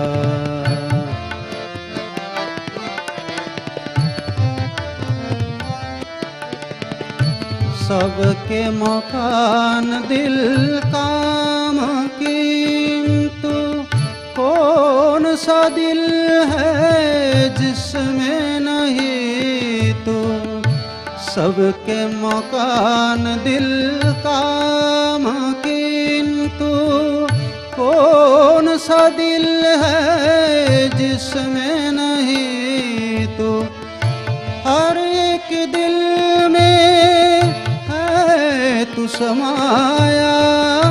हर एक दिल में है तू समाया। जो कुछ है सो तू ही है। तुझसे हमने दिल को लगाया। जो कुछ है सो तू ही है। तुझसे हमने दिल को लगाया।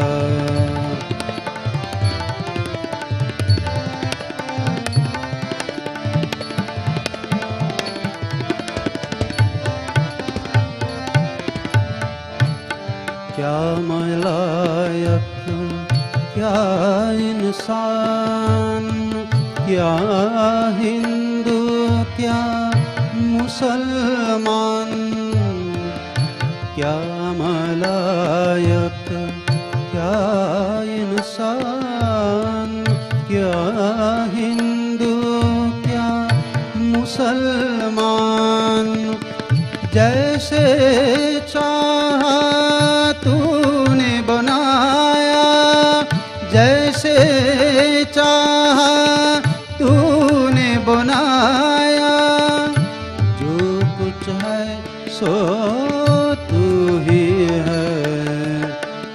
कावा में क्या और देवल में क्या तेरी परस्तिश होगी सब जा। कावा में क्या और देवल में क्या तेरी परस्तिश होगी सब जा।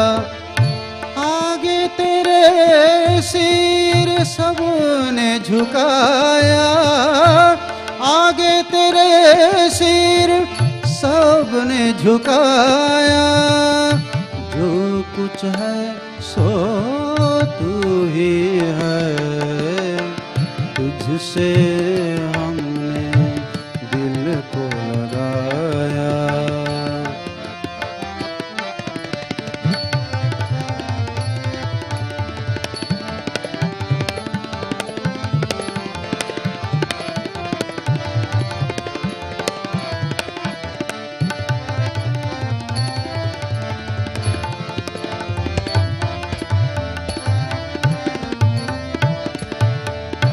अर्श से लेकर फर्श जमीन तक और जमीन से अर्शवरी तक।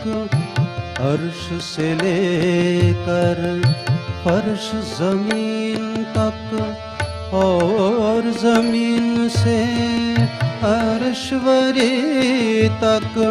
जहाँ में देखा तू ही नजर आया, जहाँ में देखा तू ही नजर आया।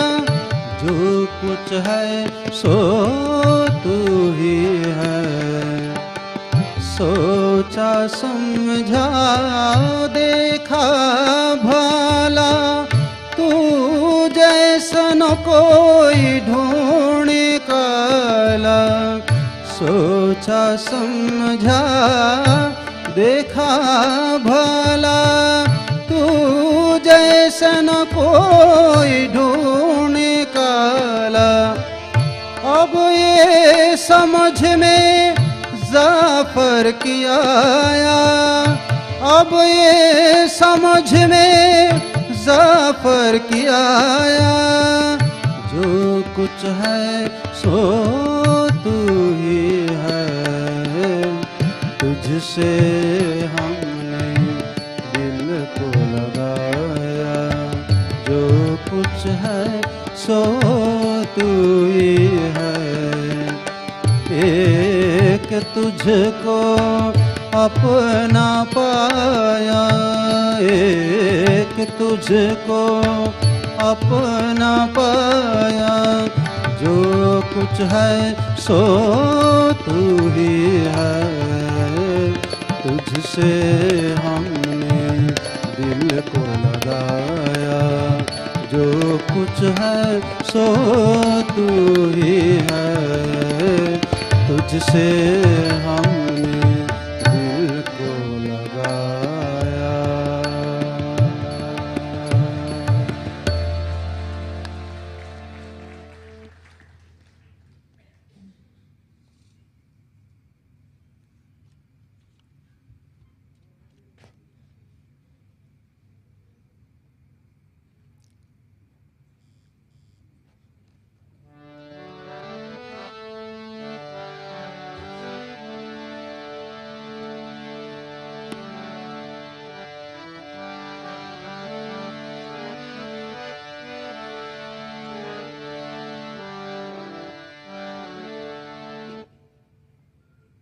एक बांग्ला कीर्तन गाना गाते हैं हम।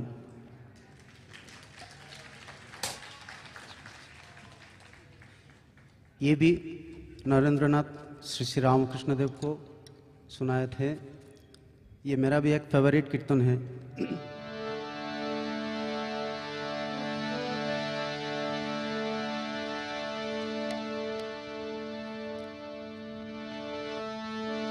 চিদানন্দ সিন্ধু নীরে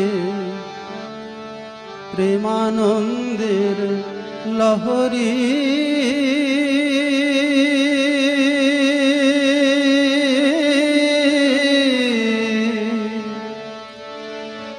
চিদানন্দ সিন্ধু নীরে প্রেমানন্দের লহরী চিদানন্দ সিন্ধু নীরে প্রেমানন্দের লহরী মহাভাব রসলীলা মহাভাব রসলীলা কি মাধুরী মরি মরি মহাভাব রসলীলা কি মাধুরী মরি মরি চিদানন্দ সিন্ধু নীরে প্রেমানন্দের লহরী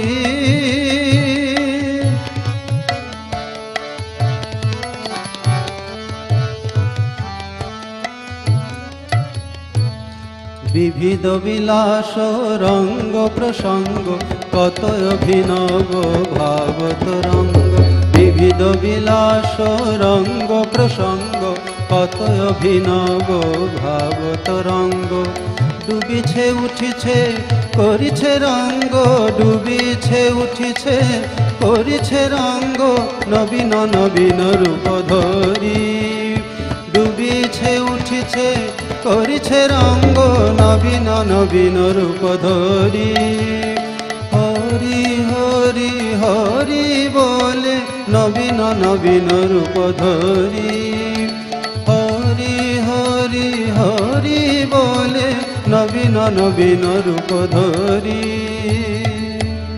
হরি বল হরি বল হরি বল মন আমার হরি বল হরি বল হরি বল মন আমার হরি বল হরি বল হরি বল মন আমার মহাযোগে সমুদায় একাকার হইল দেশ কাল ব্যবধান ভেদাভেদ ঘুচিল মহাযোগে সমুদায় একাকার হইল দেশ কাল ব্যবধান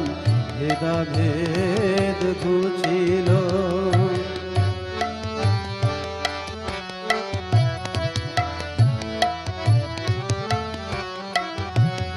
আমার আশা পুরিল রে আশা পুরিল রে আমার সকল সাধ মিটে গেল আশা পুরিল রে আমার সকল সাধ মিটে গেল আশা পুরিল রে আমার আশা পুরিল রে আমার সকল সাধ মিটে গেল আশা পুরিল রে আমার সকল সাধ মিটে গেল আশা পুরিল রে আমার সকল সাধ মিটে গেল আশা পুরিল রে এখন আনন্দে মাতিয়া দুবাহু তুলিয়া আনন্দে মাতিয়া দুবাহু তুলিয়া বলো রে মন হরি হরি বলো রে মন হরি হরি এখন আনন্দে মাতিয়া প্রভু হে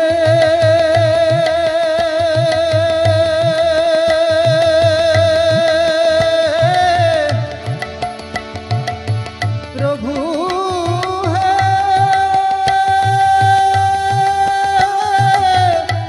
প্রভু হে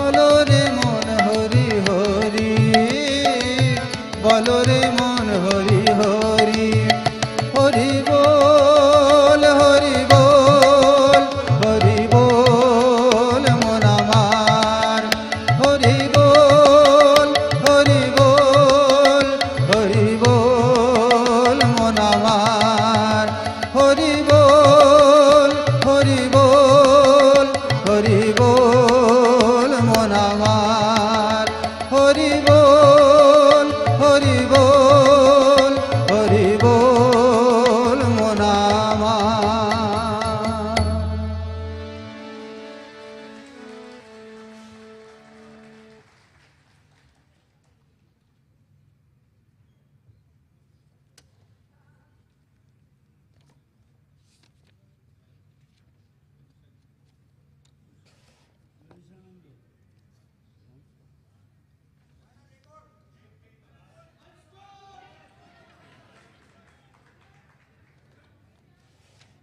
क्या बांग्ला गाना गाऊं ना हिंदी गाना? बांग्ला? अच्छा।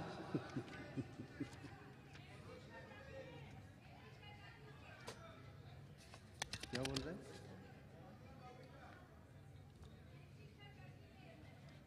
वो अच्छा।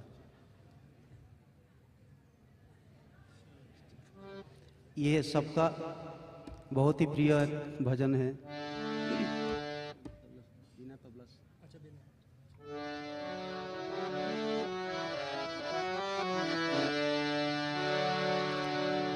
যে তৃষা জাগিলে তোমারে হারাব, সে তৃষায় আমার জাগায় না।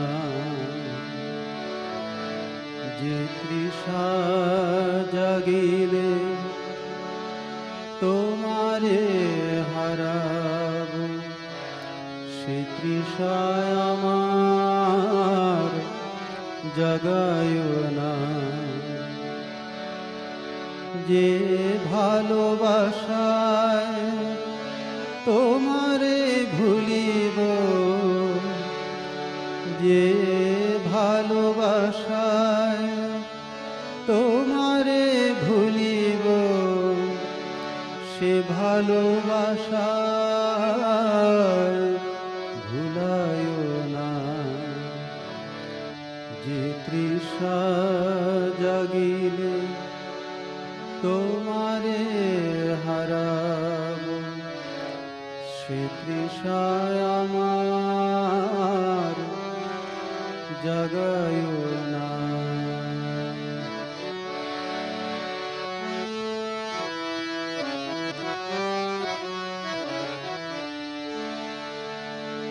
যে জ্ঞানের দীপ তোমারে লোকায়, সে জ্ঞানের দীপ জ্বালায় না। যে জ্ঞানের দীপ তোমারে লোকায়, সে জ্ঞানের দীপ জ্বালায় না। যে যাতনা পেলে তোমারে লভিব, সে যাতনা মোর হরিও না। যে যাতনা পেলে তোমারে লভিব, সে যাতনা মোর হরিও না। যে তৃষা জাগিলে তোমারে হারাব, সে তৃষায় আমার জাগায় না।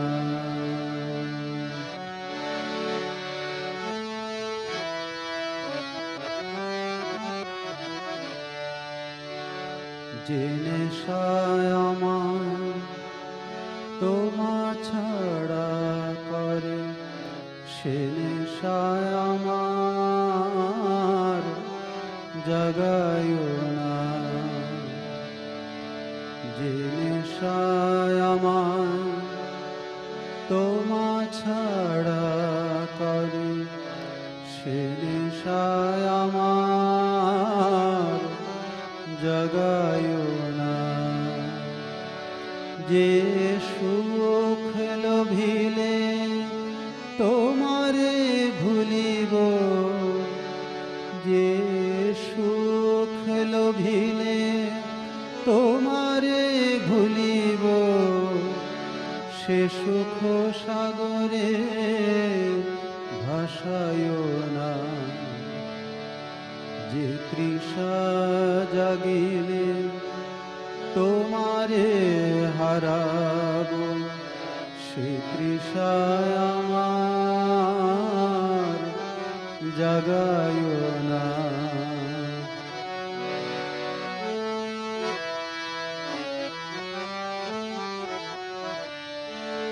যে কথার মাঝে তব কথা নাই, সে কথায় আমারে শোনায় না। যে কথার মাঝে তব কথা নাই, সে কথায় আমারে শোনায় না।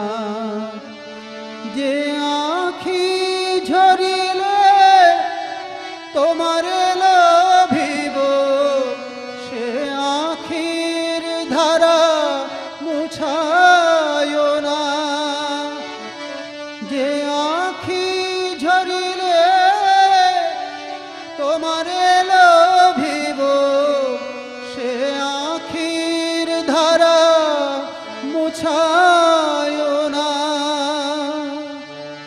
যে তৃষা জাগিলে তোমারে হারাব, সে তৃষায় আমার জাগায় না।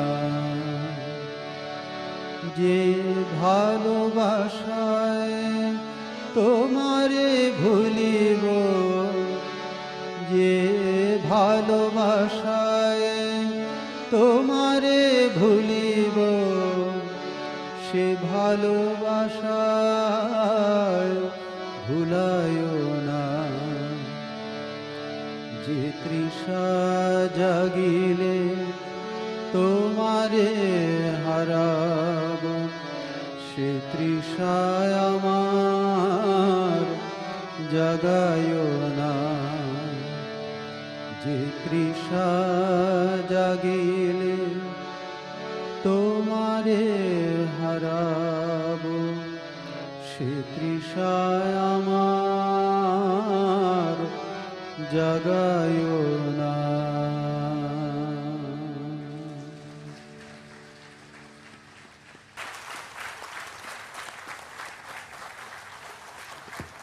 Our thanks to Swami Shivadi Shanandaji for such melodious and wonderful singing. We request Swami Satyadevanji Maharaj to present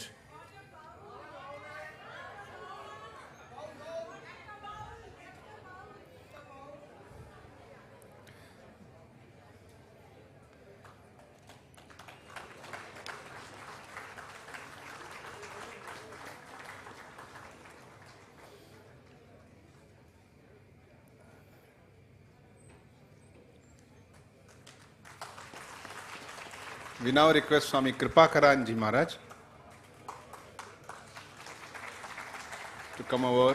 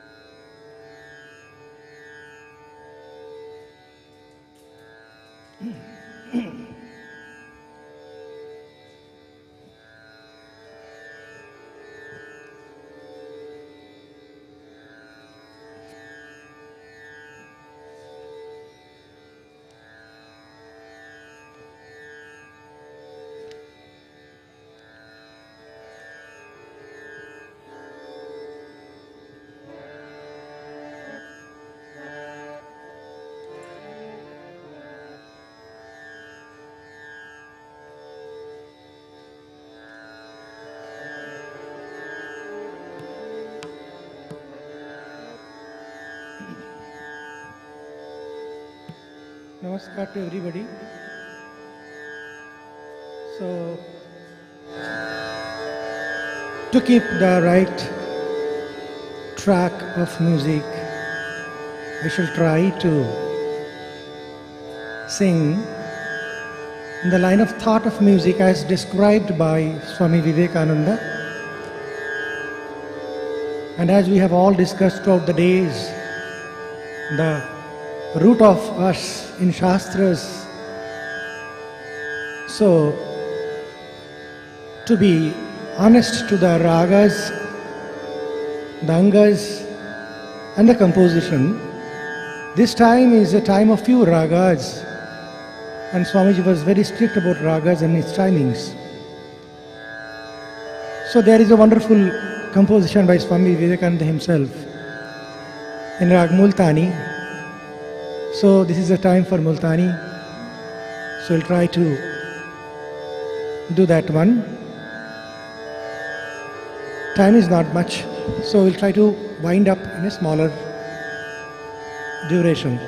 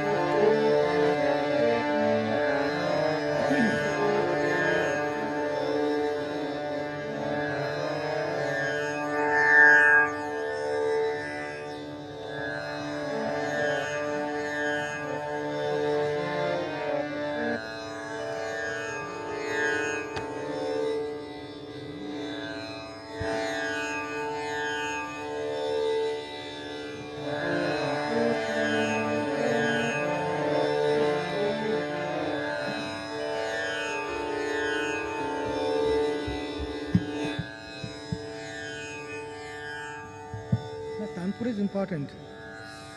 Tanpur is very important.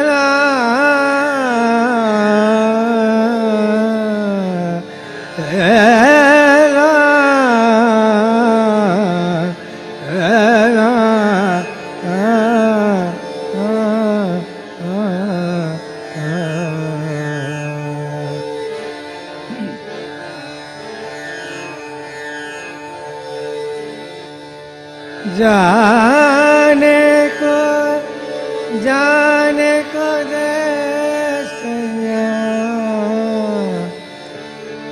जाने को दे,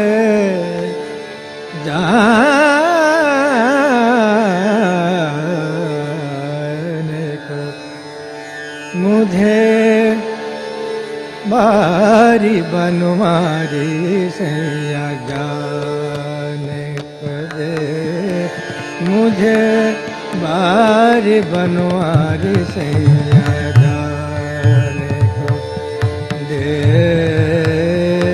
बारी बनवारी सैया,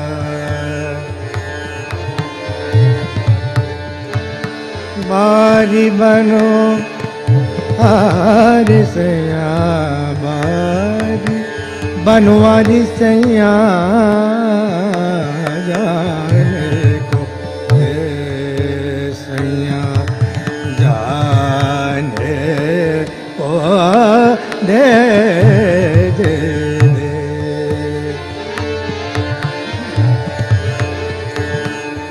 जाने को दे, जाने को दे रे सैया, जाने को दे रे सैया, जाने को दे रे, जाने को दे रे सैया, जाने को दे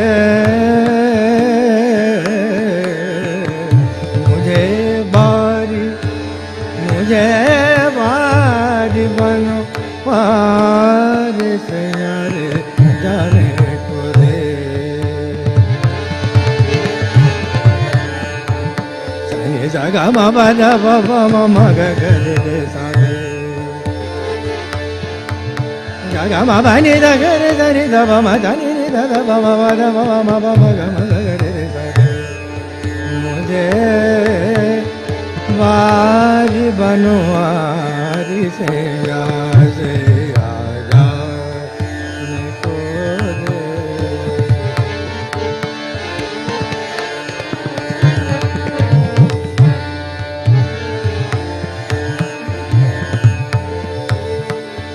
मेरे बनवारी बाद तुहारी बाद तुहारी मेरे बनवारी बाद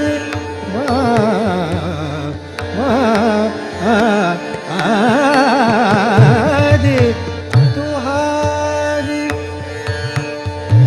छोड़ चतुराई सैया छोड़ चतुराई सैया जा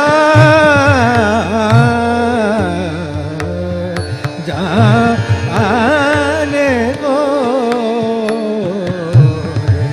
बारी मुझे बारी बनवारी बनवारी सैया जा नि सा गा गा रे रे सा नि गा रे सा गा गा गा म प रे सा नि धा प म ग म ग सा रे ग रे धा धा नि सा रे नि धा सा नि ग रे धा धा धा म म ग ग रे सा नि।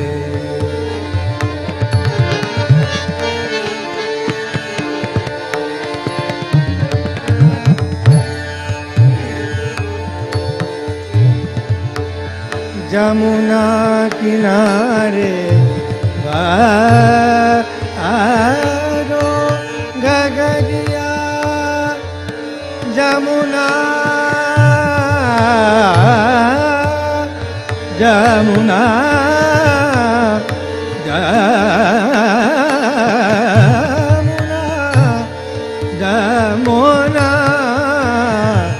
जमुना जमुना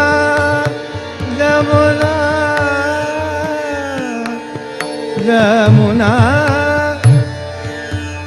जमुना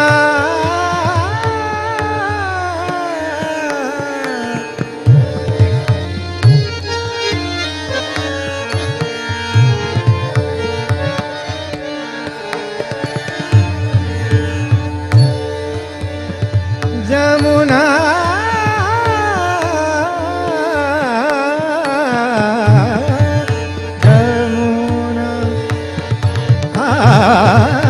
जमुना किनारे भरो गगरिया जमुना दादा मामा दादा नी नी नी दा रे दादा नी दा मा दादा नी दा रे दादा नी दा मा दादा नी दा मा दादा मा गा मा गा रे रे रे रे दा मा गा गा मा दा नी दा नी मा दा दा नी दा नी मा दा दा नी ga re da ni da ma da ga re da ni da ma da da ni da da ma ma ga re re da da da da ga ga ga re da ni da ma da ni ni da da ma ma ga re re da Jamuna Jamuna Jamuna किनारे भरो गगरिया कर जोरा कहत कर जोरा कर जोरा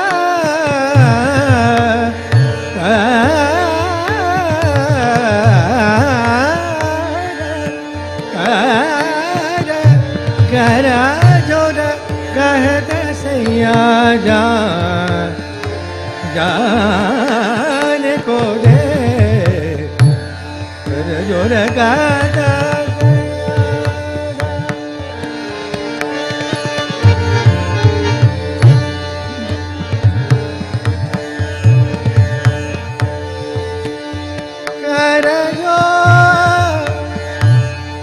कर जो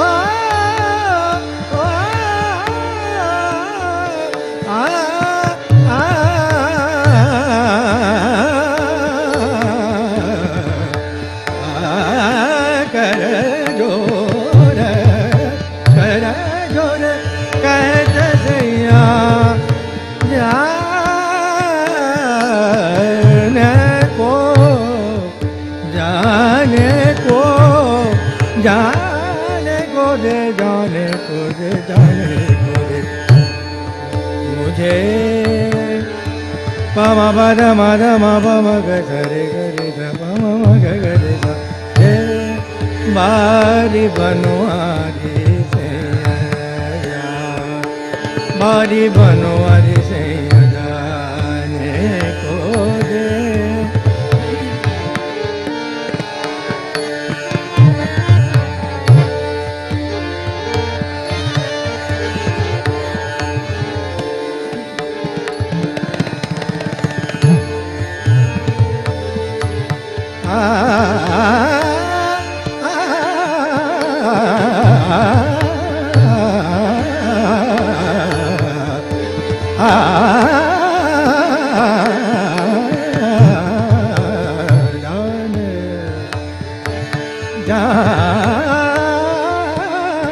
जाने को दे जाने को दे जाने को मुझे बारी बनवारी से जाने को दे मुझे बारी बनवारी से जाने से यार जाने से जाने को दे सुंदर सुरत निवाज साईं रे सुंदर सुरत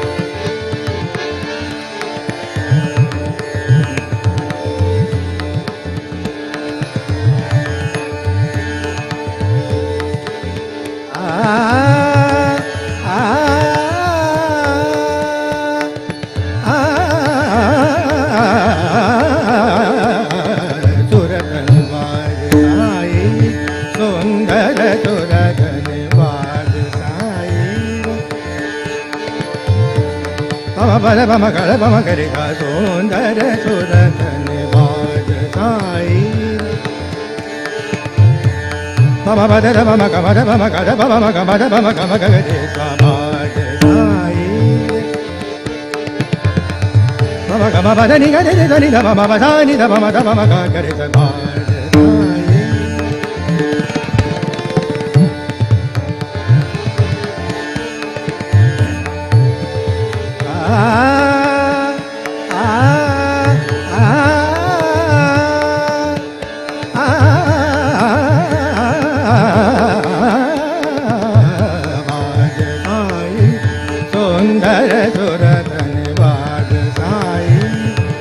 निसदिन तुम्हारो ध्यान धरत निसदिन तुम्हारो ध्यान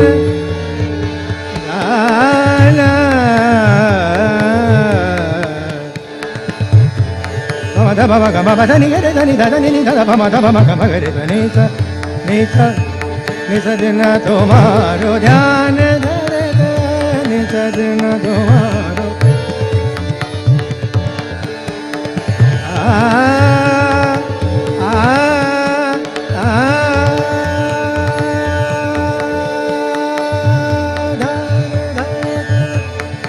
दिन तुम्हारो ध्यान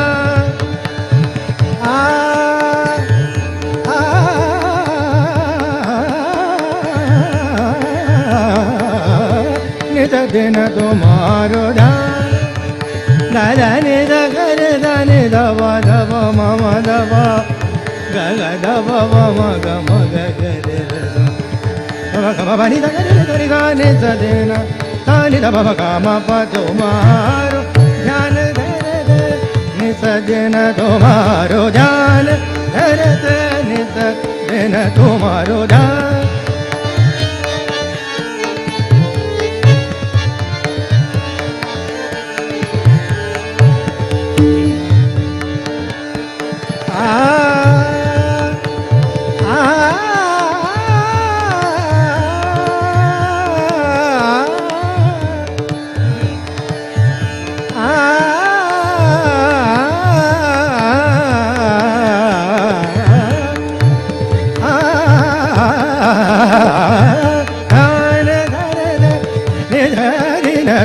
तुम्हारो ध्यान धरते निधा निधा तुम्हारो निधा निधा तुम्हारो ध्यान रे ध्यान धरते निस दिन तुम्हारो ध्यान धरते आन मिले सब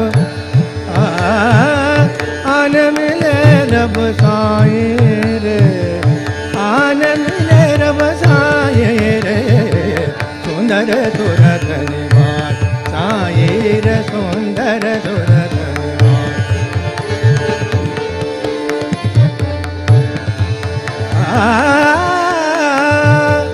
साई रे Baba baba baba baba baba baba baba baba baba baba Daba maga, gada daba baba maga, sani daba, badani dada ni dada ni dada baba baba daba baba maga maga re gada dani dada, maga baba ni dada re dani daba baba gada baba maga, sundara suratani baat, aira sundara suratani, sundara suratani, sundara suratani baat, re.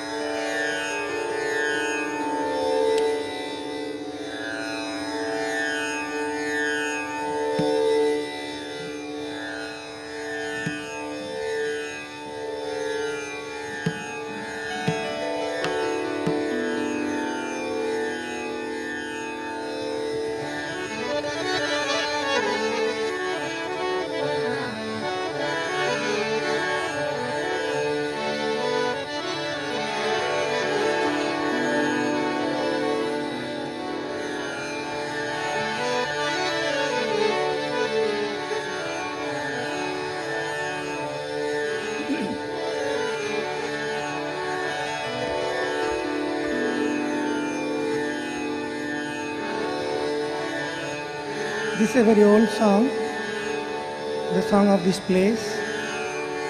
There are the same raga. Swamiji also has composed one song. It's a detailed one, wonderful one, so it should not be treated in a very small spell. Rather, we should do something of this place.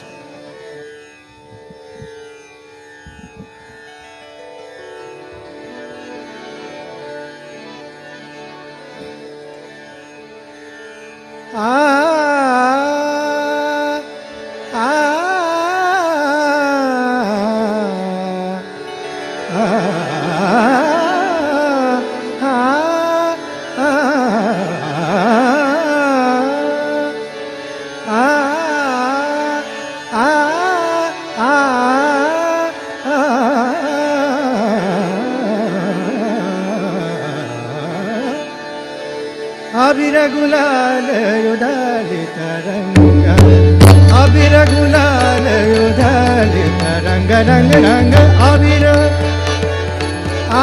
gulal,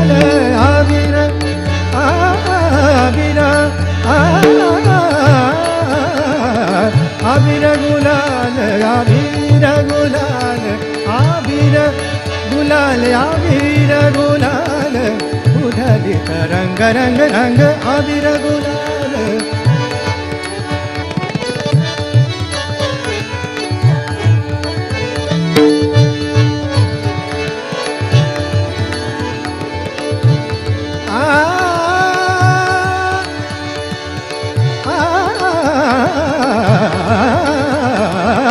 Abira gulal udali taranga, natha gadi nate madha saka pandurang, natha gadi nate madha saka pandurang, natha gadi nate madha saka pandurang, natha gadi nate madha saka pandurang, garang garang.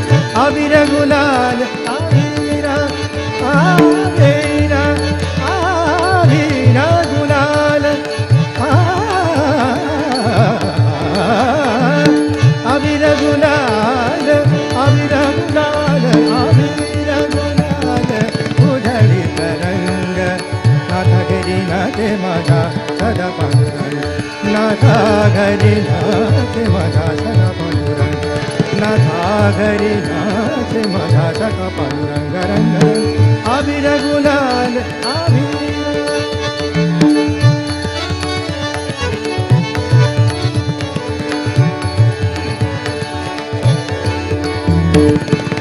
मठसी कैसे सीवू आम्ही जाती हैं ना मठसी कैसे सीवू आम्ही जाती हैं ना रूप तुझे कैसे पाऊ रूप तुझे कैसे पाऊ क्या आम्ही दीना क्या आम्ही दीना भगवद भगवद गगन जात आम्ही दीना दादा बाबा गगन जात आम्ही दीना मायोरिसी हो डंग गौनिया भांगा मायोरिसी हो डंग गौनिया भांगा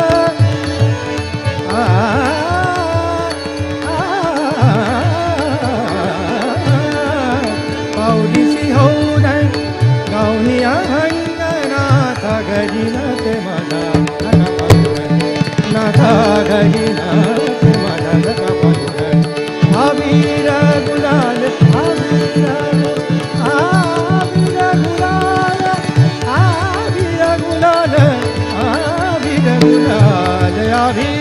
गुलाल अबीर गुलाल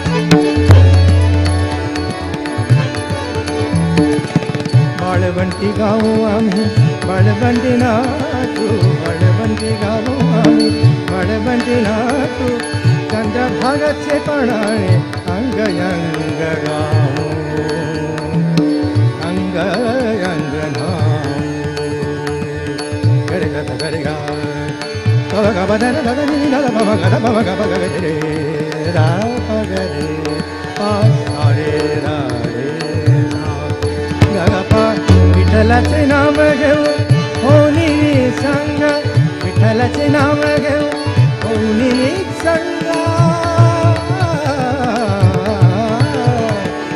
विठ्ठलाचे नाम घेऊ होनी संग नाथा घरी नाचे माझा सखा पांडुरंग नाथा घरी नाचे माझा सखा पांडुरंग नाथा घरी नाचे माझा सखा पांडुरंग ओ अबीर गुलाल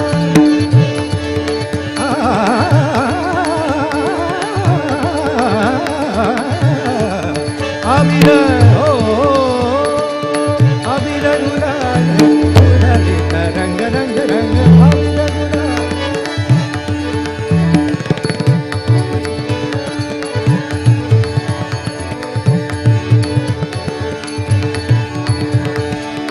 आषाढी कार्तिकी भक्त जने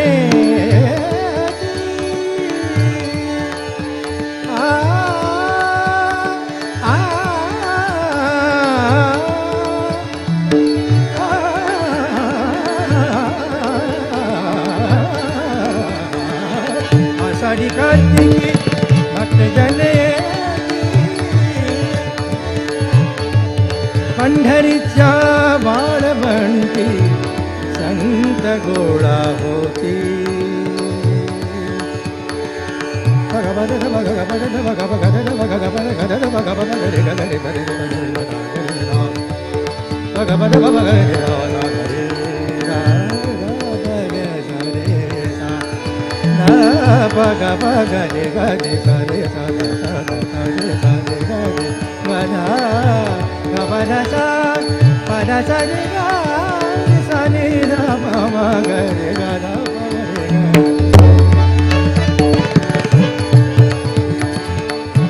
भने नाम घेता भक्त होती Ganga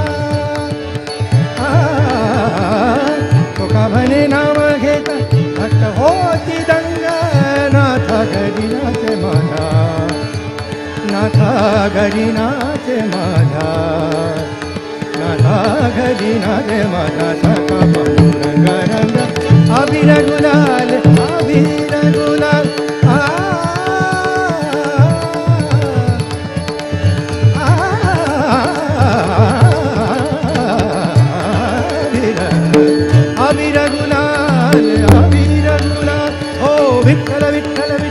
jai Vittal Vittal jai jai Vittal Vittal jai jai Vittal Vittal Vittal jai jai Vittal Vittal jai jai Vittal Vittal Vittal jai jai Vittal Vittal Vittal jai jai Vittal jai jai Ram Krishna Hare jai jai Ram Krishna Hare jai jai Ram Krishna Hare jai jai Ram Krishna Hare jai jai Ram Krishna Rama Krishna Hare jai jai Vittal Vittal Vittal jai jai Vittal Vittal jai jai Vittal Vittal Vittal jai jai Vittal Vittal jai jai Vittal Vittal Vittal jai jai Vittal Vittal jai jai Vittal Vittal Vittal jai jai Vittal Vittal jai jai Vittal Vittal Vittal jai jai Vittal Vittal jai jai Vittal Vittal Vittal jai jai Vittal Vittal jai jai Vittal Vittal Vittal jai jai Vittal Vittal Vittal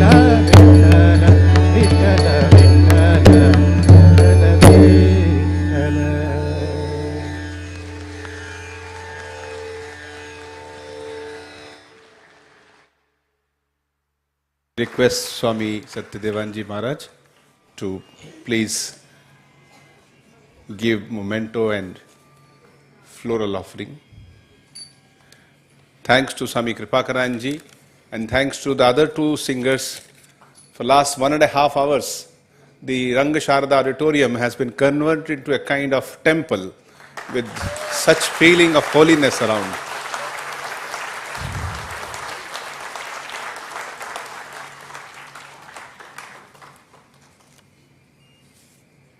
Thanks also to Sri Prateek Singh, who played so well, and Sri Sharad Kilpadi ji. We now request Revered Swami Satyeshanji Maharaj, Ratanji will take, to kindly come to the stage.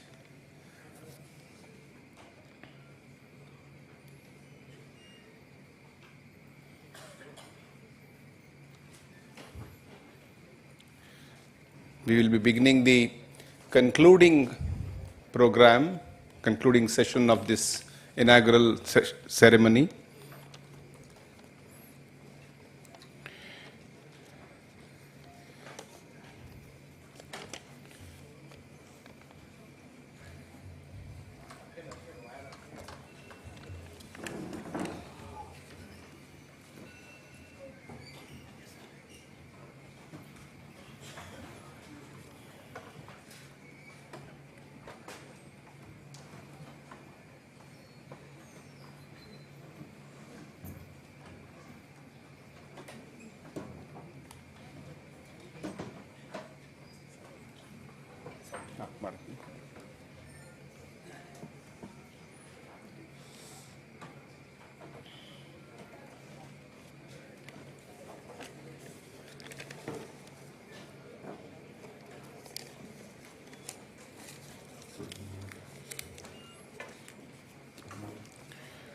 This is the concluding session of the 3-day inaugural function for the centenary of the Ramakrishna Mutt and Ramakrishna Mission in Mumbai.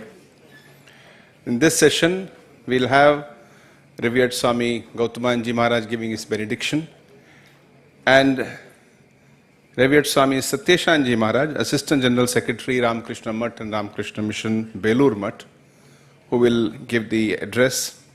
We now begin by requesting Revered Swami Satyadevanji Maharaj to kindly come and give his concluding remarks.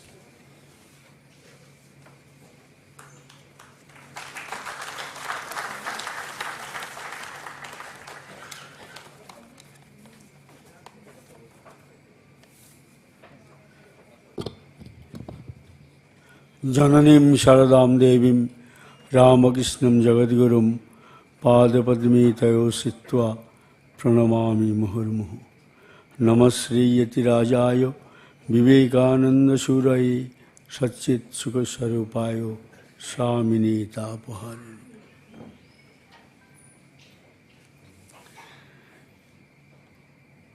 Every good thing must have end. We are now in the concluding session of the 3-day inaugural program of our centenary celebrations. This is a summing up session of the 3-day inaugural program. Today, first and foremost, I offer my sincere, respectful pranams on behalf of all of us present here to most revered Swami Gautamanandaji Maharaj, Vice President, Ramakrishna Math and Ramakrishna Mission, Belur Math, for coming and blessing us during this program. As many of you are aware, he has come here well in advance on 17th of April, much before the 3-day program to impart initiation to the spiritual seekers and provide darshana to innumerable devotees.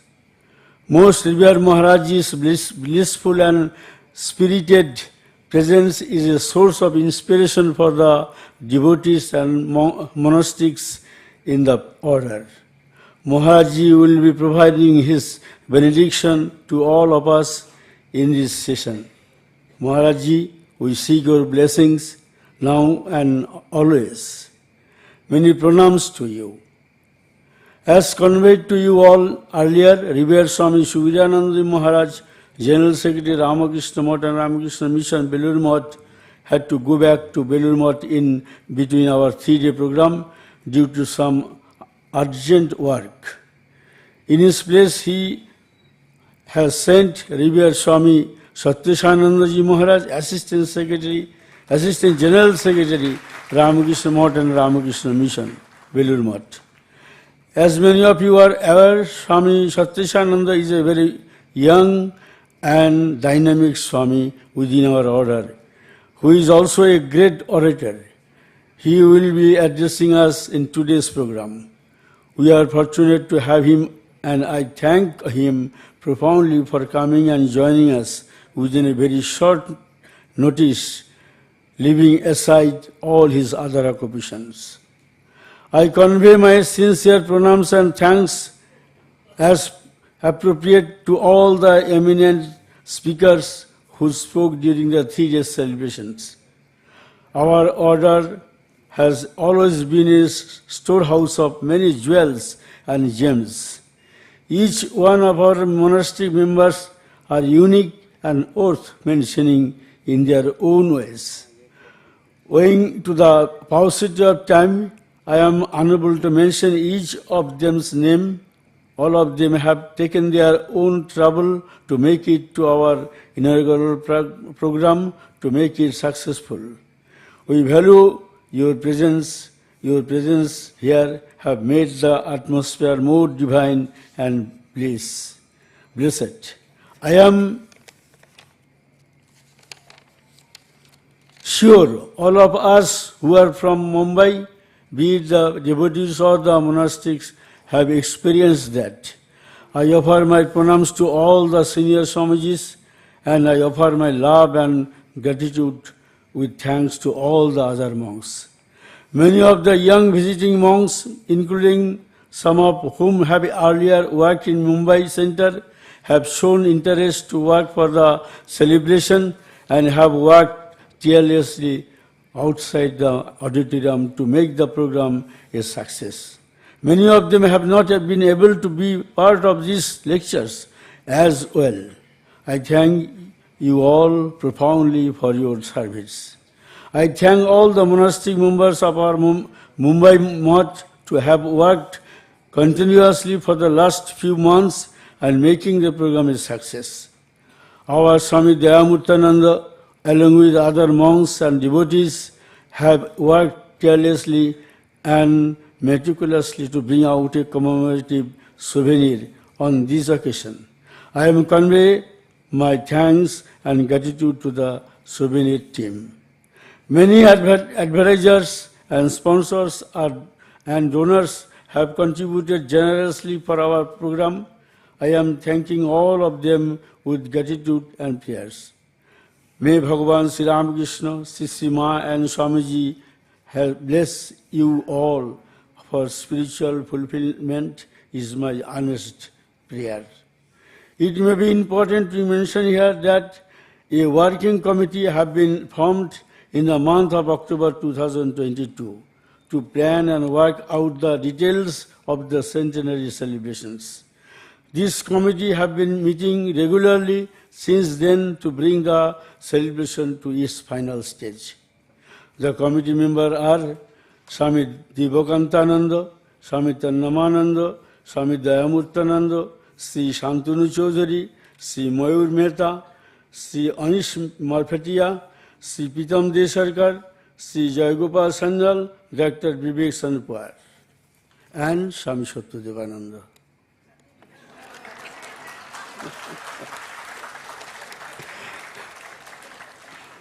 The committee has been continuously working towards finalizing the macro and micro details of the entire program.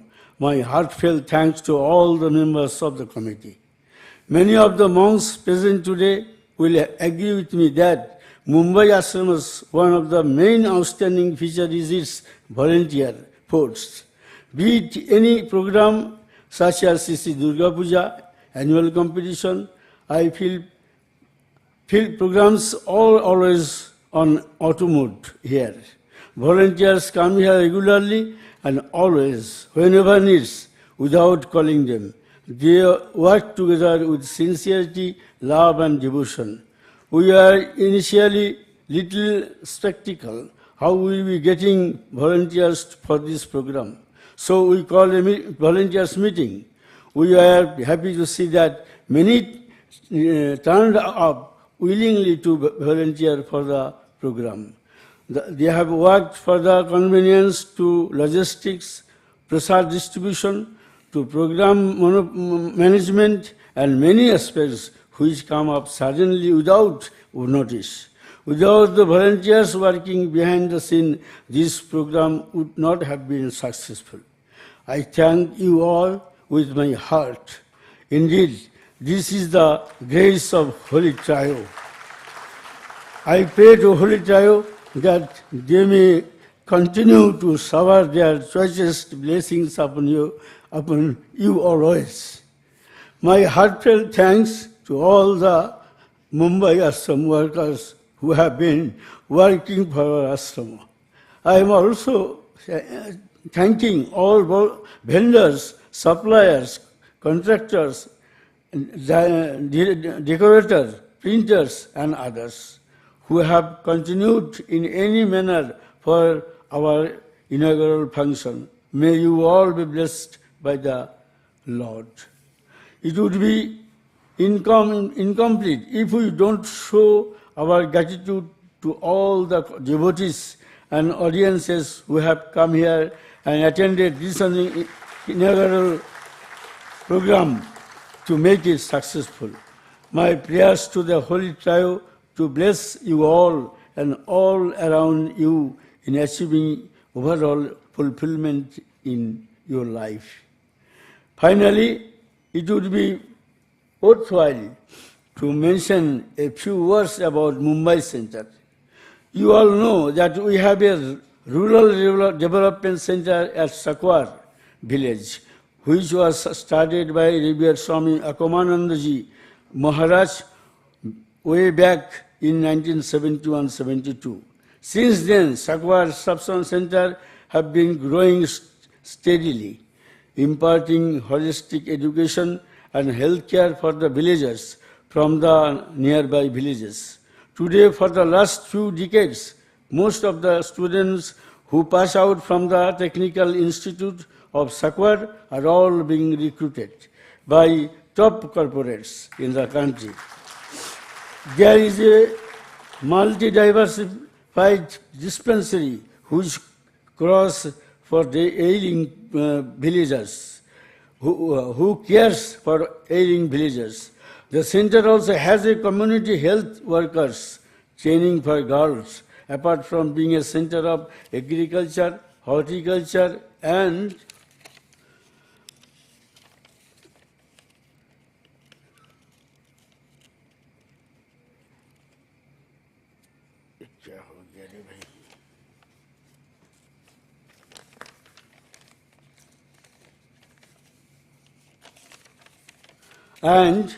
having an efficient Goshala.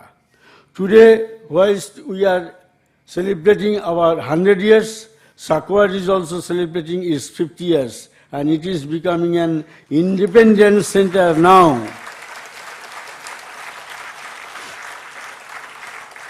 I am repeating it. It is becoming an independent center now. Revered Swami Tattvarupananda, popularly known as Ramakrishna Maharaj, who served Mumbai ashram for 25 years and is very popular amongst the devotees, has already taken charge of the center. I would say it's an achievement.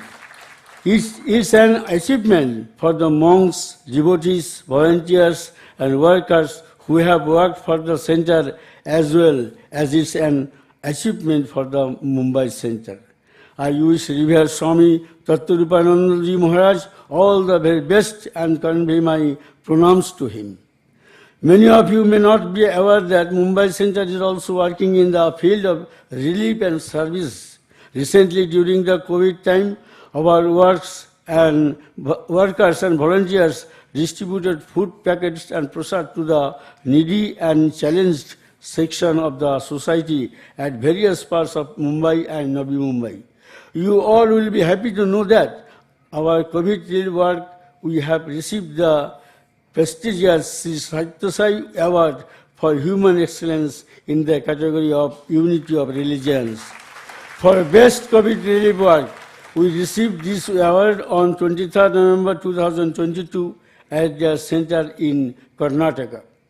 For the last few years, we have been going to various villages within Jauhar Taluka, within Palghar district, which is close to Nasik, to undertake rural development work there. The place a hilly terrain with very scanty rain. As a result, the lands are of non-agricultural quality, and the villagers have severe water scarcity. Needless to mention that the villagers there are having very poor or minimal income. After undertaking the survey in detail, we identified the 3 areas of potential service in that area, namely water conservation and distribution, holistic service to the women, providing health care. We have been constantly working towards it, thanks to generous donors and generous donors and contributors on the water conservation and distribution. We identified areas with large qualifiers and drawn water from there by motor to overhead water tank and provide water tops to each hamlet of villagers in the area. On the women development, we have been distributing daily and essential necessities of food and hygiene required by the rural women in 3 villages. We have provided sewing machines to 20 to 25 village women in every village. We are also training them with tailoring work from professional trainers and thereby making them self-reliant. On the healthcare, various healthcare camps were organized regularly by our Ramakrishna Mission hospitals, doctors, nurses and workers who have been doing this with our limited capacity. I am mentioning about this since I wanted to tell you all that we can't take up many such service-related activities provided if you all come forward. In the western part of India, particularly, I have heard a phrase called Michhami Dukharam, which is used particularly in the Jain culture after their Parursan Parv. The meaning of this phrase is very nice. It means if I or we have hurt you in any way, knowingly or unknowingly, then we are really sorry for that. May all of us be guided by Sisi Thakur, Sisi Ma and Swamiji, and may the guide Ramakrishna Math and Ramakrishna Mission Mumbai in the path of service and spirituality in the years to come. Thank you so much.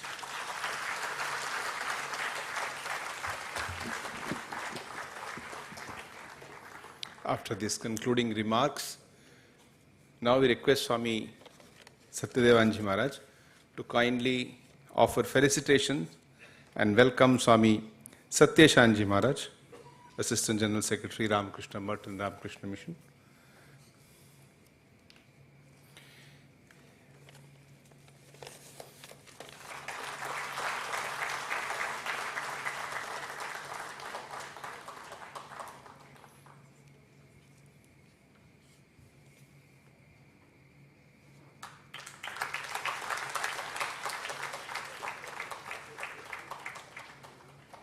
We now request Revered Swami Satyeshanji Maharaj to kindly come over and address.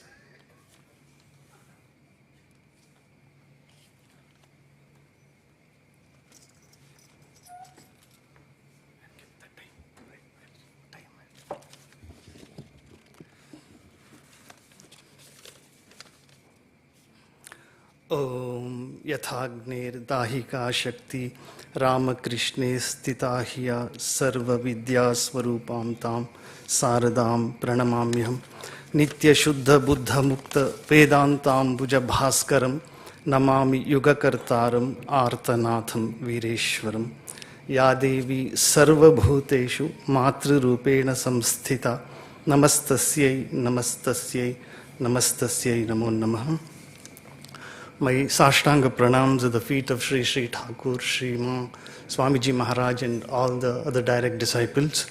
My Bhakti Purna pranams to Pujaniya Vice President Maharaj Srimad Swami Gautamananji Maharaj and the head of this prestigious Mumbai Ashrama Swami Satyadevananji Maharaj.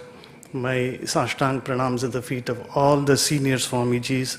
Love and best wishes to other monks and deep regards, love and best wishes to beloved children of Sri Ramakrishna, devotees and volunteers and admirers of Mumbai Ramakrishna Ashram.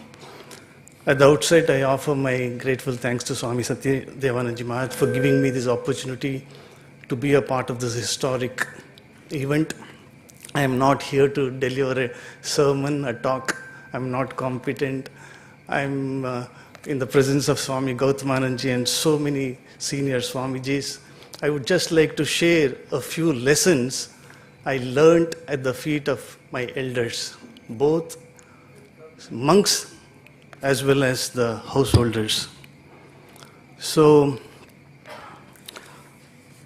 I was listening to Tyagananji Maharaj. He was telling what all lessons he learned at Mumbai Ashrama.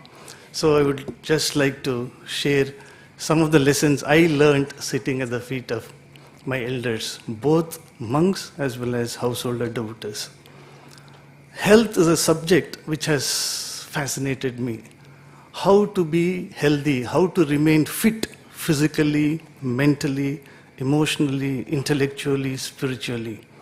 Today we are extremely fortunate to be in the presence of Swami Gautamananji Maharaj, who is an epitome of perfect health at the age of 95 years.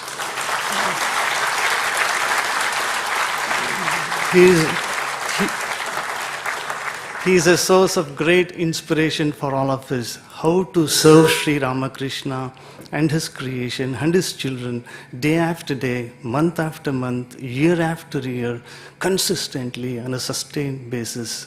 So that comes to the physical aspect of health, physical dimension of health. Swamiji gave a lot of emphasis on health, physical health. He used to say, Sharira Madhyam Khalu Dharma Sadhanam. He used to quote from Kalidasa's Kumara Sambhavam. Sharira Madhyam Khalu Dharma Sadhanam means Sharira is the vehicle through which we can cross over this ocean of existence, through which we can attain that immortality, which is already within every one of us. It's our birthright. So Nikhileshwarananji was telling, Mother is so loving and kind and she feeds us with so many delicacies.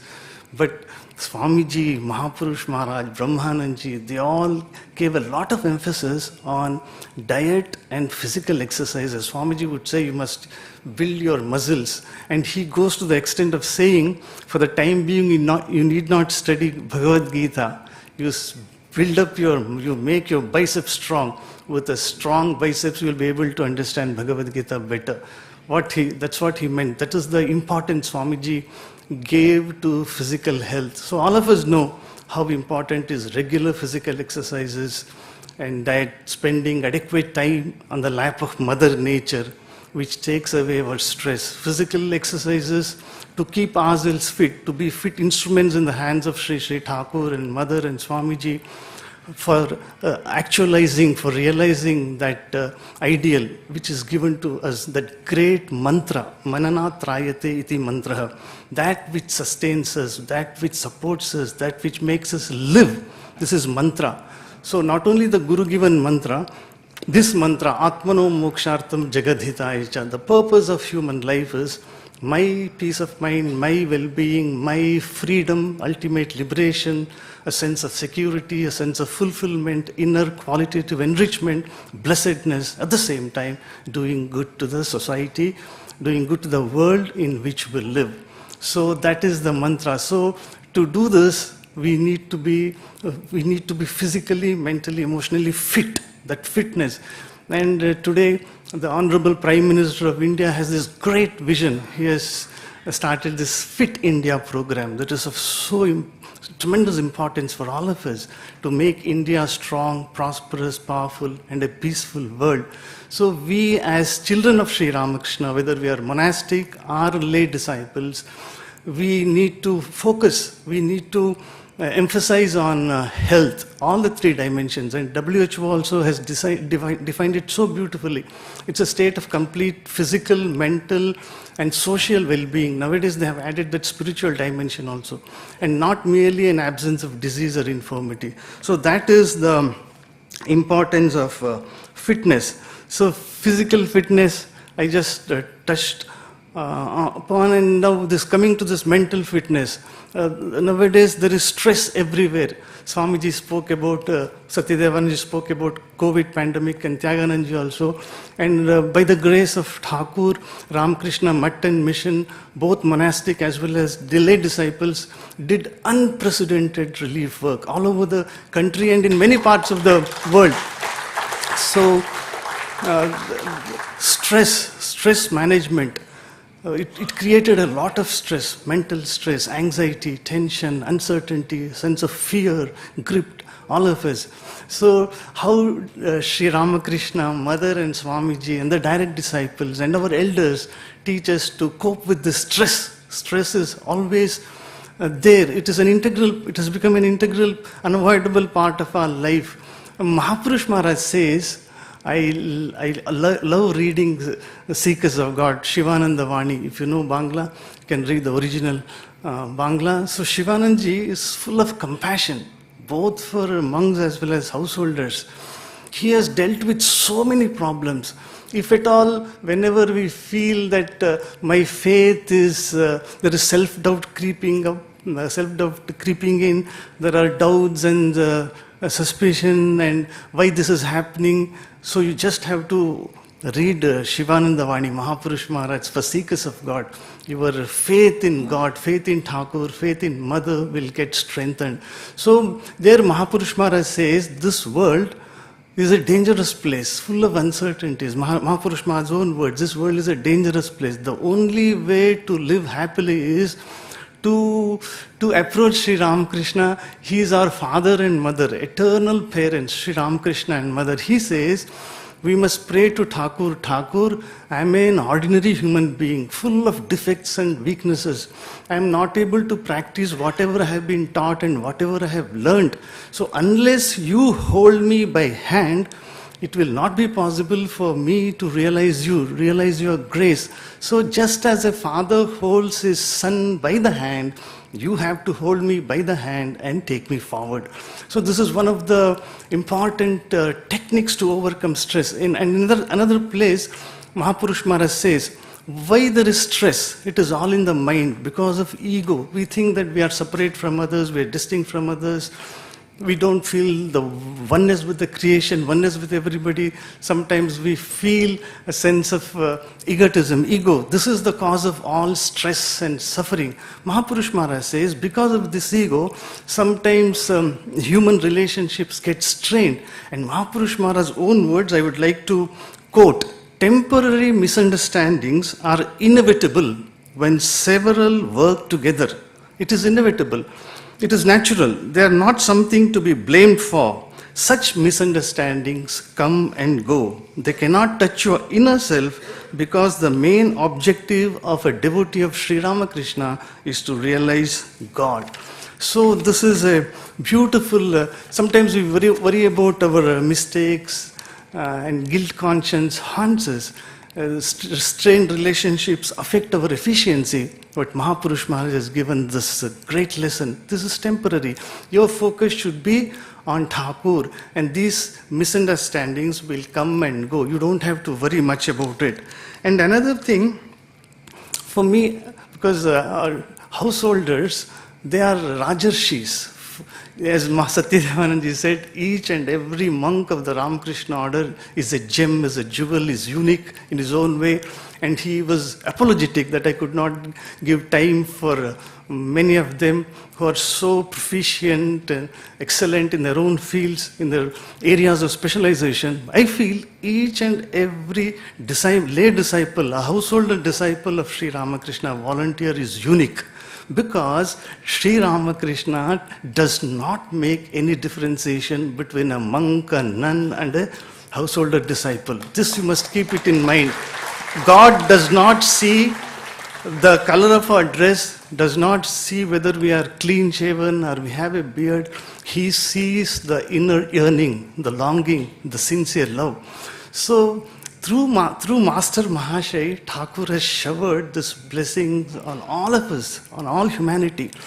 Master Mahashaya was in a depressed mood. He was a genius, like Swamiji. He was an intellectual genius, an authority in so many subjects, multifaceted genius, this Master Mahashaya, but he was very soft-spoken, very humble, meek. His wife would threaten him. His wife would tell, see, you are a married man, you have 3-4 children, and you frequent Dakshineshwar. It does not befit you. I will commit suicide. Master Mahashaya felt very sad, but he came to Thakur and opened up his heart to him, confessed all his feelings. That's a very important thing, confiding his feelings, because Thakur is our own father. If we don't disclose our feelings to Sri Ramakrishna, where else we go?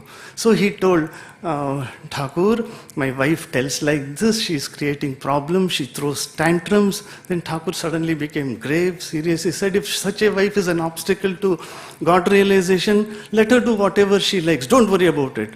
This made Master Mahashaya more depressed. Sri Ramakrishna has told like this, if she commits suicide, who will take care of the family? So he was silent. Then after a couple of minutes, Thakur had words, he spoke to Rakhal, Narendra and all, then came back to Master Mahashaya and whispered in his ears.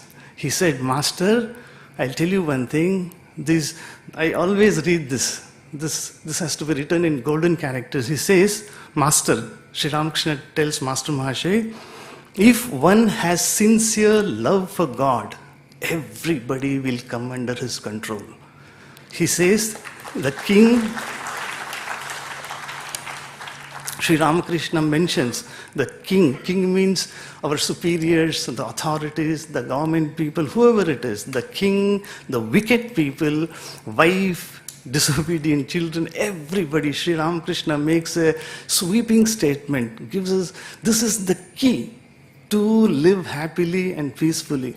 Only duty is to love Sri Ramakrishna. So through Master Mahashaya, Thakur tells, your only duty is to love me, hold on to me, surrender to me. I will take care of everything. I will take care of your responsibility. So then Master Mahasaya, some householders may think probably we made a mistake, we didn't become monks and nuns, they are something extraordinary. No, Thakur very clearly tells these three things are directly in the hands of God. Birth, death and vivaha, marriage. So God has placed us in a particular situation, so we have to accept it. Same Sri Ramakrishna told Master Mahasaya, who was a household disciple, he said, the moment I saw you when you were reading Chaitanya Charitamrita, I recognized you. You are my own, of the same substance as father and son. This is a very important statement. Thakur, when he was alive, he abhorred these three words, Guru, Baba and Karta. But here Sri Ramakrishna tells, you are my own, of the same substance as father and son. Just as a son inherits his father's wealth, ancestral property, you will inherit my wealth. My Thakur's wealth is blissfulness, happiness, joy, peace, love for mother. So here we find a striking similarity. Sri Ramakrishna says, one who has sincere love for God, everybody will come under his control. This is a Maha Mantra, one of the Maha Vakyas in the Gospel of Sri Ramakrishna. We have Aham Brahmasmi, Sarvapriyananji is going to talk on that. I am Brahmasmi, Tattvamasi, all those Upanishadic statements are there. So this is one of the Mahavakyas. We find a beautiful resemblance, similar to the same idea in the Gospel, Matthew's Gospel. The disciple asked, Lord, asked Jesus Christ, what is our duty? What is the greatest commandment? Then Jesus makes that historic, immortal sentence, love thy God with all thy heart, with all thy soul, with all thy strength, with all thy mind. So, loving Sri Ramakrishna, who is our Ishtadevata, mother, who is our own biological genetic mother, with all sincerity and love. Then, Sri Ramakrishna would say, Ami molle guchi pe janjal. This ego is the cause for all stress, mental problems. How to get rid of this ego? He has given us another Mahavakya, Maha Mantra, constantly repeating, Nahang, Nahang, Tuhu, Tuhu, not I, but thou. Lord, thy will be done. So by constantly repeating, Akhandananji says one can experience even Nirvikalpa Samadhi. It may be superficial, it may be hollow, we may not feel it in the depth of our hearts, but still, as Tyagananji said, the power of habit, the power of practice, which he learned at the feet of those great Swamijis, Niramayananji, Vidyananji and Kalipada Maharaj and others. So this constantly repeating, Naham, Naham, Tuhu, Tuhu, Thakur, it is you, mother, you are everything, I am nobody. So that is where Swamiji says, Tasmat Tvameva Sharanam Mamadina Bandho. Swamiji assumes the attitude of an ordinary spiritual aspirant. Though he was a Nitya Siddha, Ishvara Koti, Shiva incarnate, Swamiji comes down to our level and says, Vaktrodrutam tu hridime nacha bhati kinchit tasmat tvameva sharam. Thakur, my Lord, it is all just glib talk, superficial, so hollow, but deep within I don't realize. Therefore, you alone have to save me. You alone have to redeem me. You are tasmat tvam eva. Tvam eva means sirf tum. Tumhare bina mere liye koi nahi hai. Koi mujhe nobody can save me. So that is a great statement made by Swamiji. Tasmat Tvameva Sharanam Mamadina Bandho. And sitting at the feet of Swami Bhuteshananji Maharaj, I learned two important lessons. He was like a small child, small boy, 5 years old. Many of you might have seen. So after breakfast, he would take a little rest. After breakfast, at about 9 o'clock, he suddenly got up and he was soliloquizing. I was in his room. He said, Ahankar korle, Malik marbe. Ahankar korle, Malik marbe. 2-3 times he repeated. So what it means is, even if there is an iota of ahankar, egoism, I am separate from Sri Ramakrishna, I am separate from his creation, always sufferings and blows will come to us from all corners. So, Ahankar Karle Malik Barne means Malik is Thakur, the Lord of the universe, will rain blows on us, blows will be rained on us. So, the best way is to constantly remember this. Thakur, it is, even if it is superficial, even if it is not from the depth of our hearts, this practice makes us perfect. And another important lesson he taught, Jishu bolechen, judge not so that you may not be judged. By what yardstick you judge others, by the same yardstick we will be measured. So this is human tendency to judge others, and so that leads to restlessness, agitation, loss of peace of mind. And our elders always taught us, if you want to get Divine Mother's grace, every day we pray to Mother, Sharanagata Deenartha Paritrana Parayane Sarvasyarti Hare Devi Narayani Namostate. That to get Mother's grace, Divine Mother's grace, 3 conditions have to be fulfilled. Sharanagata, Deena and Artha. Sharanagata, Mother, there is nobody except you. You alone can save me. Because we are in a dangerous situation, precarious situation. Why Mahapurush Maharaj tells, this body-mind complex is completely fragile, very delicate. This is a vehicle, a machine, which can crack, which can crash anytime. This vehicle may break down. So we are in such a precarious condition. As Atman, we are infinite. We are that infinite consciousness, that is true. But as long as we have this Dehatma Buddhi, that sense of fear will be there. So that is the reason why we have constantly tell, Prabhu, मैं आपकी शरण में आया हूँ, मैं शरणागत हूँ, मैं दीन हूँ, मैं आर्त हूँ. Here deen means what? Not a sense of lack of self-confidence or diffidence. Externally, as children of Sri Ramakrishna, we have to work with efficiency, self-confidence, but deep within we must know our limitations. What is our role? Date of death we do not know. When is Meri Pari kab hai, hum nahi jante hai. So Sharanagata, Deena, it's a very important concept. This Deena means humility, born out of gratitude to the Lord. Lord, I don't deserve this, yet out of your infinite grace, you have showered your blessings on me. It's a miracle that we are able to sit here. There are millions of people who are bedridden, who are paralyzed, who are hemiplegic, paraplegic. They can't answer nature's calls. They can't see. Many of them have retinal problems, hooked to ventilators. It's a miracle. It's a blessing that we are here. So, Lord, I am grateful to you. This Deena, an attitude of gratitude for all the blessings you have showered on us, you showered on me. That's why our elders told, Thakur loves this bhajan very much. What is that? Was another great householder disciple, Devendranath Mazumdar. He wrote in that Bhavasagar Tarana, Guru Deva Daya Karo Deena Jane. And Deena, Prabhu, have mercy on me. Much par kripa karna, mai deen hu.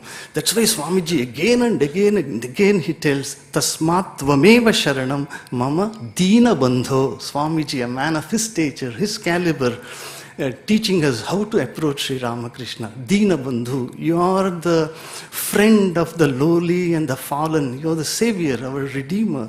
So that is how we have to approach the Divine Mother. The Shankaracharya was a great Advaitin, all of us know. He was a beautiful blend of Jnana and Bhakti. I always like this, Kuputro Jayate, Kvachidapi Kumata na bhavati. Kuputra, I may be a bad son, mother, but a bad mother we never find in this world. So householder devotees, one householder devotee, he was not a devotee of Sri Ramakrishna in that sense. He was a devotee of Mother Kali, a rustic villager, didn't have any education, had a large family. He passed away in 1987. So I'm telling you this. He was a great lover of Divine Mother Kali. He would always tell us, see, don't approach Mother as Goddess or Devi. She is your own mother. She is your biological mother. That intimate relationship with the ultimate Divine Mother you must have. One day, how powerful the householders can be, I will tell you, if you just have to read Swamiji's Karma Yoga. There's a beautiful chapter. Each one is great in his own place. A householder is great in his own place. A sannyasin is great in his own place. There are 2 illustrations. One, the illustration of a housewife who was devoted to serving her husband and who taught some lessons to a young monk who was proud of his spiritual power. He had burnt a bird down, he had reduced it to ashes. So, and another is that Vyadha, Dharma Vyadha, who was a butcher, a meat seller, how he took care of his parents and his family, and then he taught Atmagnana to that Kaushika Rishi. So this householder devotee of Mother Kali, he told me, you see, you say you are initiated into Ramakrishna mantra. He was like a small child, small boy. Some of our monks know him. Muktidananji knows him very well. He knew him very well. So he told, tell me the mantra which your guru has given. I told, see, you don't ask me like that. This mantra is secret and sacred. We can't reveal like that. He said, tell me, what is there? After all, it is God's name. I said, I can't tell you. Once I have told you, I am not going to reveal it. Then he just closed his eyes for a minute and said, see, this is your mantra. Mother is telling me. So that is the power a householder can have. So we have these great illustrations. Balram Basu, when Balram Basu was on his deathbed, his wife, Krishna Bhamini Devi, was in great distress, grief. She was grieving. She was in the inner apartment. Suddenly, her face beamed with joy and happiness. What was the cause? She then revealed Balram Basu was on his deathbed. The last moment had arrived. There was gloom everywhere, despair. And she suddenly saw a chariot appeared from nowhere. And the chariot appeared and alighted on the roof of Balram Basu's house, and Thakur got down from the chariot, went inside where Balram Basu was bedridden. Then after a couple of seconds, Sri Ramakrishna came out with Balram Basu holding by his hand. And again they boarded, ascended chariot, and they disappeared in thin air. So that was a great vision, how Sri Ramakrishna takes care of his devotees. I always wonder, Sri Ramakrishna in the temple here, Mother here, at Velurma, Jairambati, their only business, only concern is about the welfare of the householders. Because they know renunciates, monks and brahmacharis, they have no other work except to call on them. These householder devotees are great heroes. They are heroic devotees with so much of pressure and burden on their heads, yet they are devoted to me. So another beautiful incident, Rasik Lal, all of you know Dakshineshwar, he was a scavenger, Safai Karmachari.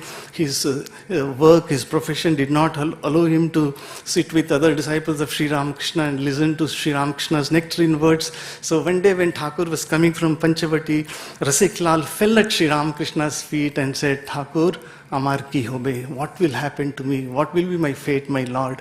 Then Thakur went into ecstasy. Because Karunam Rita Sagara, Karuna Sindhu, ocean of compassion. Then Thakur said, don't worry, Rasik, I will come to you and take you to my abode when you are in the deathbed. It happened, and Purnachandra Ghosh was another householder disciple. He was an Ishwar Koti. He was going through a very bad patch in Shimla. He wanted to commit suicide. Then he thought, let me have bath, read a page from Gospel, and then put an end to my life. So he took his bath and then opened at random the Gospel of Sri Ramakrishna.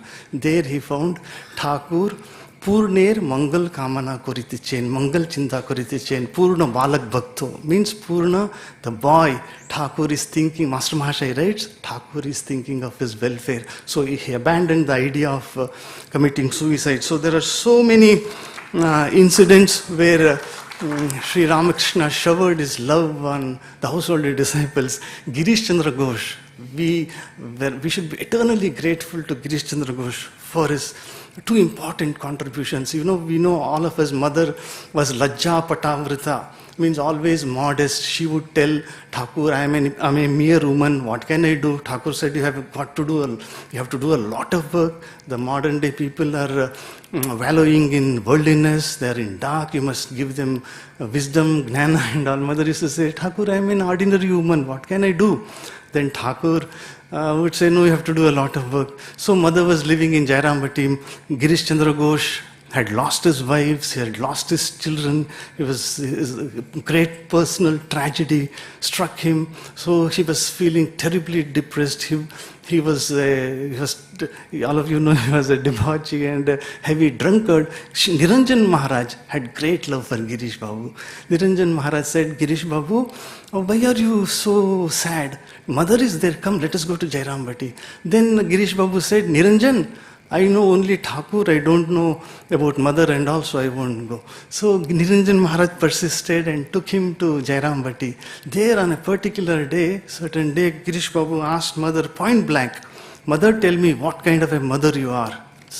mother gave that reply, that immortal reply, I am your own mother, your own biological mother, Satma nahi, Pata no mai, I am not your foster mother, I am not your stepmother, I am not by the virtue of being the wife of your Guru, I am your own mother. So that day, mother revealed her universal motherhood. And the second thing, Girish Chandra Ghosh, because of his devotion, Sri Ramakrishna blessed everyone on Kalpataru Day. May all of you be spiritually illumined. Seeing Girish's devotion, Thakur said, Girish, what do you think of me? You say so many things about me that I am an avatar and all. So Girish knelt down, fell at his feet and said, Lord, how can I describe your greatness? The great sages like Valmiki and Vyasa could not describe your mahima, the glory, so a mere mortal like me, what? So that made Sri Ramakrishna bless the entire humanity, that may you be spiritually illumined. Another great incident I love is this Thakur's love for Keshav Chandra Sen. Keshav was not his disciple, or he was a great Brahma Samaj leader. He would think of God. So Thakur loved him intensely. But once Girish Babu, this Keshav Chandra Sen, fell seriously ill, Thakur prayed to Divine Mother, Siddheshwari Tantanya, Mother, please make Keshav well. Let him recover his wealth. I am going to offer you a tender coconut and sugar, Mother. If he passes away, whom shall I talk to in Calcutta, Mother? Please see that he recovers well. So that is how Thakur would pray to Divine Mother. And one day Girish Chandra Ghosh abused Sri Ramakrishna in very foul language. He was in a state of intoxication. Thakur did not lose his patience. With great love, he prayed to Mother, Mother, please make him peaceful so that he won't abuse me. So this is a great lesson for all of us. So I will end my speech by quoting Swami Vireshwaranji Maharaj of hallowed memory. He would say, we are always to be at the door of Sri Ramakrishna, and then his grace may come. It is our duty to be at his door. That is, we must always be thinking of him and practicing Sri Ramakrishna's presence. Then the chances of getting his grace are great. Ranganathananji Maharaj would go into ecstasy whenever he spoke about householders' greatness. He would say, there is a small booklet all of you must read, many of you must have read, Spiritual Life of Householders by Swami Ranganathananji. He would say, Sri Ramakrishna, Mother and Swamiji came to summon all householder disciples to their divine heritage. They came to establish that Rishi ideal. They came to install them on the high pedestal of honor, self-esteem and dignity. They came to enhance the self-respect, prestige of this great institution called Grihastha. Last, one more word. Mother says, how physical fitness I spoke, mental fitness. Mental fitness and spiritual fitness are one and the same, because Thakur said, Shuddha Man, Shuddha Buddhi, Shuddha Atma Act. Mother says, the easiest and the best way to overcome all the problems of life is to sit in solitude and take the name of Thakur. Take the name of Thakur, speak to him, confess all our problems to him, and pray to him, speak to him in silence. He tells, Mother tells, we have to tell everything to Thakur, whatever we need, whatever may be our difficulties, our deficiencies, lacunae. Suppose I am lacking in money or manpower, whatever it is, Mother tells, Thakurer Shange Shob Khule Bolte Hobe, means everything you must tell frankly, because Thakur and Mother are our eternal parents.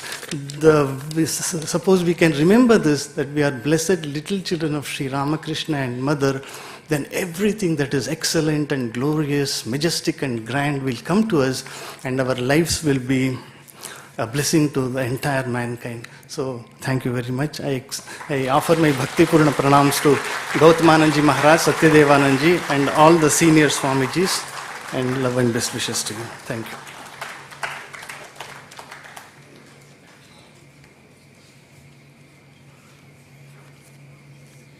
After this address by Revered Swami Satyeshanji, we now request Revered Swami Gautamanji Maharaj to give his benedictory address for this concluding session.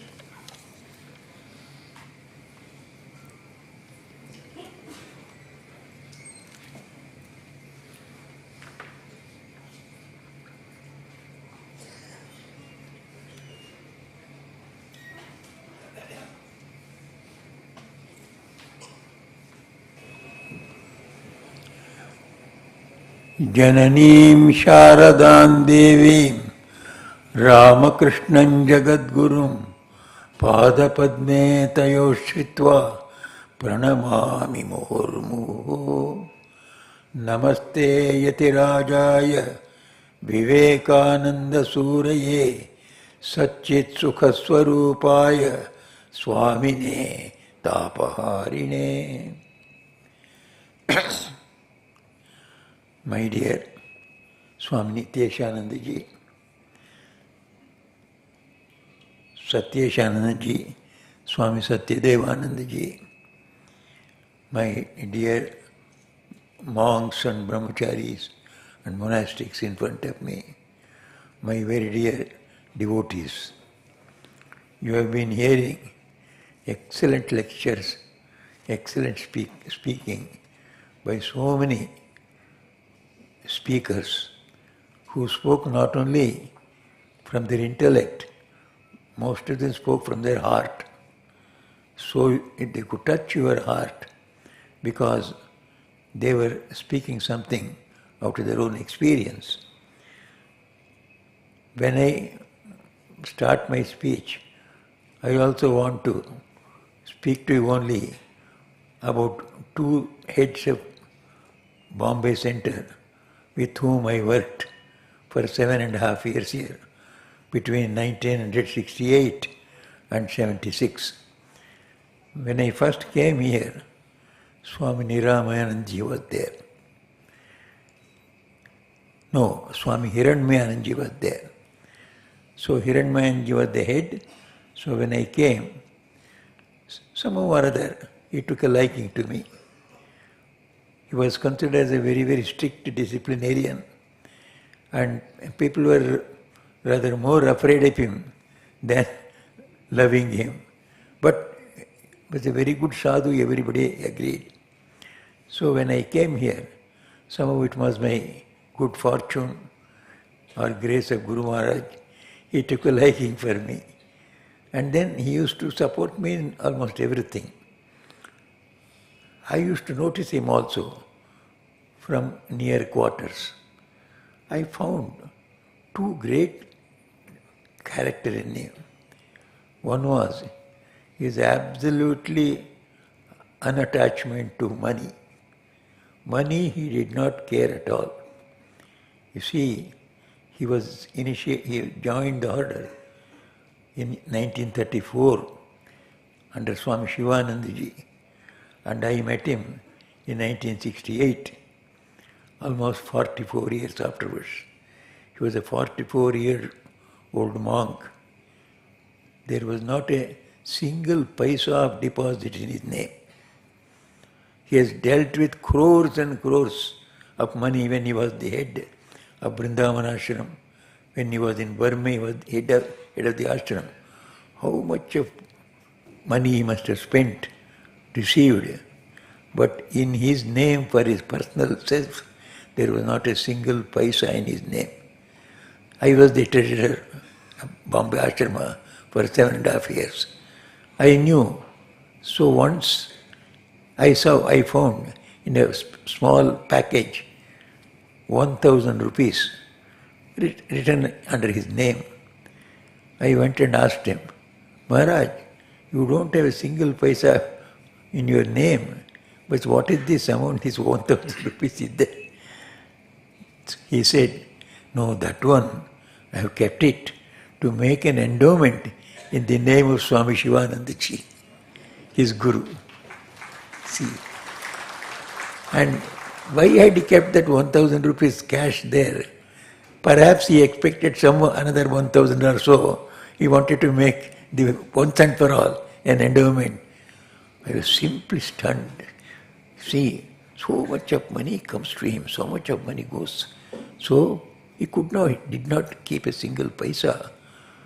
And in every action of him, I could see him. He's detached from money. So money would come to him. This is the nature, according to yoga. So if you say no, what you say no, it will come to you. So this Swami refused money and money would come to him. Once it happened in Bombay Ashram, Satyadevananda is running a very good hospital. At that time, the hospital was 28 bedded. Now it has become 70 bedded. They almost triple the number. So that hospital has a very good name. So we had almost all the basic departments in that hospital. So one day some rich man came. Then he came and met Swamiji and told him, Swamiji, you have seen your hospital. It is very good. Though it is small, it is rendering very good service and almost all the needful departments are there for the common man. But wait, I found there was no eye department. Why can't you open an eye department attached to your hospital? I will give you the money. I will give you the money for the building. I will give you money for the doctors to be paid. And I will give you the money for all the furnishing the hospital with all the latest gadgets and other things that are required. And I will keep fixed deposits also for continuing the service for say several years. Swamiji just thought for 2 minutes and then said, look here, our hospital has got a good name because we are able to supervise it ourselves. Though there are good doctors, good nurses, they are all rendering service, but they require a good guidance. So that they require to be kept in discipline. Then only a hospital can make a name like this and render the best service. And we depend for this one on the monastics. So whatever monastic power I have, so we are able to run this 28-bedded hospital. If you say you had another one ophthalmic department, so where is the monastic member for that one? We don't have monastic members, nor does the headquarters will be able to provide me any. Therefore, I don't want your money. It was about 10 crores or 15 crores in 60s. And then he said, Swami, it doesn't matter. See this 10 or 15 crores, I have a desire to give it for an ophthalmic hospital. You take it from me. You need not start the hospital now. You can start it after 10 years or 15 years. When you start it, then you use this money for that. I am satisfied. He said, look, 10 or 15 years afterwards, if we start a center, that will be by the grace of Sri Ramakrishna and by his desire only we will start. So when we start that center, he will send me men also, he will send me money also. Why should I take care of your money now from now onwards? Refused. That man was in tears. In Kali Yuga, can you get a person like that? You don't have to keep that 15 crores with you. He said, no, it is not necessary. It is meant for service. When that service is required, men will come, money will come, and that will service continue. These are great things from him I learned. And today I am 95 years old, 66 years in the mission.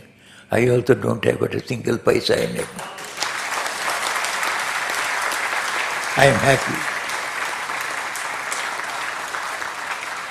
Swami Hiranmayanji used to tell, look here, whatever money comes here to the ashrama, it is meant for every one of us. He was so humble. Whatever money the devotees give to the ashrama as subscription or donation, it is meant for all of us. So you young Swamis, you want to go out, and I have found some of you asking from the devotees, go out on pilgrimage, so you want to take money from the devotees. Please don't do that. Though it is meant for pilgrimage, there is nothing wrong in devotees giving money and taking money. But I tell you, devotees are already giving to the ashram. And what is given to the ashram is meant for all of us. It is not only for the head. So you are also part and parcel of the ashrama. Whatever money you want, you take from the office. You spend on your pilgrimage. Very frugally you spend. Then afterwards, if something is saved, bring it back and deposit. If you spend more, take the extra money also from the office. So you don't have to go and ask the devotees again. They are already giving. So clear that money is not required. You can go without a money because the organization is like that. It provides you everything. God is there. He always gives you money when you need it. So we used to see him in every action of him. So Swami Hiranyanji, so this is one of the incidents I always remember. And another Swami Hiranyanji was a great admirer of Swami Akhandanandji, because when he joined, he was a young man and from a very well-educated group. Therefore, Swami said a special love for him. So Swami Akhandanandji, he used to come from Sargachi, where he was running a hostel for orphans. So he used to come to Belur Mutt, and Swami Hiranyanji used to meet him. So he knew Swami Akhandanandji, loved him very much. Swami Akhandanandji's disciple was Golwalkar, Guru Golwalkar ji of RSS. He was a disciple of Akhandanandji. So this, whenever I was there in Bombay Ashrama, maybe it was in 70 or 71, so 71, Guru Golwalkar ji had come. He visited 2 times during my time, between 68 and 76. Once when he came, it was Janmashtami. So he came and said, Swamiji, he came and told Swami Hiranyanji, Swamiji, I want to spend and celebrate Janmashtami in your ashram. So please give me room in the guest room. So Maharaj was very much pleased. How do you celebrate it? He said, no, I fast the whole day. From morning till evening I fast and I pray to Sri Krishna and do my other spiritual practices, and in the evening I will go away. So previous evening he was there. So from next day morning till evening he will continue his celebration of Janmashtami. So Maharaj was pleased, he gave him the room. But unfortunately, in the morning when Swamiji met him, he was running temperature. Guru Golwalkar was running temperature, slight temperature. So he got scared. You see, he is not a very young man at that time, maybe above 60s, and he is running temperature, and he wants to fast the whole day and observe Janmashtami. So he advised him, you see, now you are running a temperature, you should not observe fast. So rather take something, prasad, and then do your spiritual practice, whatever you want. No, Swami, I am used to fasting. You don't have to worry. Everything will go off all right. Then after persuading also, he was not satisfied. He went to he spoke to our hospital, the medical in charge. So he told him, look here, here is a great man who wants to fast even with temperature. What shall we do? Then the doctor came immediately. He met Golwalkarji and told him, see, medically I would not advise you to go on a fast, for whatever reason. So why don't you stop your fasting, take something and then do. He said, doctor, don't worry. I have been doing like this and nothing will happen, you go. Doctor also went away. Swamiji also came away. Next day morning, Golwalkarji came and showed he was free from fever. No fever was there. He was perfectly all right. Whole day he fasted. So this incident I remember. And Golwalkarji came to Swami Hiranyanji and they were talking something very intimate between themselves. And I was also with Swami Hiranyanji. Golwalkarji told Swami Hiranyanji, Maharaj, आप जानते हैं मैं स्वामी अखंडानंद जी से आशीर्वाद पाया हुआ हूँ, मुझ पर तो आपका आशीर्वाद रह गया, रामकृष्ण मिशन का आशीर्वाद मुझ पर रह गया, मेरे संघ पर आपका आशीर्वाद होना चाहिए, मेरा संघ बनते RSS के ऊपर आपका आशीर्वाद होना चाहिए. तो महाराज जी ने कहा, आप फिक्र मत करिए, ठीक समय पर हो जाएगा. So the blessings of Ramakrishna Math and Mission he conveyed, in time everything will be all right. For outside purposes you may appear different, but at the heart of hearts we are all one. We are all one in the cause of the progress of this country, progress of spirituality in this country. So we are all one. Only outside some little differences we have to keep in the case of, from the point of view of the social point. This is another one incident I remember about him.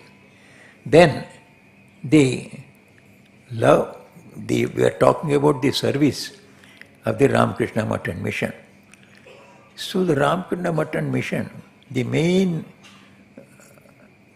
character of our service is love, as so many Swamis have told you. And this love works so wonderfully in every case. So one little case I tell you.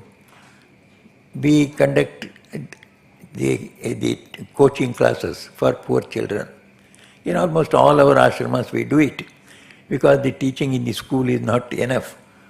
The teachers perhaps do not take much interest, and school children suffer for want of proper attention. So we conduct night classes. In Chennai also, we are conducting even now, so thousands of students, they night classes. One boy, he was very poor, by name Gopal. This boy was a slum boy. And then he came, Swamiji, I am failing every time in class 12. So what should I do? Then our Swami, who is in charge of the night tuitions, said, come and join our night tuition classes. We will give you every help. We gave him every help, and then he who was failing for several years, immediately he passed, and passed with distinction in class 12. Then we put him into further degree course. I think he passed BCom very well. Then after passing BCom, we put him into computer training. He was trained in computer. Then immediately he got a job in Chennai itself, in which slum he was there. So in the Chennai itself he got a job of 25,000 rupees per month, this slum boy. Then he was very happy, and then within 1 year he comes and tells us, Swami, from Hyderabad another company has selected me for a 40,000 rupees job. I said, no, go and join it. He went and joined that 40,000 rupees per month job. And after some time, he said, Swami, that company wants me to go to America and work in their work there, branch there. Then go. So he went away to America. After about a year or two, I was there in our Chicago center. So suddenly in the night, someone comes and telephones me. So I want to meet you, Swami. I am Gopal. I am here. I have come to meet you. Gopal? Gopal from your night class. I am here. How did you come at this time? You are only just for 2 years in America. So you know the topography. How did you come? Come by train or came by any taxi? No, I have my own car. I have my own house. In 2 years, he has made so much of impact on others, and he is appreciated by everyone. And now also, he is sending every year a lakh or lakh and a half rupees from other friends also he collects. He sends it for the tuition classes in guitar. A love for a boy. So when in India, a few years back, you may also be, many people may be remembering, Slumdog, you also often in films. I say, here is a slumdog living here. So, making such a big splash, so that Gopal is there. So many cases are there. A little love and service, selfless service, will bring out this potentiality into people. One Muslim girl also was studying in our night class. She had both the legs were not there. So in her house, she was not at all considered as a human being at all. She used to express that, I am nobody. So, but she was a very intelligent student of class 10. So we made her also study. She studied well, and took a degree. And after taking a degree, she appeared for an examination conducted by a pharmaceutical concern. She passed out very well, and she was appointed immediately on 40,000 rupees a month as the superintendent of some department. This girl, we used to call her and then tell the other girls there who were also studying, junior to her, how she came up through our night school. Whenever she would open her mouth, she would start weeping. I cannot express my joy, I cannot express my gratitude to Ramakrishna Mission. So much of love I got so that I could pass well. And today I am an officer here drawing a good salary.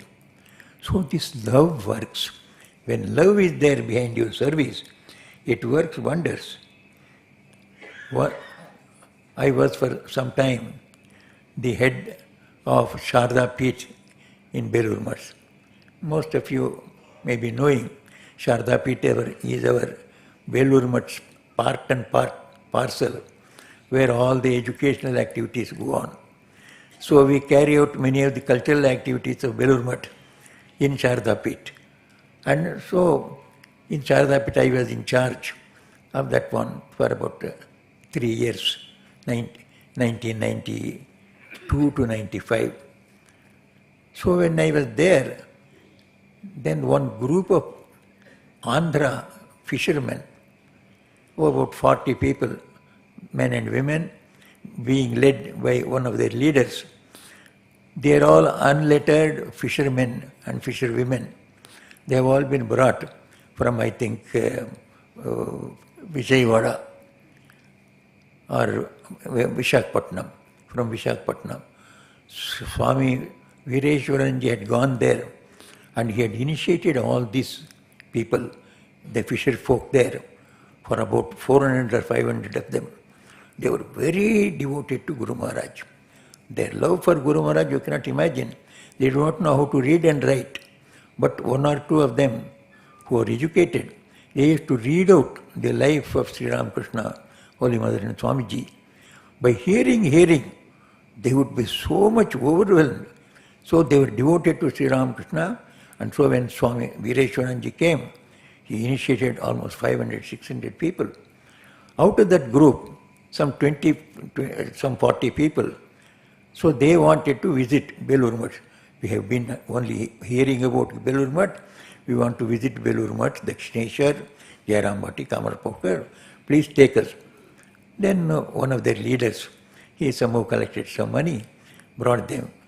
And then they went to Dakshineshwar and they went to Kamarapokar, Jairambati. They came back to Belur Math. They heard that I am there in Sharda Peeth, attached to Belur Math, and I am from the south. So they all wanted to meet me.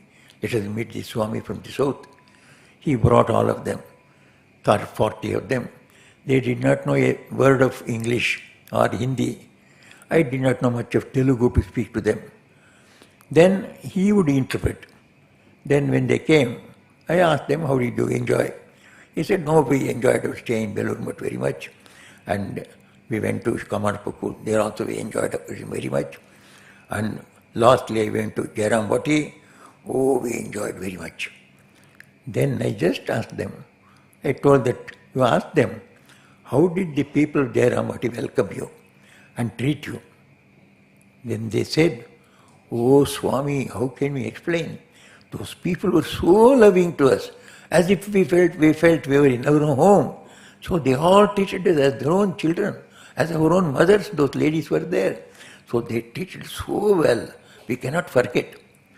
Then I asked him, you tell them, if those people from Jairambati goes to your village, will you do the same thing? He asked. They said, certainly, we will show more love to them. They have shown us so much more, will we not show? We will show them more love. Then I immediately told them, we are going to unite this country in the name of Sri Ramakrishna. So many people are training in the last 100 years to unite this country, divided between caste, creed, color, language. They are unable to unite. The only way to unite is the bhakti of Sri Ramakrishna. Sri Ramakrishna himself has said. So the name of Sri Ramakrishna, it is the work of Swami Sri Ramakrishna Mission that is going to unite this whole country. Recently, in Madras, in Centenary, there is a very famous Tamil weekly. So the editor was asked by some person, what is this Ramakrishna Mission? Perhaps he was very new. So he asked that editor, what is this Ramakrishna Mission? What are they preaching?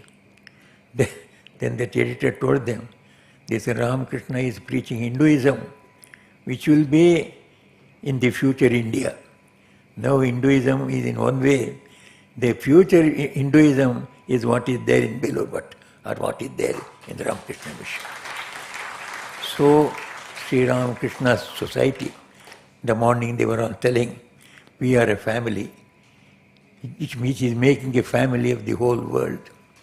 If you want to be together, if you want to love one another, live in peace, not only in India but with the outside countries also, it is only the Ramakrishna Math and Mission, which Swami Vivekananda called as the physical body of Sri Ramakrishna.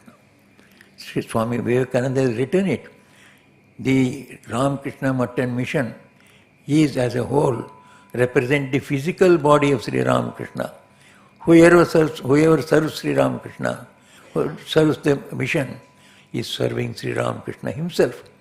Whoever opposes the mission, he is opposing Sri Ramakrishna himself. So that's why we tell also, whenever people come to us, so they say, Swami, you see, we are taking initiation from you, but you are so away from us, you are coming from such a far off place, and we have taken Diksha, we want to serve the Guru, what shall we do? I always tell them, Swami Vivekananda has said, Sri Ramakrishna's physical body is this whole mission. So go to any of the mission and give your service there. That is your Guru's service.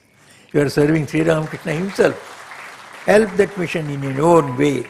Serve Sri Ramakrishna, you serve their mission, serve your Guru, serve everything. So this love of Sri Ramakrishna has made this whole mission, its work, its progress, so wonderful. Swami Vivekananda was full of love. Holy Mother once said, you see, this country of India, we don't lack Brahmajnas, Brahmajna Purushas, people that have realized God. We don't lack. Swami Vivekananda also said, at no time in India there is any absence, complete absence of Brahmajnanis. God realized persons were always there. But Holy Mother added, but how many God realized persons have the heart of Narayan, heart of Swami Vivekananda? That makes him different. It was Swami Vivekananda who said that let me be born thousands and hundreds of times, thousands of times to serve these poor people, the downtrodden people. So that heart to serve others, serve God in man. So this Swami Vivekananda's mission is this Ramakrishna mission. Swamiji, that's why he was such a great man. We have all seen in our own times so many people forming missions in this country. Religious people, naming it among their according to their own name. So and so's mission, so and so's mission, so and so's mission. Swamiji said, not mine, Ramakrishna's name. The first resolution was, this mission will be called Ramakrishna Mission. So that was what was done in May 31st, 1897. So that mission has so many branches all over this country. This Bombay center is one of the very important centers. And we should remember, this was also blessed by one of the great disciples of Sri Ramakrishna, Swami Ramakrishna Nandiji. In the morning somebody was telling that he came here in 1905 and met Bal Gangadhar Tilak. Tilak requested that a center to be started here. And he said, yes, if public want, we will do. So it took some time. After this, the mission has come up. And as I have said already, I was here for about 7.5 years here. So there was little improvement at that time, and it has just gone gradually grown into such a huge institution of service, imparting both spiritual service also, along with social service, medical service, educational service. So on this holy day, I remember many other incidents also. Because of lack of time, I want to close the year itself, but I am really surprised to see such a big audience here. Audience was the one thing we could not get in Bombay. We could do organize any big function, but audience you would not get. So I am really surprised. There is a revolution in this audience also now. Devotees have also got a revolutionized mind now. They have given up the old idea of thinking of other things more important than coming to mission. I am really surprised. So I remember an incident.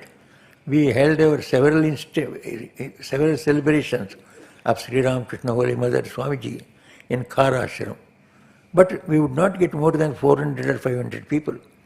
I said, you see, we organize in such a big way, and such famous speakers come there.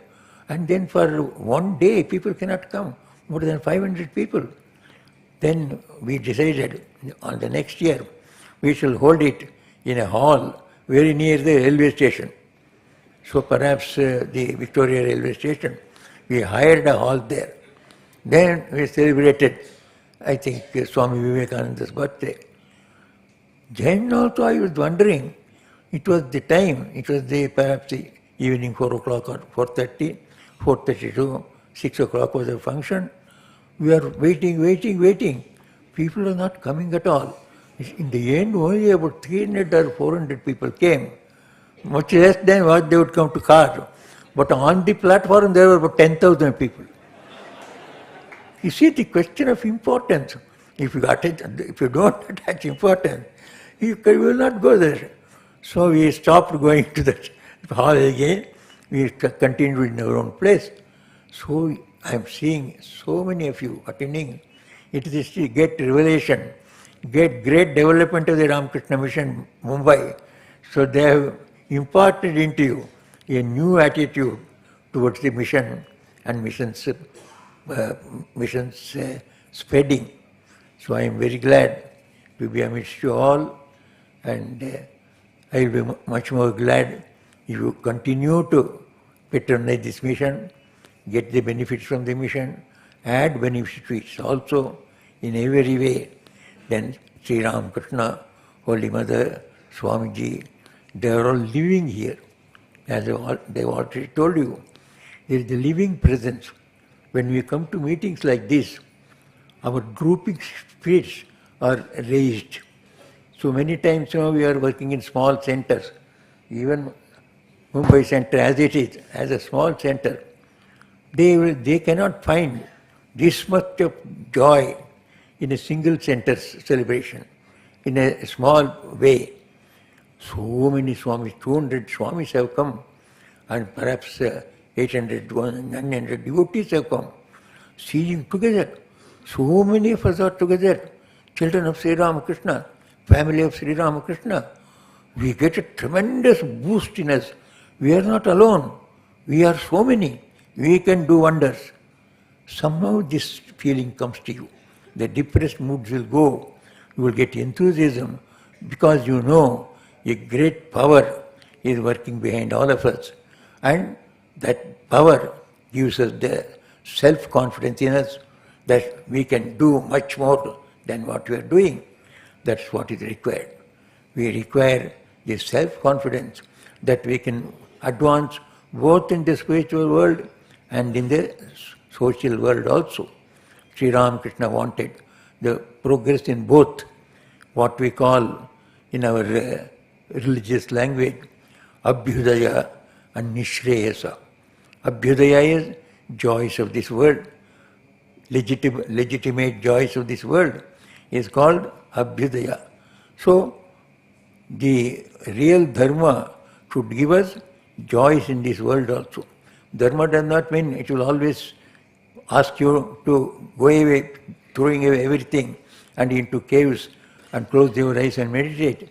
Dharma asks you to do all that makes this life also honorable, respectable and rich. And you must help others also to become like that. So that is the successful secular life. We must grow well, we must live well, we must make others also live well. This is called Abhyudaya, the all-round social development. Similarly, along with that one, only social development and political development or economic or educational development will not give the ultimate peace. We must progress spiritually also. So the spiritually also, to advance, we require some spiritual teachings, spiritual guidance that Ramakrishna Mission can give. It can guide you both in your secular life and in spiritual life also. So when we follow the path of Sri Ramakrishna, we get both. We get the joys of legitimate joys of this world also, respectable life here also, that is the Abhyudaya. Then spiritual joy, the joy of japam, joy of prayer, joy of taking the name of God, taking refuge in God, joy of direct experience of God. All we can get also by the path the missions teachers are telling you, spiritual teachers are teaching you. So you get both, spiritual as well as secular. The Abhyudaya and Nishreyasa. That is the very definition of a good dharma. Yaha Abhyudaya Nishreyasa sadhako sa dharma. Dharma is defined. Dharma is that which can give you both Abhyudaya and Nishreyasa, both secular joys as well as the spiritual joy. Sri Ramakrishna's religion is that religion of this age. Sri Ramakrishna's religion is going to give you secular joy as well as spiritual joy, Abhyudaya and Nishreyasa. May Sri Ramakrishna, Holy Mother Sharada Devi, Swami Vivekananda bless us all with both Abhyudaya and Nishreyasa is my prayer to them. Thank you very much for all your patience, hearing. Jai Ram Krishna. Om Shanti Shanti Shanti.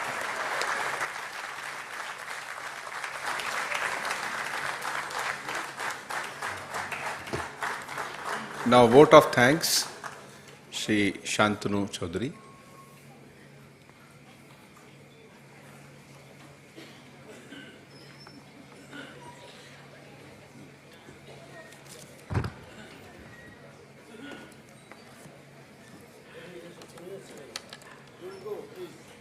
Pranam to most revered Swami Gautamananda Ji Maharaj. There are the volunteers getting ready to go for the tea preparations. Yeah. Pranam to most revered Swami Gautamananda Ji Maharaj, revered Satyeshananda Ji Maharaj, revered Satyadevananda Ji Maharaj. Pranam to all the Swamijis present here in this auditorium, and namaskar to all of you. Last 3 days, we've been thoroughly enjoying the centenary celebrations of the Mumbai Ramakrishna Math and Ramakrishna Mission. The program have been conducted very gracefully by revered Swami, Atma Shraddhananda Ji Maharaj, Pankaj Maharaj, Adhyaksh Ramakrishna Mission Ashram Kanpur. Before I proceed further, I request revered Swami Satyadevananda Ji Maharaj to please felicitate revered Atma Shraddhananda Ji Maharaj.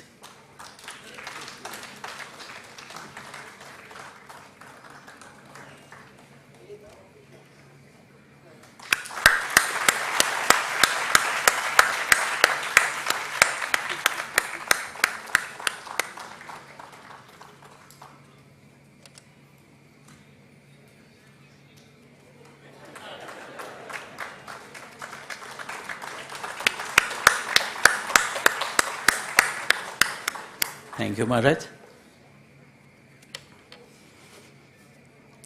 इतिहास के पन्नों में एक नया इतिहास रचा गया है। इस मुंबई महानगरी में पहली बार रामकृष्ण मठ और रामकृष्ण मिशन के 100 नहीं, 150 नहीं, लगभग 200 स्वामी जी यहाँ उपस्थित हैं।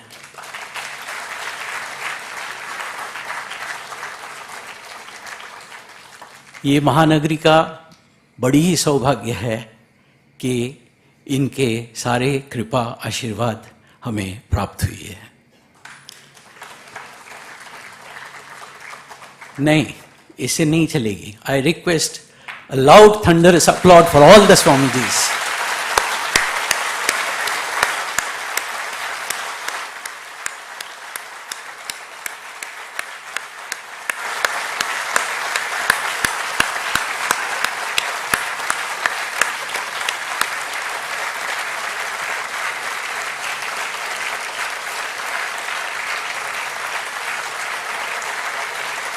Thank you.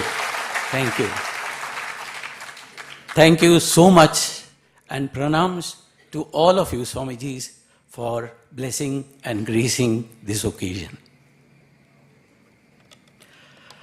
100 years is a long, long journey, and there are thousands of people who must be thanked. Because in these 100 years, each one has contributed to what extent we do not know. But today, what we are enjoying, what we are seeing at the Khar Ashrama and the other activities under the ashrama is a cumulative result of what has taken place over these 100 years. More than 150 Swamijis have been inmates of the Bombay Ramakrishna Ashram in these 100 years. Let us bow down and offer our pranams to all of them.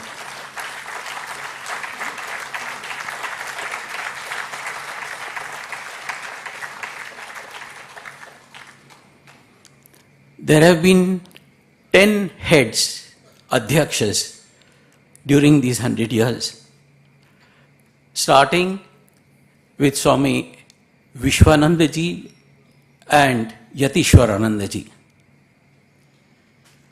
Out of the 10 Adhyaksha Swamijis, by the grace of Holy Trio, I have known 8 Swamijis.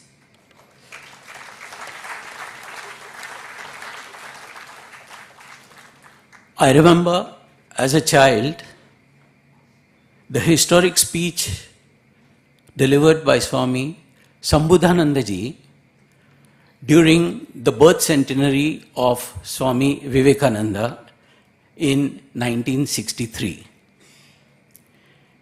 In his commanding voice, he said,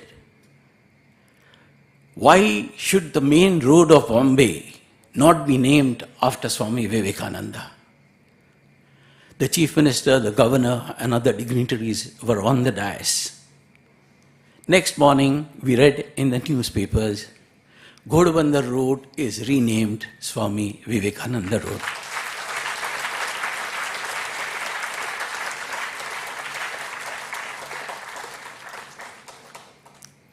The Universal Temple of Ramakrishna and the beautiful Holy Mother's Temple that we enjoy here today were all constructed and created during the time of Swami Sambudhananda ji Maharaj. Thereafter came Swami Hiranmayananda ji Maharaj, about whom most revered Gautamanand ji Maharaj has just been talking about. He made a lot of developments during his tenure, and the highlight of the developments I would put for our Rural Health and Welfare Center at Sakwar. During the period of Hiranmayananda ji Maharaj, we also had the privilege of having two more Swamijis who have made a huge impact on the devotees of Mumbai. One of them was a very dynamic and inspiring Swamiji, encouraging the youngsters particularly all the time, motivating them and showing them the right path. We were fortunate to have him during our growing age, and we are proud to say that we proudly call him our mentor, our guide. He is none other than most revered Swami Gautamananda Ji Maharaj.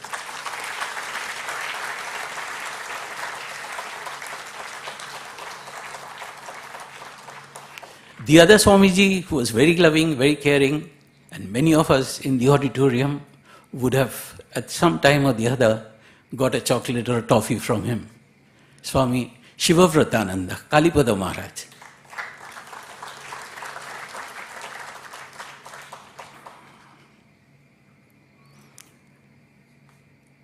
Thereafter we had two scholarly Swamijis, Swami Niramayanandaji, Swami Mokshanandaji.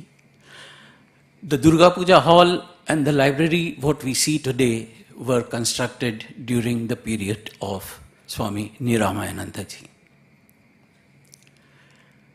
One of the biggest highlights in the history of these 100 years is our present President Maharaj, most revered Swami Smarananandaji Maharaj.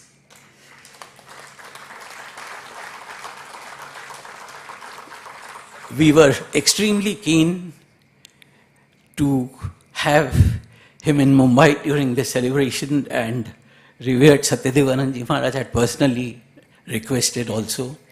But due to he too was very keen to come. Our revered Kuntal Maharaj had gone to Calcutta, and Maharaj said, I want to come to Bombay.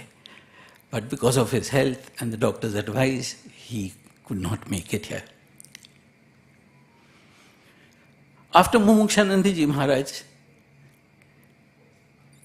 came a Swami who ruled over the hearts of all the Mumbai devotees for 25 long years, Swami Vagishanandaji Maharaj.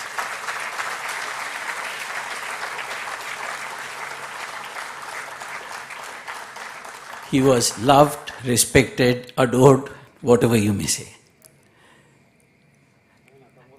A lot of developments and expansions have taken place during these 25 years. Thereafter, a Swami came to Mumbai and revamped, refurbished, and upgraded the Mumbai ashrama within a span of 6 years in such a way that it is going to last like this for another 50 years, I presume.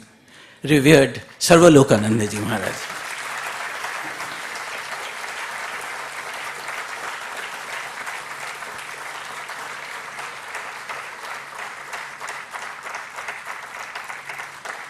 And then, like a pleasant summer breeze, we had the privilege of having revered Muktidanandaji Maharaj in Mumbai for a very short span of less than a year. But he has done so much of value additions in all our activities, whatever he could guide us. Today, we are celebrating the centenary under the guidance of revered Swami Satyadevanandaji Maharaj.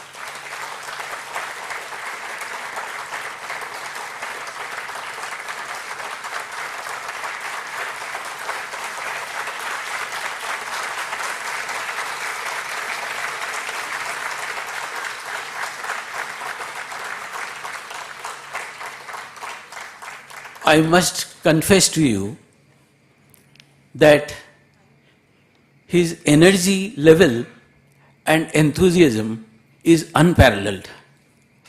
During these last 7 months, each and every week, there has not been, I think, maybe only 2 weeks or so where we didn't have meetings, but every week he has conducted meetings with the Centenary committee members, going into nitty-gritties of the details, how the function will be held and what will be the components.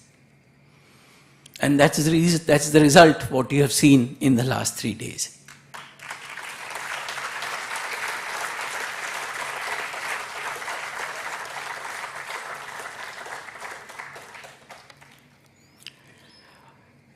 Maharaj has made the concluding remarks some time ago, and he has made my job much simpler because he has thanked most of the people whom I was thinking of thanking. Thank you very much, Maharaj. But there are a few names which I must read and thank them. So I'll quickly go through the list and close the session. First is the trustees of the Lakshmi Narayan temple where we had gone for the parikrama yesterday.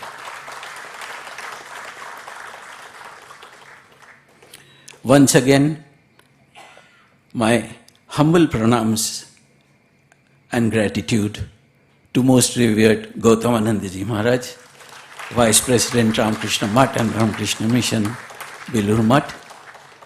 I think ever since he had left Bombay, way back 50 years ago, this is the first time he has spent a week in Bombay. We are so privileged, Maharaj, to have you in our midst. Thanks to revered Swami Suviranandaji Maharaj. In spite of his hectic schedule, he took up the journey just for a day and blessed the occasion. Pranams and thanks to our General Secretary Swamiji. Similarly, many thanks to revered Swami Satishanandaji Maharaj, Assistant General Secretary, who also has come on a flying visit just for a day. Thank you so much, Maharaj. Pranam to you. I must thank Honorable Governor Shri Ramesh Bais. He too was in Nagpur day before yesterday, on Thursday, and we were a little worried that he might not be able to reach on time, but he too made it perfectly at the prescribed time given. And we found that he belongs to our Biradari only, so, influenced by Thakur Ma Swamiji. A big thanks to Dr. R. Chidambaram, who was here with us this morning as our chief guest. And also for the surprise visit of Shri Ashish Shelar.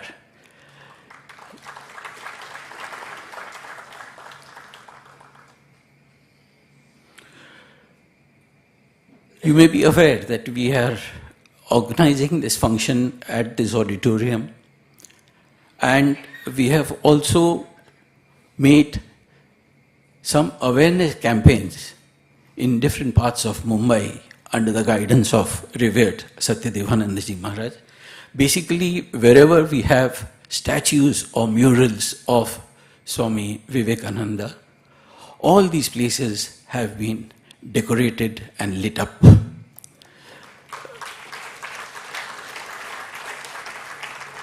Bandra, Mahim, Gateway of India, Chembur, Borivali. And this has all been possible because of the wholehearted support that we received from the Municipal Corporation of Greater Mumbai, particularly under the leadership of Shri Milind Savanji, who's an ardent devotee of the Holy Trio and supports all the activities whenever we approach him with any issues.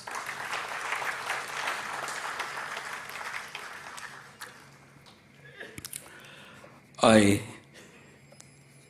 thank the management of the various locations where our Swamijis are putting up: Rang Sharda Hotel, Govindham, Sannyas Ashram, Ajanta Hotel, Beach Garden Hotel.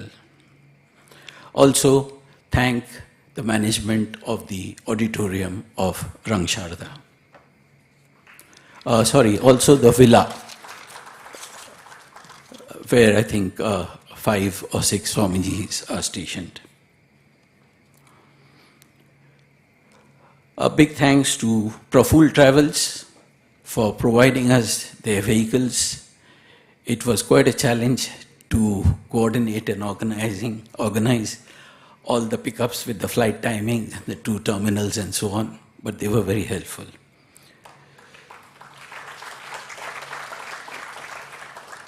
And I must mention that I think we owe a big round of applause for the one who has coordinated the entire logistics, Swami Devkantanandaji, Kulbhushan Maharaj.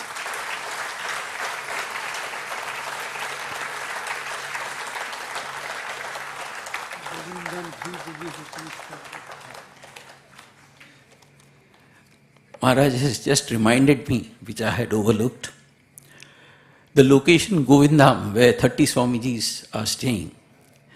They have given us the accommodation for all 30 rooms free of cost.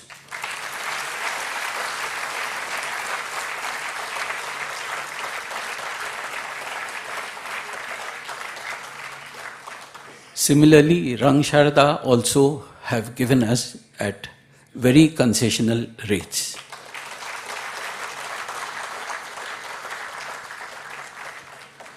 I also thank the managements of KES School and Lakshmi Cooperative Society, who have allowed our buses to be parked in their premises.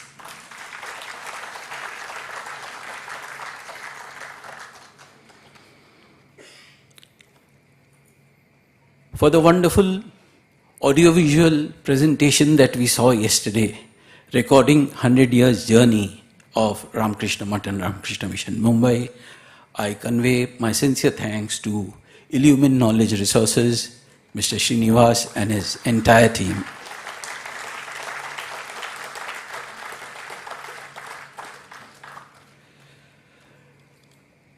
Thanks to Nivedita ji, I don't know whether she's here, and her team for providing all the decorative arrangements throughout Mumbai, including our car temple.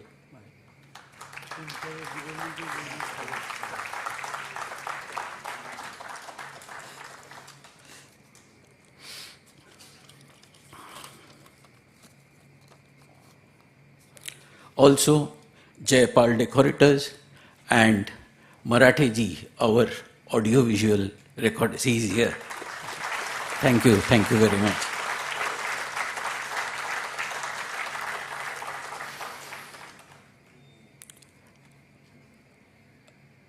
I've been hearing a lot of praises about the delicious food that is being served at our Khar Ashrama, which is under Trupti Caterers.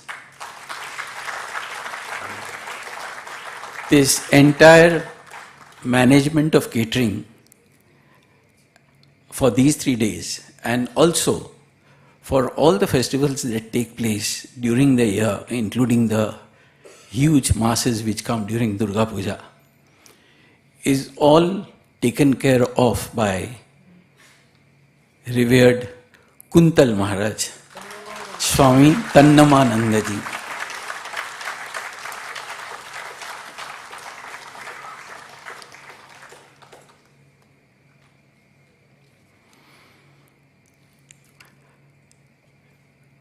Each and every Swamiji of Mumbai Ashrama have been working behind the scene for the last few months. And I offer my pranams and sincere thanks to each one of them for their contribution behind the scene to make this program a big success.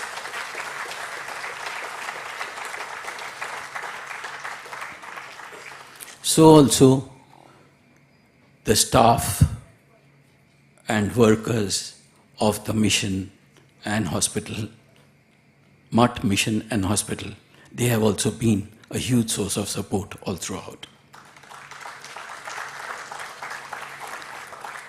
Sakwar has become an independent center, so I must thank Sakwar Center separately for all the support from their center to me.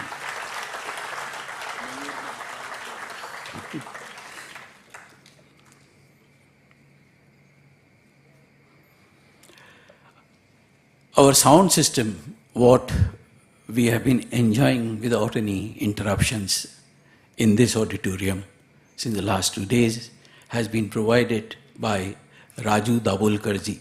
A big applause for him too.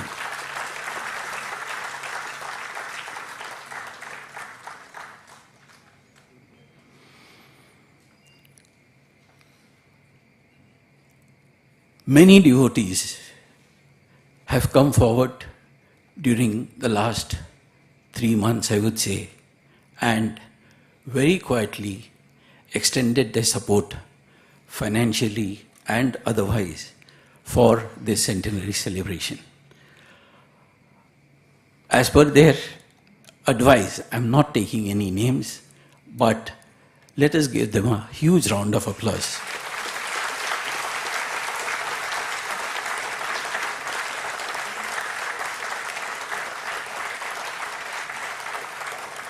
Thank you. Also, the donors, advertisers, sponsors, well-wishers, and our volunteers. A big thanks to all of them.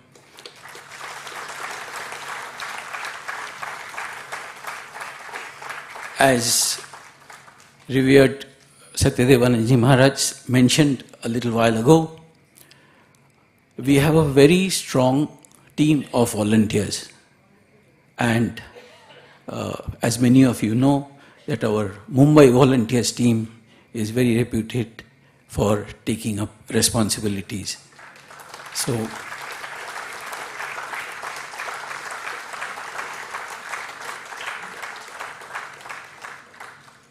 thank you.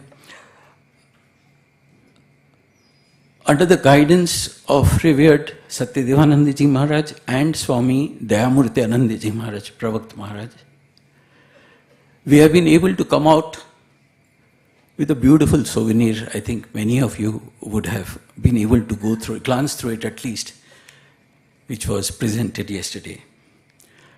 A small team was formed for this souvenir, which consisted of Shri Sharad Kilpadi, Srimati Simran Chugh, Dr. Mrs. Geeta Gore, Srimati Sheila Chaudhary, Miss Geeta Gate, and myself.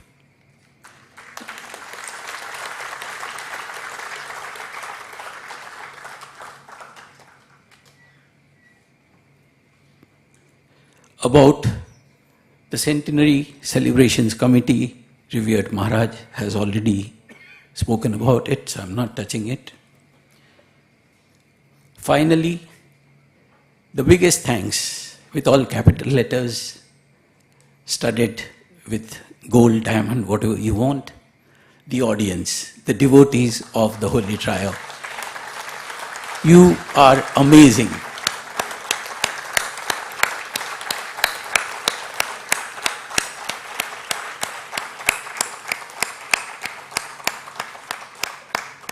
We were a bit skeptical that Friday, being a working day, we may not have a full audience. We were overwhelmed to see that though the auditorium capacity is only 800 plus, food was served to 950 people.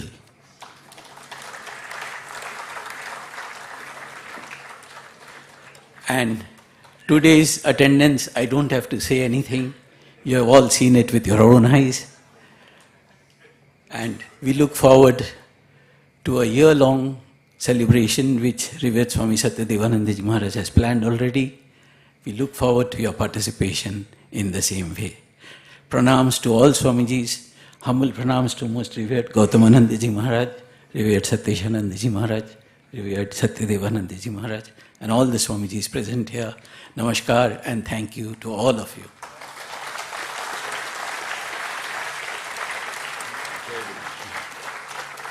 जय बोलो जय श्री गुरु महाराज जी की जय जय महामाई की जय जय स्वामी जी महाराज जी की जय जय भगवान श्री रामकृष्ण देव की जय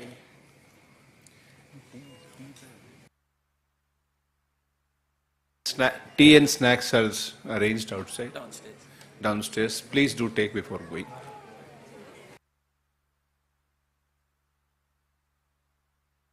Just to remind those who